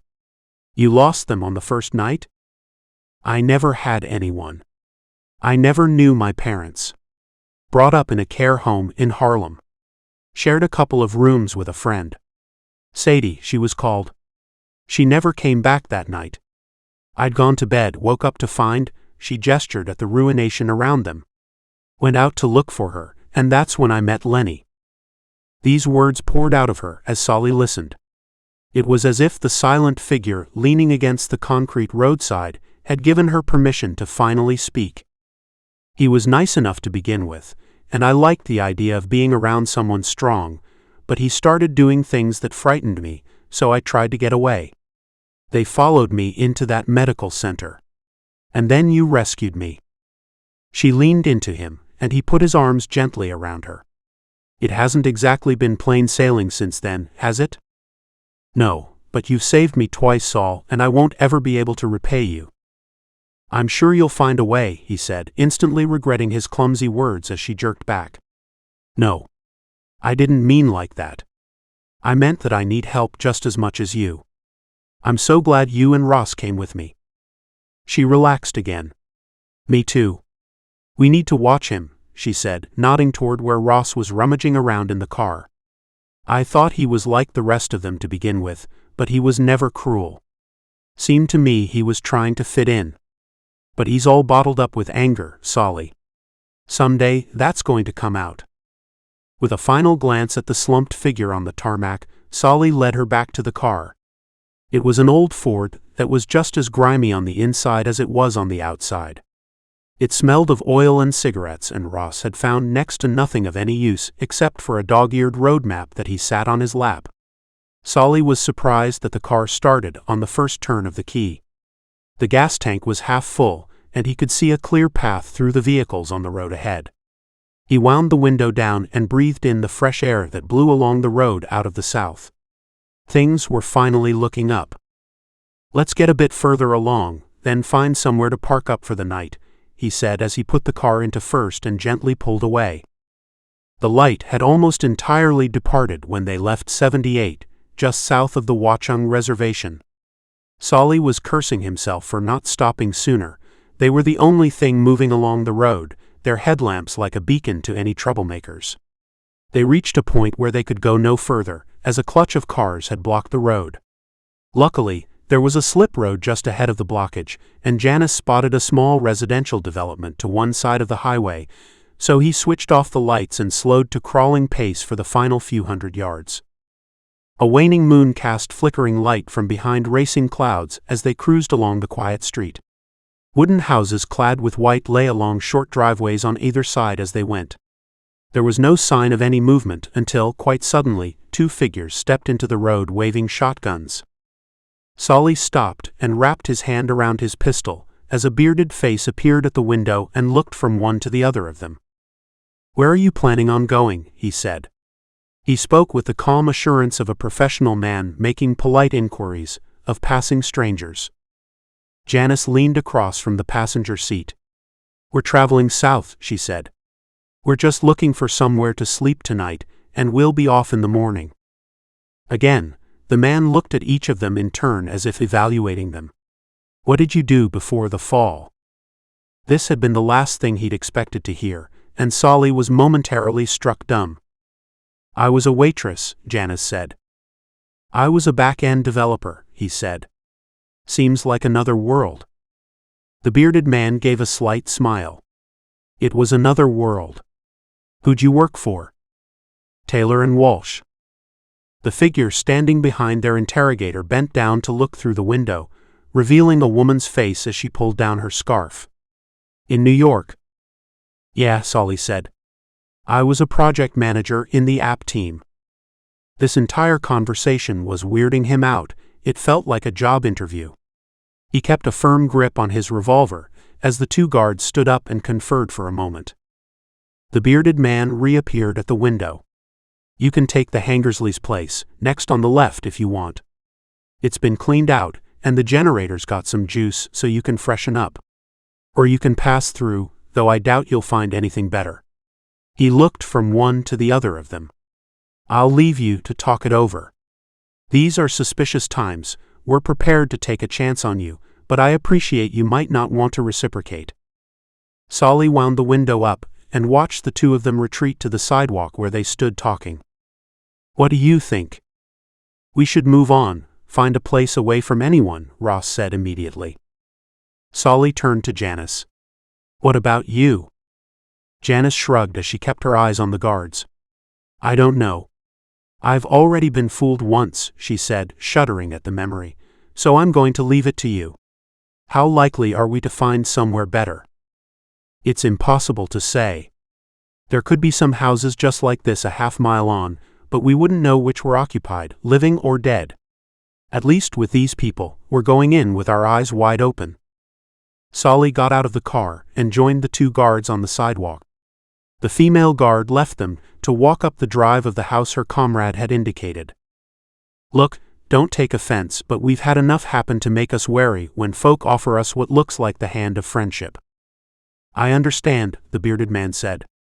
"The name's Neil, by the way, Neil Buchanan." "Solly Masters." "Why don't you go on up there and take a look? Feel free to take your weapons with you. Honestly, Solly, there's enough of us to take everything you've got if we wanted. But you don't have anything we need. Maybe you should have a little faith. The Hangersley's is yours for the night if you want it. Now we'll leave you to make up your minds. Good fortune to you whatever you choose." Buchanan offered his hand and Solly took it. He had none of the reservations he'd felt when he'd met the so-called Pastor Fisher, but they'd taken a while to kick in. It was now dark, and the house Buchanan had indicated had just lit up, offering the prospect of light, warmth, and a hot meal. He got back into the car. "I think we should trust them," he said. Ross mumbled something about never being listened to, but it was a pretty half-hearted protest. He'd seen the lights. The house was immaculate. They were met at the door by the female guard, who introduced herself as Amanda. "As you can see, I've started up the generator.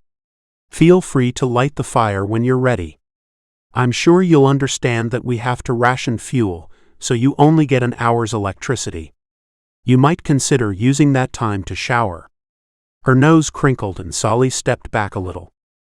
That shower was a luxury such as Solly had never imagined he might experience, and he felt the black fog lifting a little as he dried himself on a warm towel afterwards.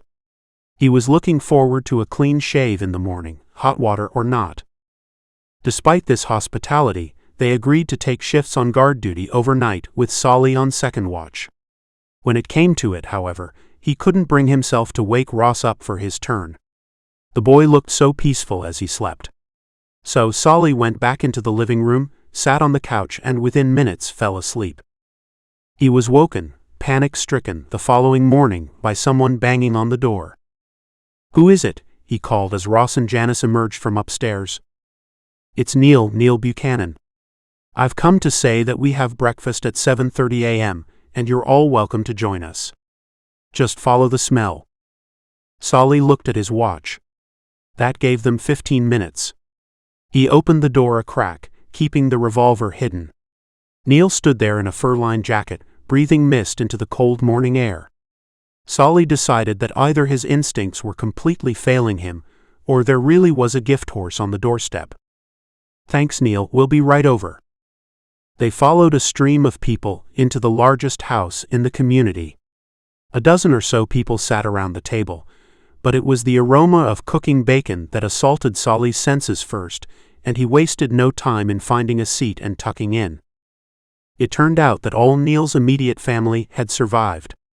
"It was a miracle," said his wife, who was a pretty 30-something called Beth Ann. "Though we still lost our parents and many other friends and family. I'm so thankful." She put her hands together and looked at the ceiling as if saying a silent prayer. "You seem to have organized yourselves well," Solly said. "And we really, truly appreciate your hospitality." Neil smiled. "As Beth Ann said, we've been terribly lucky. We had a good community here, and we all pulled together as soon as the scale of the disaster became obvious. As you experienced last night, we've set up security and only allow those we trust to stay for however short a time. I can only say thank you. Is there anything I can do to repay you before we go?" "You can help us clear the blockage up on the road," Neil said. "That was on the list for this morning, and it's your quickest way back on your route. Where are you headed, by the way?" Solly put down his fork and stood up. "Texas," he said. "That's where my family is. Maybe I'll be as lucky as you." Neil gave them a new car with a full tank of gas. It was a Land Rover Discovery that had belonged to the family whose house they'd stayed the night in. He'd also insisted on filling the trunk with supplies, along with an extra fuel can that meant they could probably cover 300 miles without having to refuel. "Just goes to show there are still good people in the world," Janice said as their waving friends receded in the rear window. Solly nodded as he gently put his foot on the gas pedal and felt the car respond. "Yep. Restores a little of my faith in humanity." "I almost regret not staying," Janice added. "I half expected them to ask us." "They did ask me," she said. Solly looked across at her in surprise. "Seriously?" "Yeah. Beth Ann mentioned it." "They never said anything to me," Solly said. He couldn't explain it, but this news had taken the rose-colored tint from the experience. Janice shrugged. "She told me they knew you would be going to Texas, but I was welcome to stay." "What about me?" Ross said as he poked his head through the gap between the front seats. "Sorry, Ross, but she didn't mention you." I told her I would stick with both of you anyway. Solly grunted. Are you sure that was the right choice? He could feel her smile on his cheek. Of course. We're a team, aren't we? She laid her hand on his leg, and all the resentment faded. Within an hour, they were into the wall-to-wall countryside of New Jersey and traveling along roads that were largely clear of abandoned vehicles. Every now and again, they'd come across a truck blocking the road, and on one gruesome occasion, Solly was forced to climb up into the cab to move it. The corpse of the driver had been leaning against the door, and so all Solly had to do was open it and let him fall out. Solly found a blanket in the cab that he put over the seat, but it made his skin crawl to think what he was sitting on. But as they went further southwest, these emergencies became rarer. There was also more evidence of survivors. Several times they spotted smoke rising from the chimneys of farmhouses on either side of the road, and just after midday, they passed a group of people walking along the highway who turned at the sound of the engine. A man raised his arm as if to signal them to stop, but Solly put his foot down, and they soon disappeared into the distance. It was a bright day in late fall, and the trees were decked in red, orange, and yellow. Under other circumstances, it might have been a pleasant drive through an abundant landscape, but as sunset approached, Solly began to search for somewhere to stop. They'd covered nearly 200 miles in 7 long hours, and he was close to exhausted. For the first time, he regretted that Janice had never learned to drive. We can't count on getting lucky again, he said, so I want to be somewhere safe before it gets too dark. How about there? Pinewood Mobile Community, Janice said, reading the sign. Single-story wooden houses lined both sides of the road, and trees marked the border of the settlement. Pickups and vans sat outside many of them, but there was no sign of life. No welcoming committee here. He selected one of the houses that had no vehicle outside, but rather than parking in the asphalted bay in front, he drove over the short-cut grass and left it between the back of the building and the trees, out of sight from either passing traffic or anyone else in the settlement, aside from direct neighbors. He pulled the Ruger out of the door pocket. Stay here, he said as he headed for the rear window of the house. It was dark inside, and there was no sign of movement. With any luck, the occupants hadn't been at home that night, but he'd know as soon as he opened the door. After a few minutes, he waved at them to come in. We're going to have to do without light tonight, he said as Ross brought the flashlight in. We have no idea which of these homes is still occupied, and we don't want to attract any attention to ourselves. Come on, Ross protested. They'd have seen us going past in the car. Or heard us. Solly shrugged. Maybe, maybe not. This looks like a big place, and I chose one of the first houses, so anyone further inside won't have heard a thing. What about the bathroom? Janice said, it's only got a small window and we can cover that. We need to be able to cook something, don't we? I don't want to sit in the dark all night. Solly relented. The risk seemed small enough if they were careful, and he was keen to have something warm to eat as the temperature was dropping quickly. And look, the water works. Ross volunteered to take the first watch. Despite his protests, Solly didn't let him have one of the loaded weapons, and his instructions were to come and wake them if he heard anything. Solly and Janice slept in the main bedroom, and they lay fully clothed under the blankets, each enjoying the simple pleasure of being near another human being. Suddenly, Solly woke up, flailing around in the darkness as he came out of a deep sleep. Who's there? He called. Ross, is that you? He felt Janice move in the bed next to him. What's going on? Something woke me up. I thought I heard a noise. Probably nothing, she said sleepily. Solly rolled over, pulling the gun from beneath the pillow, and swung his legs out of the bed. It was pitch dark in the bedroom, so he felt his way one-handed toward where he remembered the door to be. As he stepped into the doorway, he felt a sudden rush of air and sensed movement behind him. His fist connected with something that gasped in pain, and he was just going to reach down and grab it when he heard Ross cry out. Solly, help me. He ran down the little hallway and into the living room. He could sense a struggle going on where the sofa was, but had no target to aim at, so he went in with his arms and fists. One shape was on top of another, and he pulled it back, flipped it over, and sat on it. It was small, wiry, and human. He could taste its breath on his tongue, and it was snarling in rage as he tried to hold it down. "Stop or I'll shoot," he said, pulling the gun out and pressing it against the head of his opponent, who continued to fight back. "I said stop. I'll give you the count of 3 to comply. 1, 2. Solly. No." Light burst into the room as Janice ran in, flashlight in hand. The beam jerked around as she moved and then settled on Solly, on the gun in his hand and the head it was pressed against. "Don't shoot, Sol," Janice said. "They're children." Chapter 17. Polly. Sheriff Paulina Ramos made a point of touring the emergency accommodation as part of her morning round. The ghetto, as it had become known to its inhabitants, had been set up in the Aldays department store in the center of town. The top 2 floors, a complex of former showrooms and offices, had been set aside for dormitories. The ground floor and basement were used for storing the supplies brought in from the grocery stores that were now outside the defensive ring. Arbroath was a city in 3 parts, separated by the Chishka River and one of its tributaries. The first settlers had built their town where the 2 watercourses separated in a Y shape. With hills to the north, that had left only one main approach to the town. Soon, however, the settlement had become hemmed in, and the Chishka Bridge was built so it could spread onto the other bank.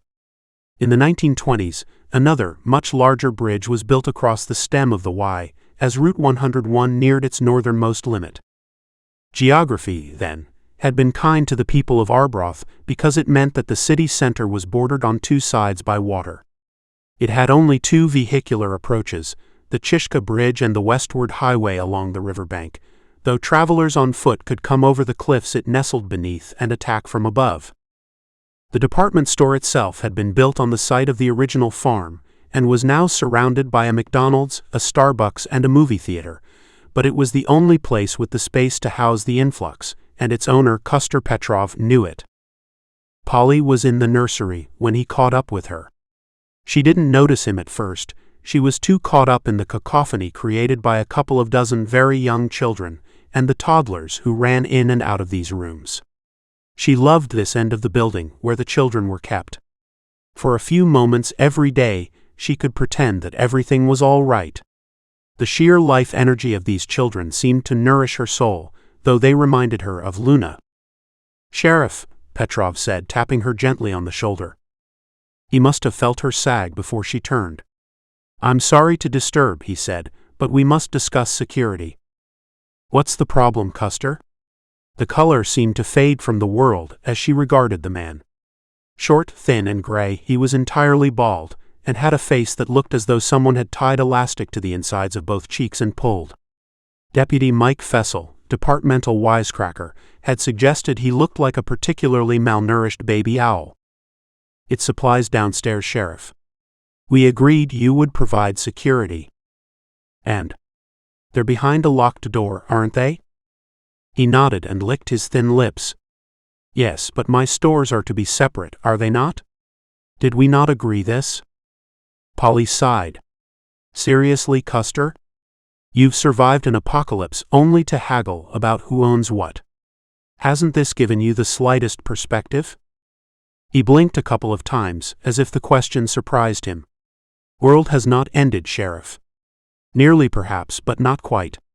One day, rebuilding will begin, but that is no use if there are no supplies." Behind his almost comical appearance and speech patterns lay the mind of a ruthless entrepreneur, Polly knew. He wanted to be in a position to make money, or whatever would pass for currency in the coming months, both during the crisis and once it was over. She admired his optimism, but not his motivation. "Look, Custer, you'll have to take it up with the mayor."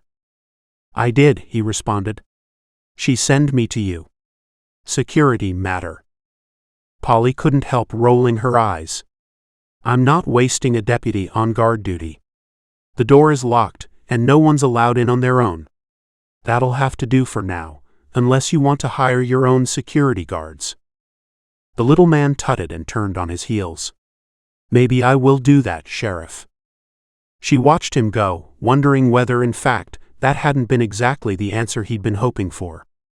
"Sheriff." It seemed she couldn't go more than a few yards without someone calling out her name. This time, however, it was a more welcome voice that stopped her. The tubby figure of Deputy John Graff was striding along the corridor as she left the nursery. Since he'd returned to the fold, Graff had become her right-hand man. In fact, she'd tried to persuade him to be sheriff, but he'd refused. Experience meant little in current circumstances, he said, and he was happy enough supporting her. In her more cynical moments, she wondered whether all these fine folks who pushed her forward were simply using her as a shield to duck behind. "Hi John, what's the latest?" He moved into step alongside her, puffing a little, having climbed 2 flights of stairs. "We're nearly ready to test the generator. The last of the beds are now in, and I've got Marvin and Mike out scavenging fuel so we can keep it running." "That's fantastic news. How many will be moving in?" "Just 3 to begin with, so we'll have a couple of spare beds." The town's local hospital had been over the bridge in western Arbroath. It had been stripped of drugs and much of its portable equipment in the first hours of the emergency, but a thorough search of the town had recovered some of it. The hospital itself, which hadn't been exactly state-of-the-art before the catastrophe, had been badly damaged by looters and those simply wanting help, and it couldn't in any case be defended. So, the mayor had ordered a medical facility to be set up in Aldays, and John had taken on the job of handling the practicalities, with the first order of business being the restoration of power. 3 qualified people survived the first couple of days, 1 gynecological specialist and 2 nurses, and they were overseeing the setup, but the actual work had been achieved by muscle power, as the hospital's generator had been hauled out of its basement and pushed along the gridlocked streets, across the bridge and into the former department store. Fortunately, a couple of engineers had also survived and were able to supervise the installation. The generator was a pretty ancient Toshiba, running on diesel, and it would only supply a limited current. When not needed for hospital equipment, it would at least provide some lighting and, they hoped, the means to heat water for at least part of the day. It seemed that civilization could manage without many things. Coffee was not one of them. Polly followed John down to the far corner of the ground floor. It had been curtained off, though the drapes were currently open. She shook hands with Dr. Ashmole, who was fussing over the positioning of the monitoring equipment and drip stands. "This looks fantastic, Doctor," she said. Ashmole shrugged. "I have seen worse," he said. "In Iraq. But it will serve for now." She left the doctor and Graff to it, and strode out of the building and onto Main Street. Again, she was struck by how normal it looked. People walked back and forth on business of their own, and though there were no vehicles in sight, there was a surprising vibrancy to the place. She had to remind herself that the official population of Arbroath, WA, was now 616, and the streets beyond the bridge still belonged to the dead. And the people she could see were not free to do what they wished. Everyone had tasks they'd been assigned, and though the center of town was now free of corpses, they still had a long way to go before they'd restored anything approaching normality. Then there was the matter of grief. It had been 10 days since the night of the apocalypse, and while the initial shock had worn off, the entire population seemed to be waiting until they felt safe enough to let their true grieving begin. It wasn't just immediate family, of course. Just about every one of the residents of Arbroath had relatives spread across the country, and no idea whether those people were still alive or whether they should be grieving for them also. Polly felt a tug on her heart. She'd heard nothing from her brother Alejandro since that first night. At first, it seemed as though the calls were connecting, but he wasn't answering, but she clung to the hope that it was just a blip in a collapsing cell network. Her rational mind told her that it was a forlorn hope, but she continued to believe that it might be so, because the alternative would take her mind on a dark path that she might never emerge from. She'd had her share of grief, a husband who'd been killed on active duty in the Middle East and parents who'd died young and poor, but the prospect of losing her daughter, not to mention Alejandro, was one she could not face. A voice called across the street. "Sheriff." Deputy Friedman was running along the sidewalk, her breath billowing behind her like a steam train. She was red-faced and wheezing when she caught up with the sheriff. "What's going on, Nikki?" Polly said, helping the deputy stand upright. "Man, approaching, on the river road," she managed, waving her arms along Main Street. "Alone? Is he armed?" She shook her head, then nodded. "Sorry? Yes, he's alone. Couldn't see a weapon, though he'd be mad to be traveling without one." Polly began to jog along the sidewalk toward the barricade, on the eastern side of town. "And none of you recognized him?" "Hodges says he's not from around here." "And he knows everyone," Polly said, accelerating her pace and leaving Friedman behind. The deputy's voice called out from behind. "Oh, and he's a priest." Polly climbed up onto the barricade and took the binoculars from Hodges. The man was now no more than 100 yards away and was walking with arms wide above his head.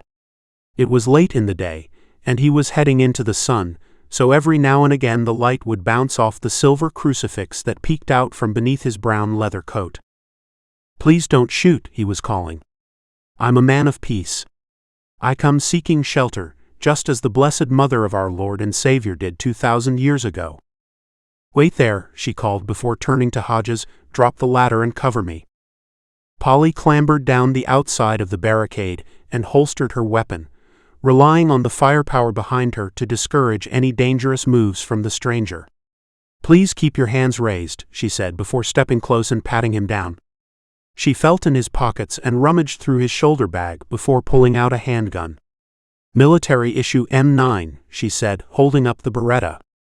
The man shrugged. "You would know better than I what it is. I found it on my travels. It could certainly not help the poor soul who owned it before me, though he was not a soldier." She flipped out the magazine, 5 rounds remained, and cleared the chamber before handing it back. "It's an antique, but it'll do the job.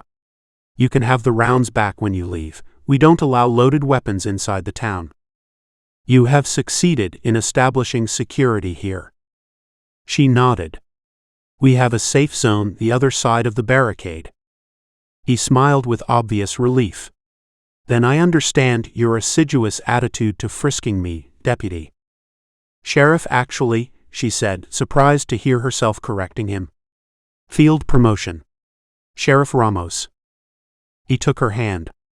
"Reverend Daniel Smith, but pastor is fine by me. Or indeed Daniel. You'll have to climb over the barrier, I'm afraid. We haven't had time to install a front door." Again, he gave her a warm smile as he nodded, and helped by the arms reaching down from above, entered the town. By the time she stepped back onto terra firma on the safe side of the wall, Polly could see that word had gotten around already. Mayor Vogelback was striding forward to greet him, and behind her a crowd had gathered. Polly didn't like the hungry look on their faces, but she knew that while as sheriff, she could help provide them with bodily security, she could do nothing about their souls. Polly ran over to catch up, gesturing Hodges and Friedman to stand between the crowd and the preacher. "This is Pastor Smith," Polly said. "Pastor, this is Mayor Vogelback." The two shook hands and then, to Polly's surprise, Vogelback drew him into an embrace. "Welcome, welcome. We have such need of you," she said.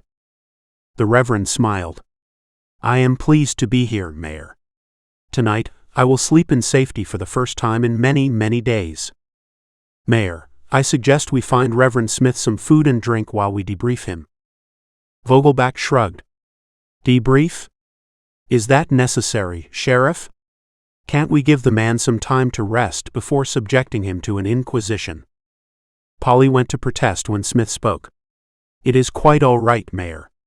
I have walked far today, and I am tired, but the sheriff is perfectly correct to put the security of this town ahead of my comfort. We need to know what the situation on the road is, and that's best done in private, I think." "Lead on, Sheriff," Smith said with another smile. Polly was glad to get into bed that night. She had a bed in one of the old stockrooms on the ground floor of Alday's, though she spent almost no time there. She put the candle she was carrying down on a wooden chair and quickly pulled off her clothes and dressed in the thermal pajamas she'd brought from her old apartment. Smith had painted a harsh and desperate picture of the world outside. He'd come from the East Coast where he'd been visiting family, though he was from Seattle himself. According to his account, he'd spent the 10 days since the night of death trudging and car hopping across the country. Most of the major highways were impassable near the cities, so he'd been forced onto country lanes, and then as cars ran out of gas, he'd cross the country on foot. It was quite an achievement. She quickly realized that steel lay behind his ready smile. If he was to be believed, most of the cars he'd used had previously been occupied. She'd seen enough dead bodies in the past days, but at least those had been out in the open air or in cool rooms in a frigid climate, not locked up and festering in cars along the highways. She admired the man's stomach and found herself warming to him. When he'd encountered people, he'd paused to help those who welcomed spiritual assistance, but kept heading westward. She was shocked, saddened, and oddly proud to hear that Arbroath was the first settlement he'd come across that had re-established law and order. He'd seen no sign of law enforcement or the military on his travels, no living sign anyway, though he'd seen more than enough ruination to believe the end of days was at hand. For now, however, he was keen to render assistance, and the mayor was just as keen to receive it. As exhaustion caught up with her, Polly had left them talking and now sat on the bed as she dropped the candle onto the bedside table. She climbed into the welcome warmth and blew out the flame. She closed her eyes and was just drifting off when the room filled with light. Polly snapped upwards and looked around. Her smartphone lay on the little table. It had been dead since the second day, and she'd had no way to recharge it, but more from force of habit than for any other reason. She'd brought it with her from her apartment and plugged in the charger. Graf had been running the generator for a while, and this little room must have been on the same circuit as the makeshift hospital. Now the smartphone screen lit up and she grabbed it, swiping the unlock screen and squinting at what it showed as her eyes adjusted to the bright screen. It was a text. The date was Saturday the 14th at 4 p.m., the day after the night of death. "Mommy, where are you? I'm frightened. Luna." Chapter 18, Solly. "I wouldn't have pulled the trigger," Solly said for what felt like the 10th time. Janice sat on the couch between the two boys and watched as they sipped on their hot chocolate. Ross stood by them with an expression of sullen resentment on his face. He held the flashlight like an offensive weapon. "Can we question them now?" Solly asked. Janice gave a sigh, looked up at him, and nodded. "What are your names?" he began. The boys ignored him, focusing their attention on the dregs of their instant hot chocolate. Both looked as though they were African American, and Solly put the elder at around 15 and the younger at maybe 10. "Would it help if we told you ours?" Janice said in a soothing voice. "I'm Janice. That's Solly and that's Ross." The older boy followed her hand as she gestured. Solly caught fear and defiance in his eyes as they met briefly before moving on to Ross, who returned the glare with interest. The younger boy acted as if Janice hadn't spoken at all. "Jackson," the older boy said, directing his words at Janice. "With a X. Most people call me JD. This is my bro, Dion." Janice looked up at Solly, who gave a resigned gesture and sat down in the armchair. "Why did you break in, Jackson?" Janice asked. The boy began to fidget with his cup, shaking his head as if to deny he'd done it. "Can't break into what's your own," he said. "This is our place." "What do you mean?" Jackson swept his arm around the room. "We live here." But it was empty. The boy shook his head again, as if she were too stupid for words. "No, we live here in this park. Pinewood, it's ours." Solly's patience expired. "Don't be ridiculous. There must be 50 homes here, so why break into the one we're in?" "Well, there's more'n just me and Dee," Jackson spat. "There's hundreds of us. You're surrounded, and your little piece ain't gonna keep you safe for long, not once the old man hears what you was gonna do to me." "Old man?" "Oh, you'll see him soon enough, that's for sure," Jackson said. But Solly could tell he was no great actor. The boy was frightened. "Well, we can't do anything until the sun's up," Janice said. "I'll make us some coffee and warm up some beans." Solly drew the revolver from his pocket and pulled back the curtain to gaze out the window. He thought he could detect the very first hint of light between the trees. Without warning, The younger boy leaped up and sprinted out of the living room. Ross yelled and ran after him, but Dion had managed to open the door and disappear into the darkness before Ross could reach him. "No," Janice said as he went to follow the younger boy. "We have to stay together."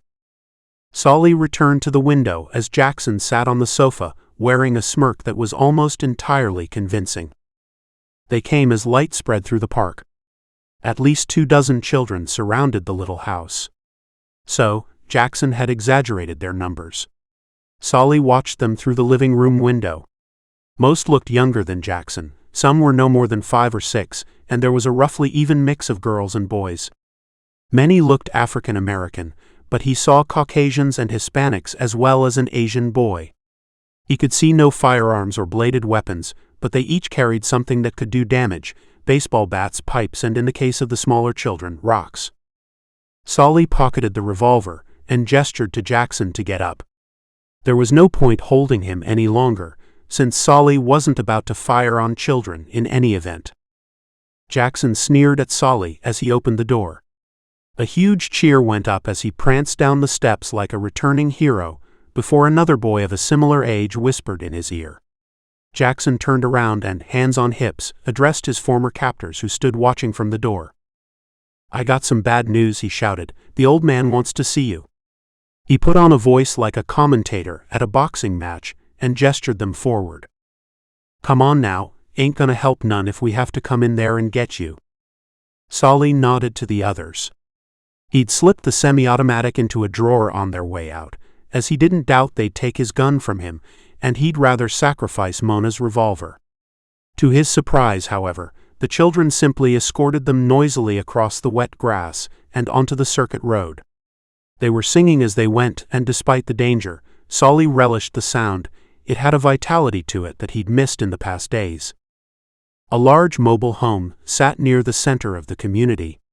Solly noticed that a flexible pipe had been attached to the chimney, an air conditioning conduit maybe, and ran down the far side of the house to disappear into the trees. He guessed there was heating inside, and the hose took the warm exhaust air away and dissipated it in the woods. Clever. The door opened as they went up the ramp, and an older girl stood there. "You must wait here," she said as Jackson made to follow. He gave a grunt of annoyance but obeyed instantly. They found the man in the living room. Next to him sat a black Labrador. "Ah, at last," he said. "Come and sit down. This here is Oscar, and my name is Arnold, though some of the children call me Grandpa. To others I am simply the old man, which is, sad to say, accurate enough." He was a black man, thick-set with close-cropped white hair, thick glasses, and a short white beard that looked as though it had grown through lack of grooming and not a fashion choice. Solly rubbed his own stubble, remembering the joy of that last shave at Neil's community. Arnold was sitting behind a dining table, and Solly stepped forward to greet him. The man was sitting in a wheelchair. "Excuse me if I don't get up," he said. "Diabetes took my legs, and now I'm good for nothing. 'Cept these kids seem to need me." Janice gave him a peck on the cheek, and then he looked up at Ross. "Ah, I see you have a young man with you as well. I guess he's not yours?" "I can speak for myself," Ross said. "No, we're not related." "We're a team," Janice said, squeezing Ross's arm and smiling as he flushed. At Arnold's invitation, they sat at the table. Faces pressed to the windows from outside. "You'll have to forgive them," he said. "I've told them this'll be adult talk, but they can't help themselves." Ross fidgeted a little and looked uncertainly at Janice, but it was Solly who spoke. "You've done things this past week that most fully grown men would shy away from. Your actions make you an adult more than years ever could." The boy's face went even redder, but he was smiling as he settled back into his chair. They could hear a kettle boiling in the kitchen, and a couple of minutes later, the girl who'd let them into the house brought a tray with 4 cups and a teapot. "This here is my granddaughter, Liana. I thank the Lord every day that she was spared. Get yourself a cup, Liana, and join us." Solly noticed Ross's eyes following the girl as she left the table, and again as she returned a few moments later to sit with them. "So what happened?" Janice said as Arnold poured the tea. "Well, I've lived here for almost 5 years now. When I lost my legs, I sold my apartment and bought this place. All one level, you see, and I can get my chair everywhere I need to. I was a bit of a sportsman in my day. I ran a basketball club in the town, and Liana made me keep up the coaching even after the operation. She's a pretty mean player. And then that night, I watched everything going to hell around me on the news. They sat in silence for a few moments as they each remembered their experience of those first hours. Mona's face loomed large in Solly's memories, and he felt his throat tighten. And there was that poor man on the subway steps. And Merrick, the medic who'd tried to help but had gotten on the train before it was crushed in a collision. Arnold swallowed some tea. I couldn't get through to no one on the phone, but next day Liana showed up, and I don't mind telling you, I could have filled a river with my tears when I saw her. Tears of joy and relief, but then she told me of her mom and dad, my son. Liana took his hand as he wiped the wetness from his face and sobbed quietly. I stayed with Grandpa that day, but then I thought about my friends, so I went back into town, she said. I begged her not to go, Arnold said, but she has her mother's fire. That was the worst few hours of my life, waiting to see if she'd come back. Liana smiled at him. I found Jackson first, then we went around the houses of the other club members we knew. We only found a few, but we brought them back here. Jackson said we should check some of the homes here, and we found some as were empty. He's a good boy, could be a good man if this world doesn't corrupt him before then, Arnold added. Over the next days, more and more of them turned up. Me, Jackson, and some of the older kids found all the empty homes. We haven't been in the others. And you've been here ever since? It's 11 days, isn't it? Arnold nodded. Yeah, and now we've got a problem. Well, several problems. First, there's food and water. So far, we've gotten enough from the other homes here. A lot were empty, it being the winter soon, and most of the other residents who survived the night hightailed it.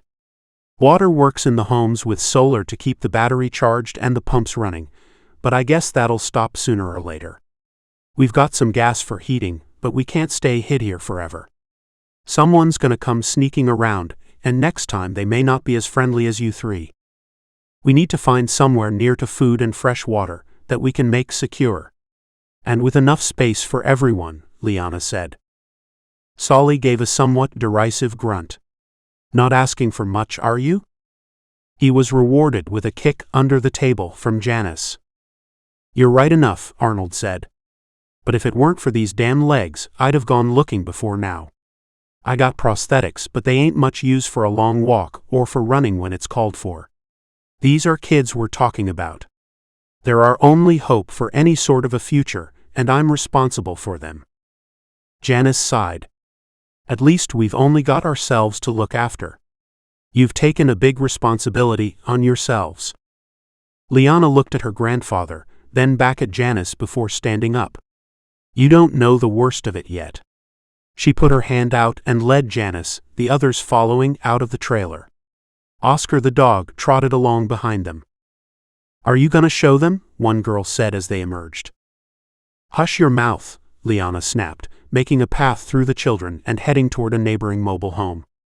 It was a breezy day as the trees rustled and their leaves swept across the grass, but Solly thought he could hear strangely familiar high-pitched sounds coming from the house. Liana stopped at the top of the ramp and rested her hand on the door handle. This is why we have to go, and once you've seen, you're gonna have to help us. Right. Janice nodded before Solly could respond, though, in truth, he was as eager to see what was behind the door as she was. Then a cry went up and he gasped. Janice ran up the ramp and through the door. Oh my lord, they're babies. Solly took one look inside, breathing in the rich aroma of soiled diapers, then ran back across the grass and stormed into Arnold's living room. You brought babies here? I didn't, he said, shaking his head sadly. Some of them came with their older brothers or sisters, and Liana found others as she was looking for her friends. What was she to do? Leave them to die? It breaks my heart that we must have missed so many. Solly slumped onto the couch. But you've got nearly as many of them as you have older children. How are you caring for them? With difficulty. Some of my flock have had to grow up very quickly, especially Liana. She has become like a mother to them, even though many are the same age as she is. We've emptied the grocery stores in town of infant formula, and now we're feeding them sterilized cow's milk. But as you can see, their accommodation is not sufficient, and it is impossible to keep them quiet. I have been dreading the day when strangers came calling, since we couldn't hide from them. I am so glad those strangers were you three. He leaned forward in his chair and looked down at Solly. Will you help us? We need you. Solly shook his head slowly. I'm sorry, Arnold, I really am. But I have my own family to worry about. They're alive. I don't know, he said. The next word stuck in his throat. Probably not, but I have to find out. I made a promise. They're my responsibility. Where are they? Solly ran his palms over his eyes and sat back. Texas. Oh my. But you can do some good here, my friend. Help us and then go find your family. As Solly lay back in the couch, he closed his eyes as if to shut out where he was. Then he heard footsteps behind him and Janice's voice speaking nonsense words. If I help you, the chances are I'll never leave, he said finally, opening his eyes. That's the God-honest truth. He felt a weight settling on his shoulders. A ball and chain that would keep him here when he wanted with all his heart to find his children and Bella, or at least to get definite news. Janice dropped into the sofa beside him, cooing at something in the crook of her arm. He looked down at the baby lying there.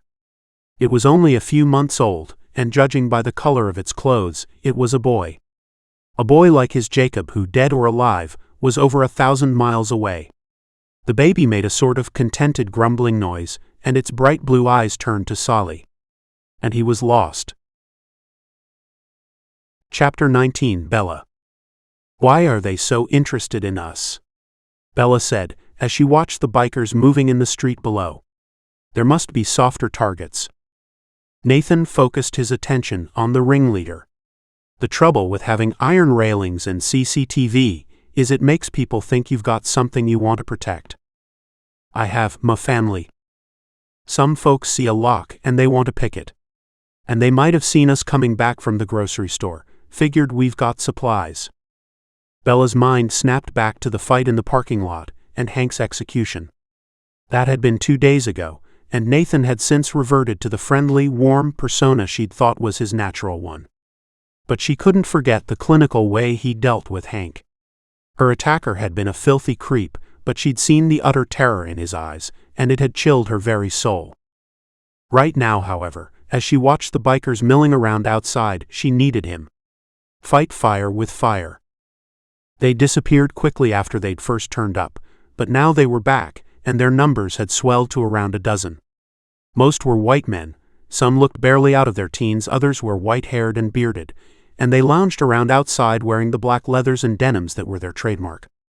She had no idea how they'd managed to find each other, but they were all guided by a single purpose, getting into her house. She turned to see Al approaching. He'd found his aged police-issue shotgun in the garage where Solly had hidden it when the old man had moved to the retirement home. That had been one argument he hadn't won with the managers of the Bayou View. The no firearms rule was strictly enforced, so he'd handed it to his son-in-law for safekeeping along with a box of slugs. Nothing going on around back, Tiger, he said as he joined them at the window overlooking the main road. Nathan nodded. They're getting ready to do something. The leader looked up at the window where they stood and waved. Come on down, he called. We need to have a little chat. The name's Max, he said as Bella and Nathan faced him through the bars of the gate. Al had remained upstairs, his shotgun trained on them from the open window. Bella sincerely hoped he wouldn't be forced to use it. They had enough danger in front of them without having to worry about her father accidentally blowing her head off. What do you want, Max? Nathan responded. With Bella's help, he'd put on his military uniform. His left arm was getting better, but still had nothing like full mobility, and the black ringed hole in the back of the jacket bore testament to his brush with death. From Max's perspective, however, Nathan looked like a fit soldier, ready and able to deal out deadly force. Well, we just want to take a look around, soldier, he said. Nathan shook his head. This lady owns the property, you don't. I suggest you move along. The biker gave a gap-toothed smile. He looked as though he was in his 30s, with thick black hair, a handlebar mustache, and pockmarked skin.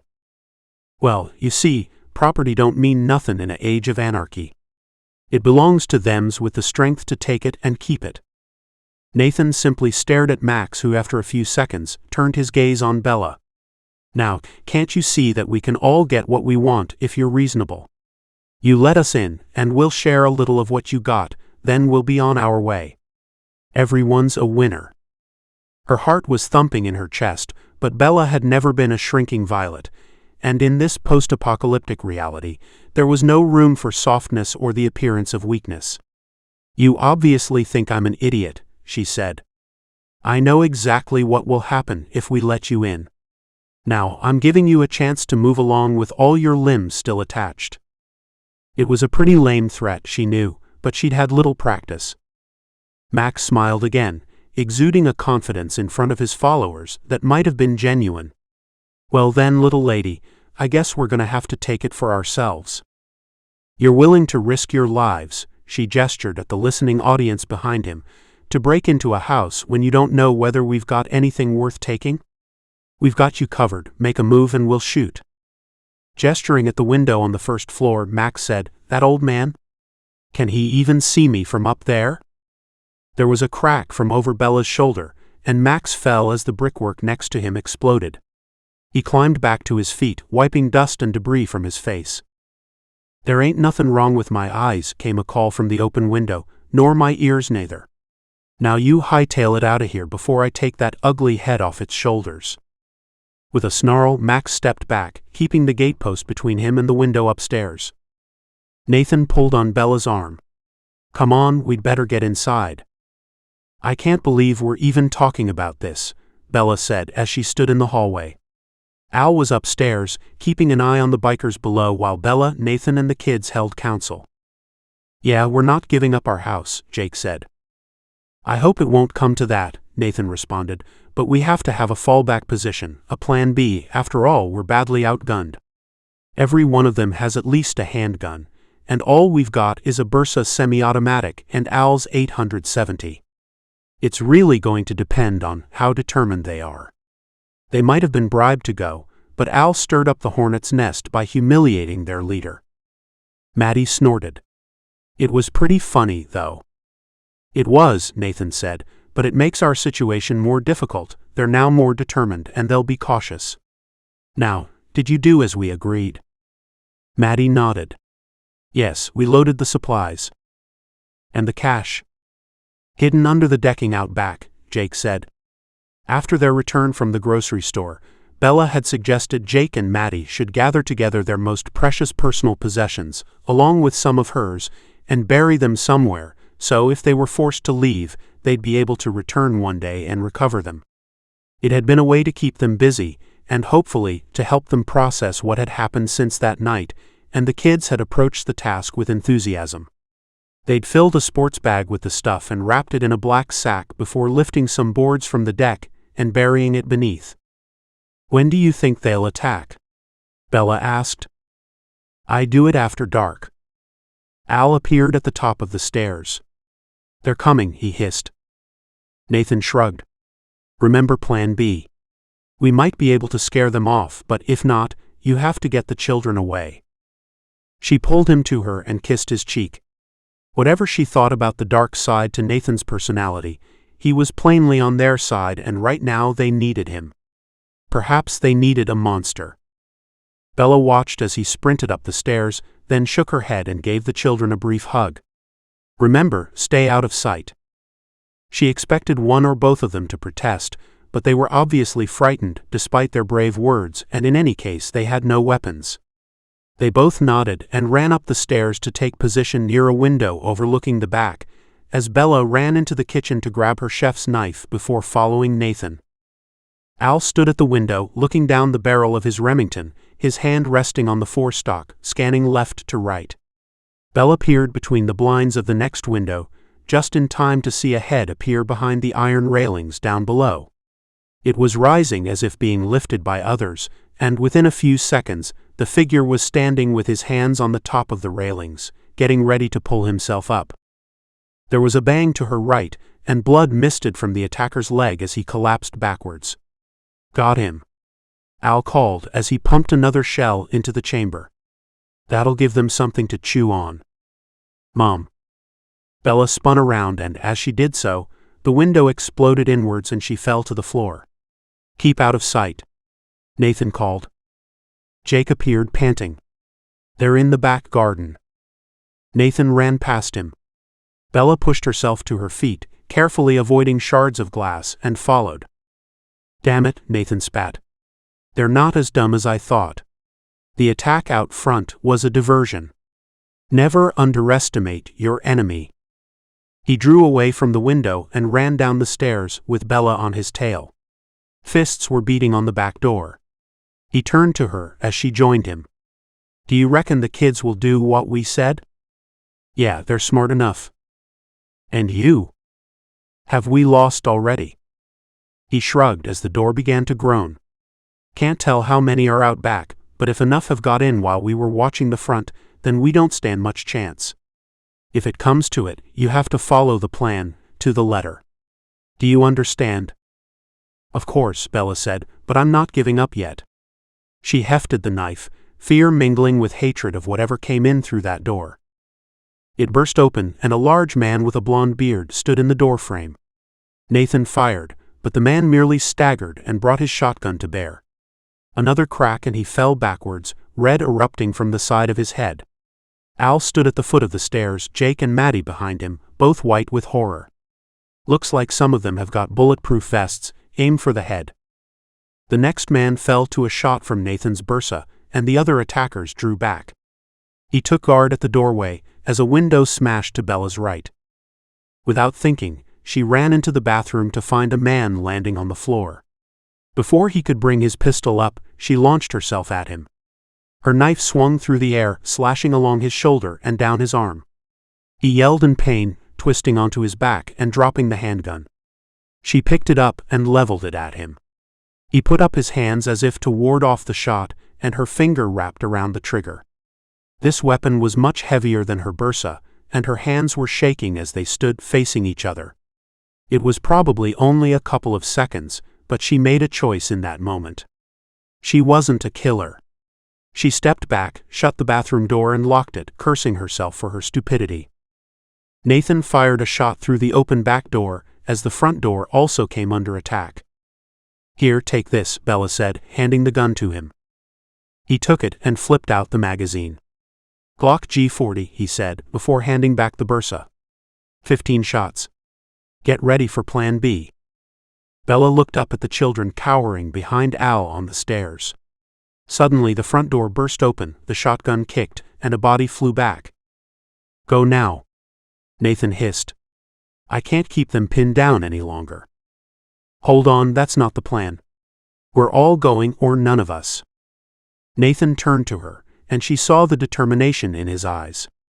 "No time. If they get into the garage, we're all dead. Now get the kids out of here." Another blast from the shotgun, and the front entrance was clear again. A pellet ricocheted off the back door frame, and a picture fell to the floor, shattering as it landed. Maddie let out a cry and covered her ears before she and Jake scrambled across to Bella, followed by their grandpa. "No, I'll hold the fort," the old man said. "You take young Nathan with you. He'll be a lot more use than a silly old fool like me." Nathan fired again, then shouted, "Get out of here. I was trained for this. You need a long head start, and I intend to give it to you. Go." He waved his arm at Al, who stepped down to the bottom of the stairs and took his hand. "You're a solid gold hero," the old man said before moving over to Bella. "Come on, girl.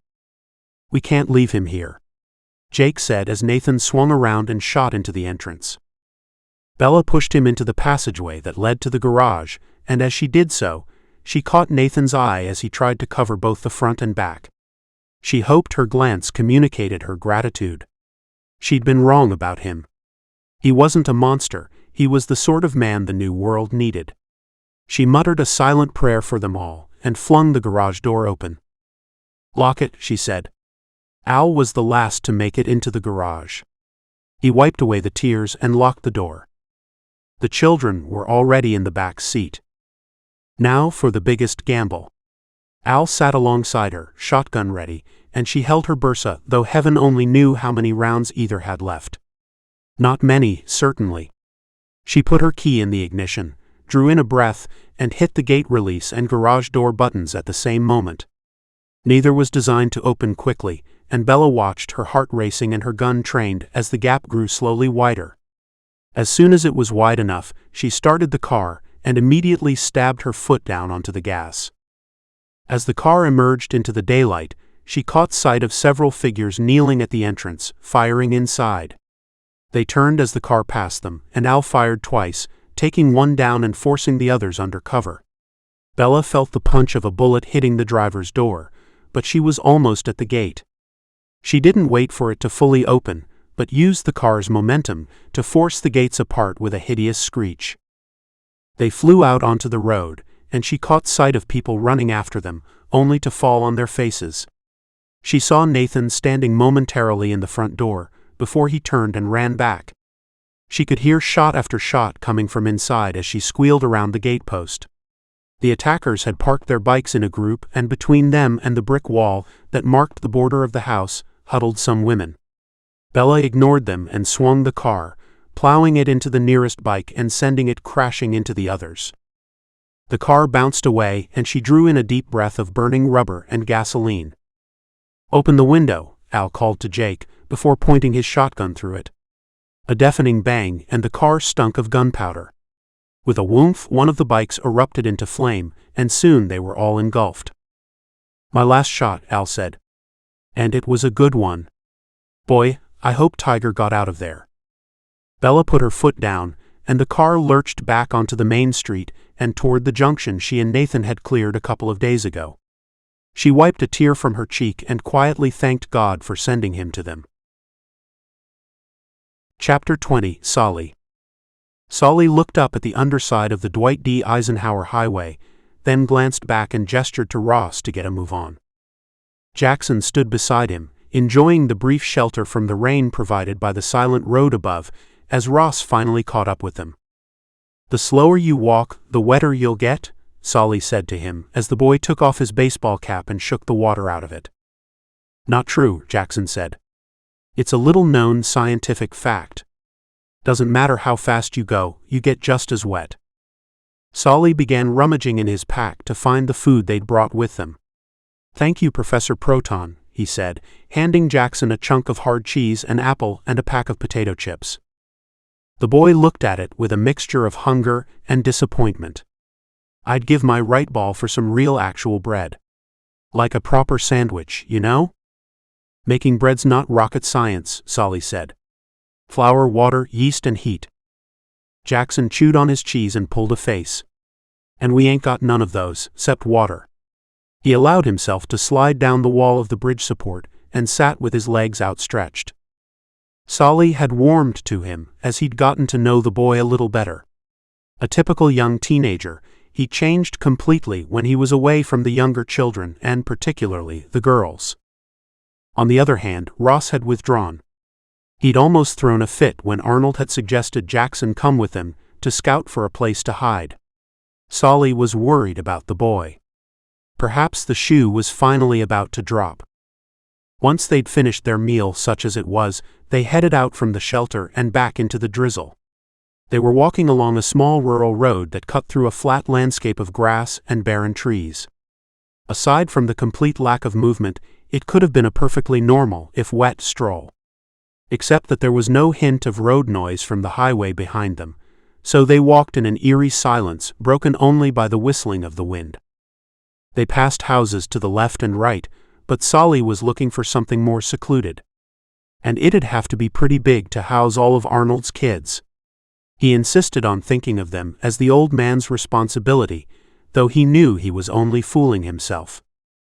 They'd been walking for another hour when they reached an intersection with a larger road. They'd seen almost no cars on the back lanes, but here the road was entirely blocked in several places. It was almost as if someone had deliberately pushed vehicles into groups to blockade it. "Look," Ross said. "It's a Walmart." "It's not a store, it's a distribution center," Solly responded as they trotted across the silent road and toward the low white building. An American flag fluttered fitfully in the breeze beside a guard hut. The orange and white striped barrier was down. "Hold on," Solly said as his spider sense tingled. Just as they stopped, a figure leaped out of the guard hut, shotgun in hand. He was wearing military fatigues, a bulletproof vest and sunglasses. "Halt right there," he called, bringing his weapon to bear. "Raise your arms and declare yourselves." They stood arms up around 10 yards apart. Now that he was up close, Solly could see that the guard was a young man, maybe even a teenager. And he was no soldier. But he was holding a gun, so Solly gave his name. "I was just checking this place out." "Were you fixin' to steal anything?" the young man said. "'Cause this facility is now state property. I'm here on account of the National Guard being mobilized to secure it." "Your National Guard?" Solly said, unable to keep the disbelief from his voice. He saw the hesitation. The man shrugged. "My daddy was. He got the call, but he fell down dead before he could get out here, so I came instead." "Hey man," Jackson said, walking out from behind Solly. "You're Landon, right? Landon Briggs? I know you from the club, right?" The man lowered his shotgun and used his other hand to peer over his sunglasses. "Jax, is it you?" He let out a yell and ran toward Jackson, wrapping him in an embrace. "I ain't seen nobody I know in 2 weeks. Man, it's good to see you, it sure is. And these here are with you?" Jackson nodded. "This is Saul, and this is Ross, his right-hand man." "Well, that changes everything. You want to go inside? I got the key.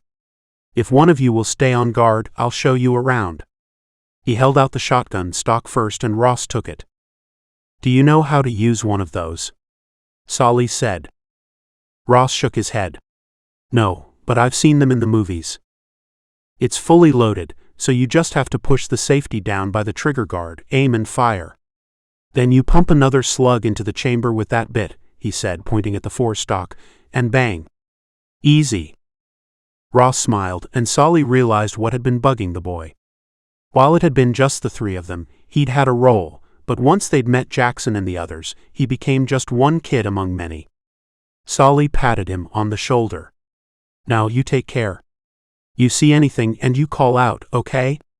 No heroics." An hour later, Solly, Jackson, and Ross were taking turns at pushing a shopping cart full of supplies along a country lane. Landon had told them of a farmhouse he knew along Mill Road that had been put up for sale shortly before the apocalypse. From his description, it sounded ideal. It was beside the river, so it was protected on one side, and it was set back from a road that had been pretty out of the way even in normal times. The drizzle had stopped, and the sky was brightening as they increased their pace, hoping to get to the farmhouse before it went dark. Solly didn't relish the prospect of having to find shelter as the light failed, stumbling into a dark house, not sure if it was still occupied by either the living or the dead. A gunshot rang out and the three of them spun around. It was coming from the Walmart. Without thinking, Jackson ran off, and after a moment, Solly and Ross followed him. Another shot, then the crackle of returning fire.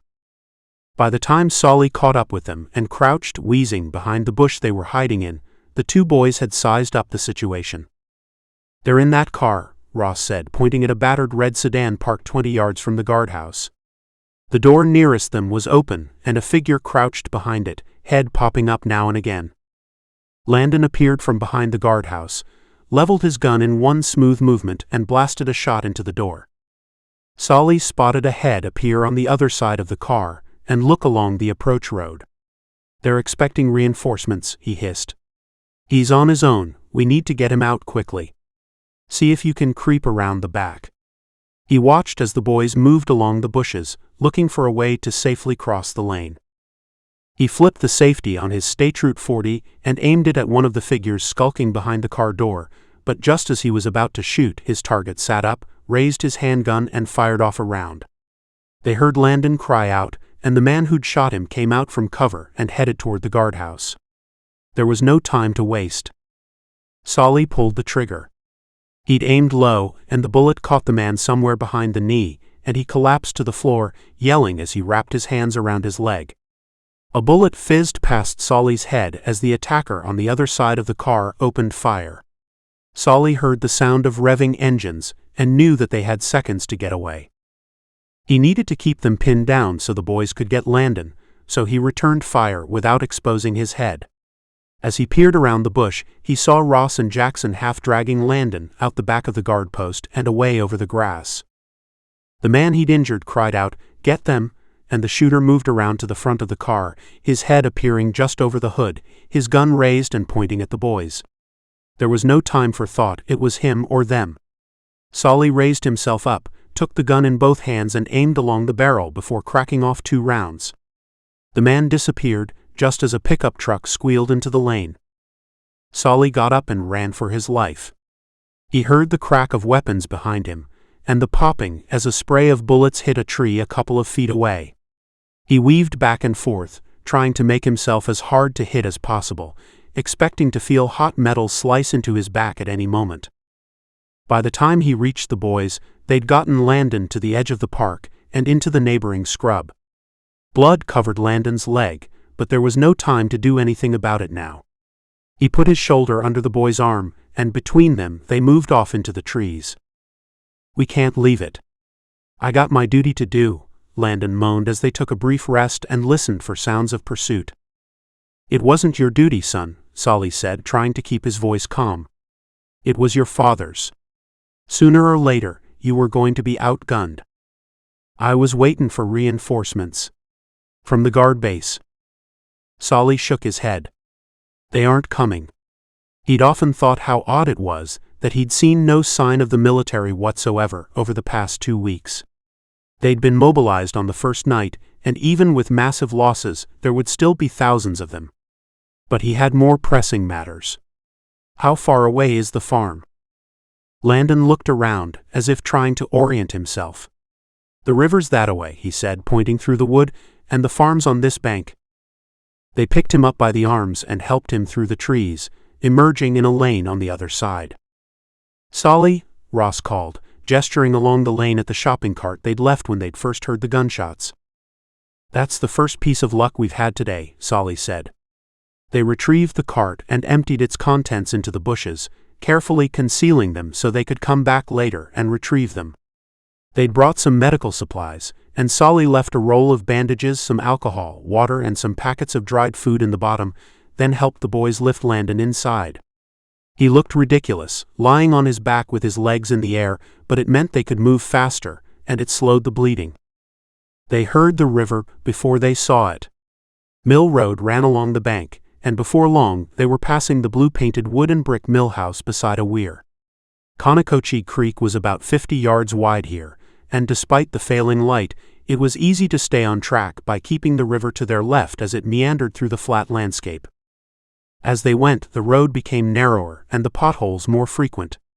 Landon had fallen asleep, despite their attempts to keep him awake, and Solly was beginning to wonder if they'd missed the farmhouse when he saw a small lane to his right. He left the cart there and walked a little way until he reached a gate. Almost perfectly hidden behind the bare trees and bushes in the half-light, Solly could glimpse a low white building. "This must be it," he called to the others. "And if it isn't, it'll have to do for tonight. Come on." They wheeled the cart up to the front door. "You wait here," Solly said as he took the flashlight from Ross. The door was locked, so Solly found a stone from the driveway and used it to smash the glass alongside it and slide his hand in to turn the latch. He drew the air of the house in through his nose. It smelled musty, but there was no trace of decay.